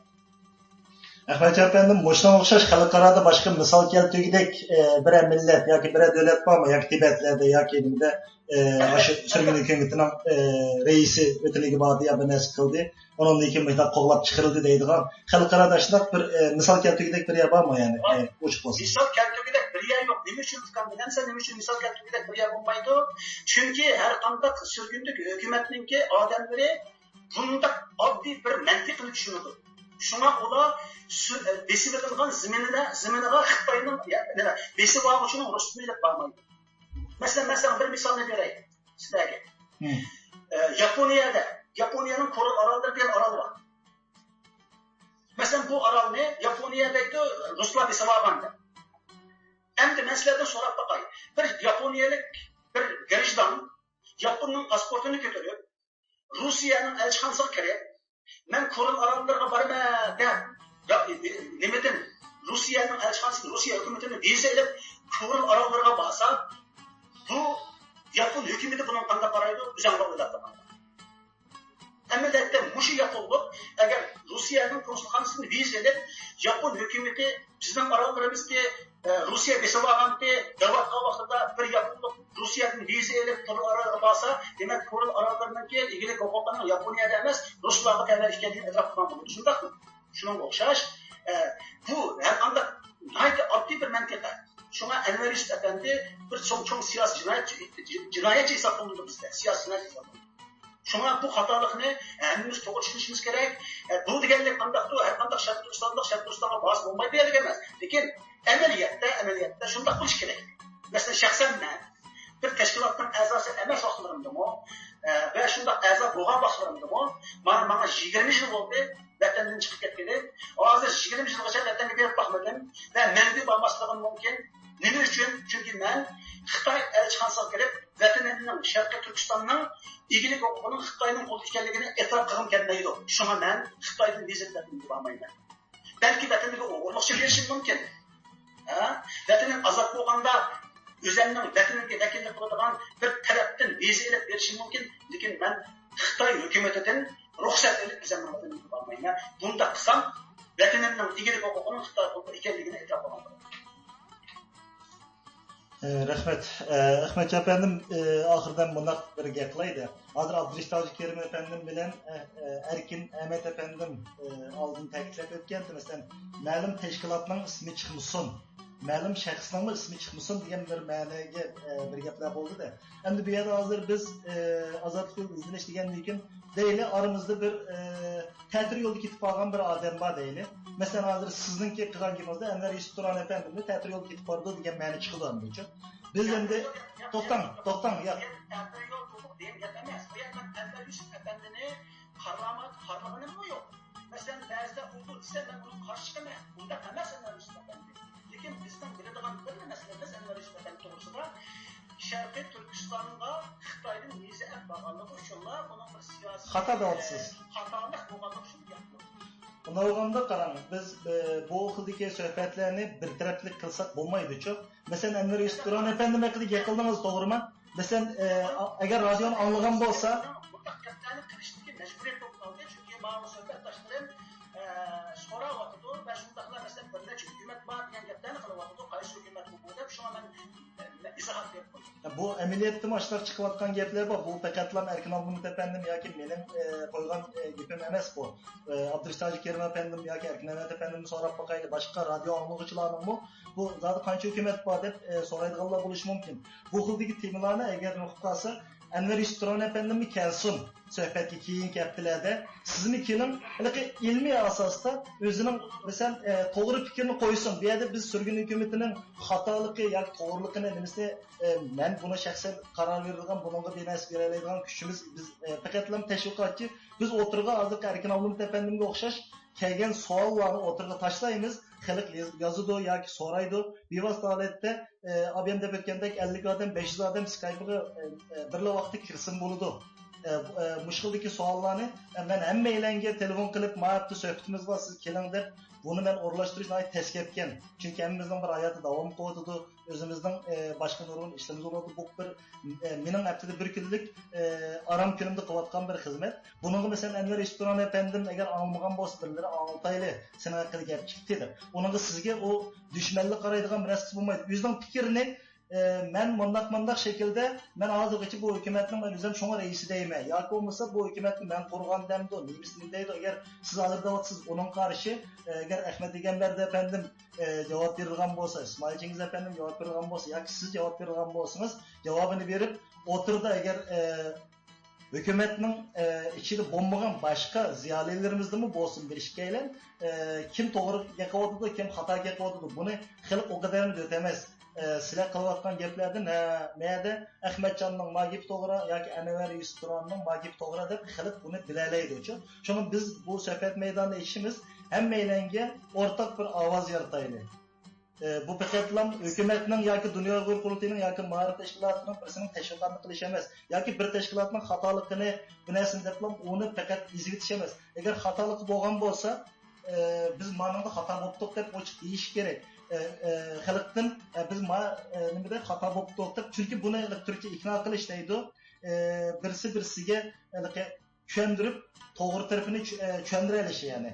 Masalan, siz mush degan gaplarimiz orqali agar Anvar Yusuf Turanni qayil qila olsangiz, Anvar Yusuf Turanni bu yerda biz mush radio program orqali o'zining xatoligini qabul qilish kerak. Yo'q, mening to'g'ri deb turib o'ylab sizni qayil qildigan ish bo'lsa yoki har ikki taraf qayil bo'lmagan bo'lsa, uni endi xalq bular qayil bo'lmaydi ekan. Birisi deydi, ya Ahmadjonning to'g'ri deydi yoki Anvarning to'g'ri deydi.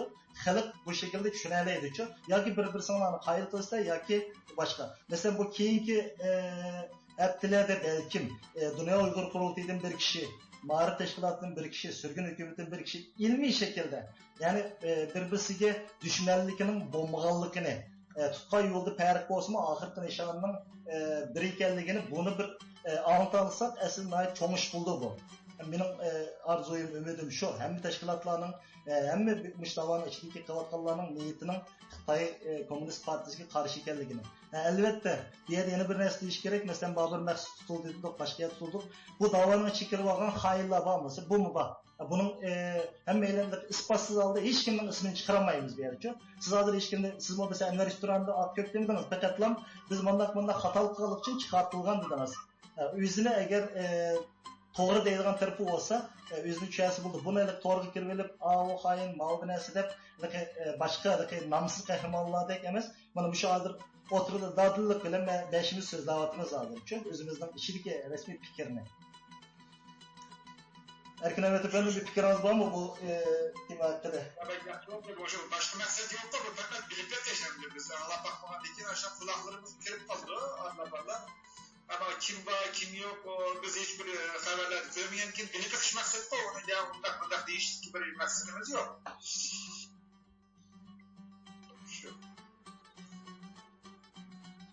Alo? Alo, anlatımız Erkin Ahmet Efendim var mı? Doğrudan. Yok şununda. Erkin çıktı. Şimdi buna bilip bakmanımız yaxşı oldu. Çünkü azırak bilip kaldık. Azırak yine böyle 4-5 aydan bağlığını eskildik var o sürgünlük hükümetten. Şuna o ötkeler kim o kim emez. Şunu sonra bakış olmaz. Bunların sorusu var ki erken. Soruda şartlısı hükümetin ki devlet kanunu, asas kanunu. Bunun faaliyet teşkilatları temizleş var, bırakmasın bu. Ülkenin bir severdik görünümde. Ulanın korkakları var, faaliyetinin soru götürüp oldu. Mesela şartlı sürgün hükümeti degen nam bilen erkin asır rejistensde olan çözülüş erkin hukuku yok. Çünkü şartlı sürgün hükümetinin ministri ya prezidenti ya başministri ya kalan medeniyet işler ministri mandatı değil de radyo sensde bir söz kısa bu radyo sensindeki radyonun dış hukukunu halklara başladı. Çünkü erken radyo sensi bu Amerikan radyo sensi. Çok Uygur'un emas. Bu halkara kanunda o erkin arası radyo stansı o demiş şu hazır şu Abdurrahman Öztürk deklarasyonu okşar bir taraf akbarat ordu. Kim ne bilirse şimdi burada. Ama erkin arası radyo stansı ki bizim muhtarlarımız teki işçiden aynı çıkan bizim enklavsımız bağlılık için naik fırsatın faydalanıp halkara kanunun sebebi yanlış olarak özünki Şarkılistan milli müstakil olan göz karıştığını diyor ama o Şarkılistan müstakil diyemezmezken bunlar Şinyavan Abdurrahman demezken Uygur ilda deyilgan oldu. Bunlar Şinyavan Abdurrahman mandaj bu işte ülkemiz kaldı ama. Fakat kalkınımızda Abdurrahman naik var. Uygur ilda mandaj bezdeye deyilgan. Yani falanın bundan dediğin olsa nakıl yaptırır. Falan teşkilatın maslı falan ne? Mandat dediği de köçürümsüz çıktı baştan tüzüne bırakışıp almak. Hem de Türkiye biz köpüz radyo anlayan bağlılığımız için radyoda şartlı sürgün hükümetten de haberler verilmeyen olsa köpüden bilmek. Onu bilşip bakalım torpet ettirsek biliriz. Bayatım ben, evet, benim Abdurrahman'a gelmiş gelin.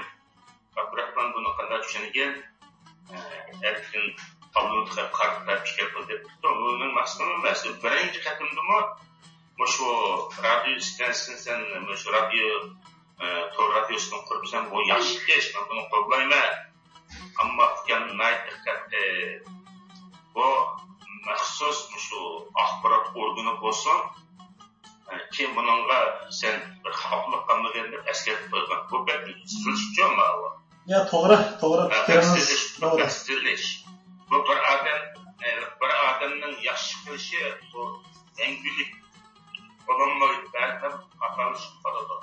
Lekin bir adam özü yaxşı qılsa, bir hata çıxmasa, yama adamlar onu istəyir. Başka bir radyo ağırlığından başlayan zaman kılsanız. Yaşatsan pek kurtarın. Bu erken emekten bu bir muhbirci bu. Jurnalist bu. Bu bizim yaş ağırlığımız. Bu cık neslin köyde taraflarının uçraştığı cık neslin haberi var. Abiyetin imkan var, müşteşkattan kısmını atılmayı yapmasak yaş olarak degen sözü seni mine baştan ayıranlık bu. Mesela bazıları dünya kurultuyu müstakillik taraftarı bulmalı, müstakillikini söz açmalı, o deydi. Emniyette bu hata düşündü. Elbette.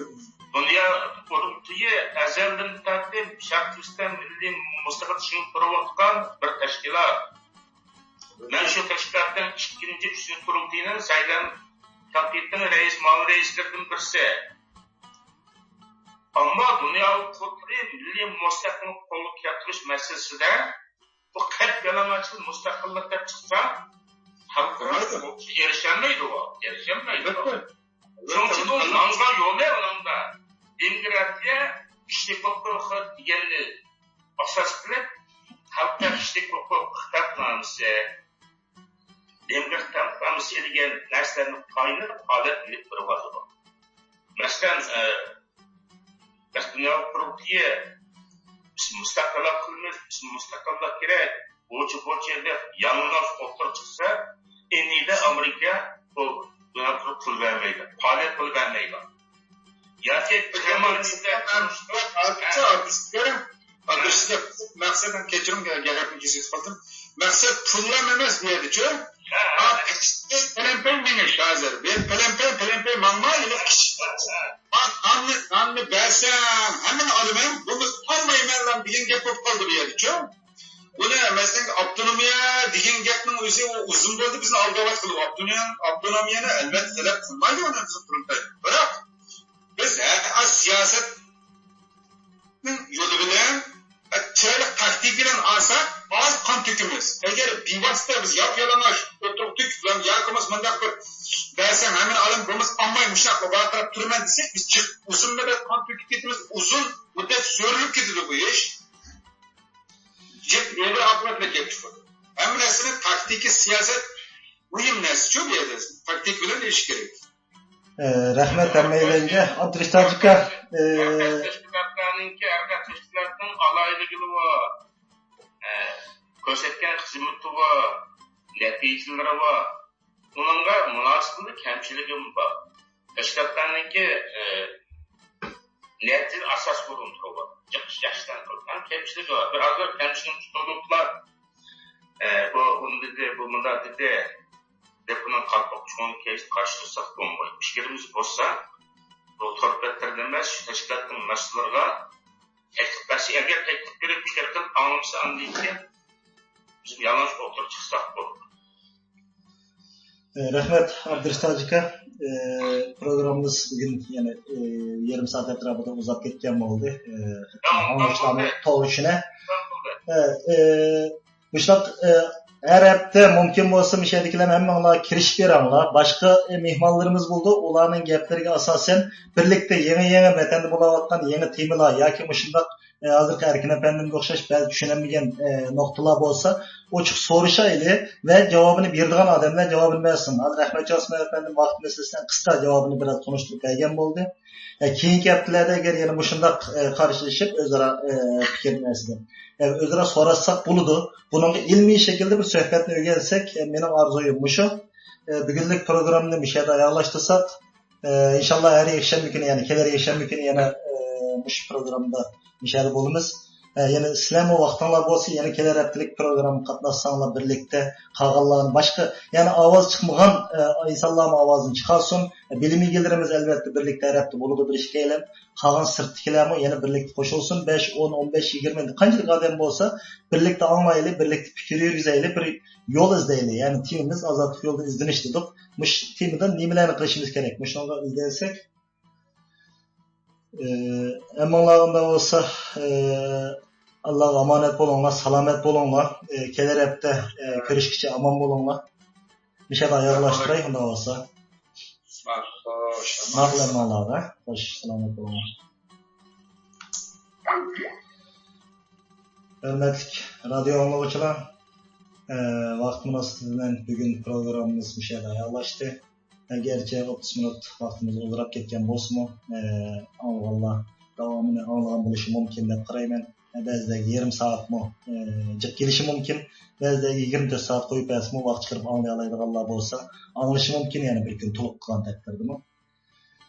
Aziz qarindoshlar, suhbatning bugun davomida sürgün hükümeti hakkında bazı temalar çıktı. Bu temalar elbette nazik temalar. Çünkü Abdülhamid Hacı Kerim Efendi'nin diyendek mesela Amerika'nın hazır kollamaganlık hakkında biraz şey yapmayalım.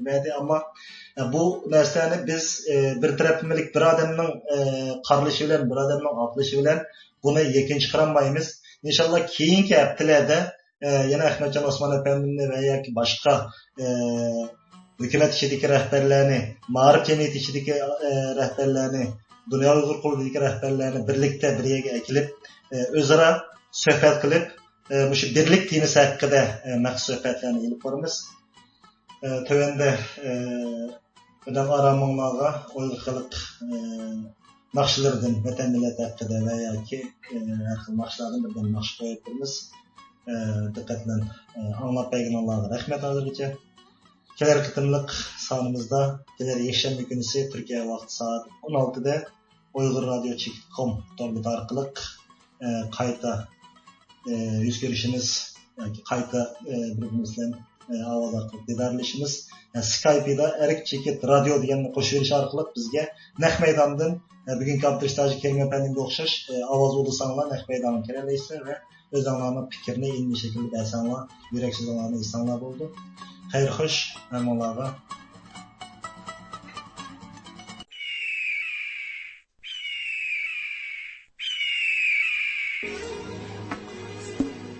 chiqdim bugun safarga, tirikchilikda yang turib, qoldi ketgan yo'lingga ata onang telmirib, ko'zlariga yosh ilib, suyguning tanho qoldi, qo'llarini shiltib, o'g'il qizing muqoldi. Xudoyimga omonat deb qadamni boshlag'in, oldindagi sirba yo'lga nazar tashlag'in. Bu yo'llar uzun yo'llar, bu yo'lda ölüm tola, atam qaçan kilurda küter sabi balalar.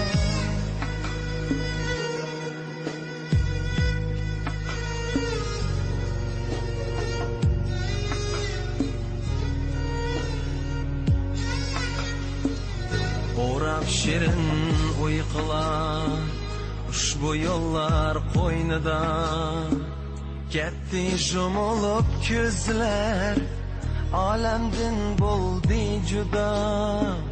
Shum ajal ilib ketdi, dillarni vayron etdi, kuyimchan ham qadirdan azizlar o'lib ketdi. Ah jafokash musofir, birni ishki etelmay, ne düşürdün tentirab, texi uyga yetelmay. Dua qilib so'rayli Allohdan amonlikni, yo'lda yurgan musofir ko'rmasin yomonlikni.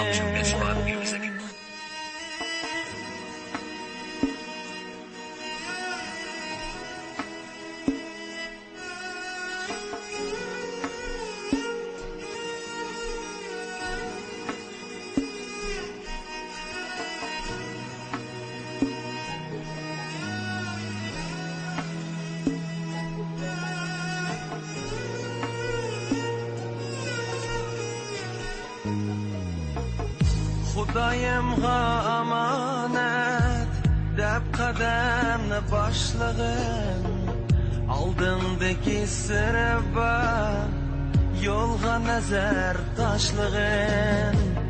Bu yolla uzun yolla, bu yolda ölüm tola. Atam kaçan kilur de, küterse bir balalar.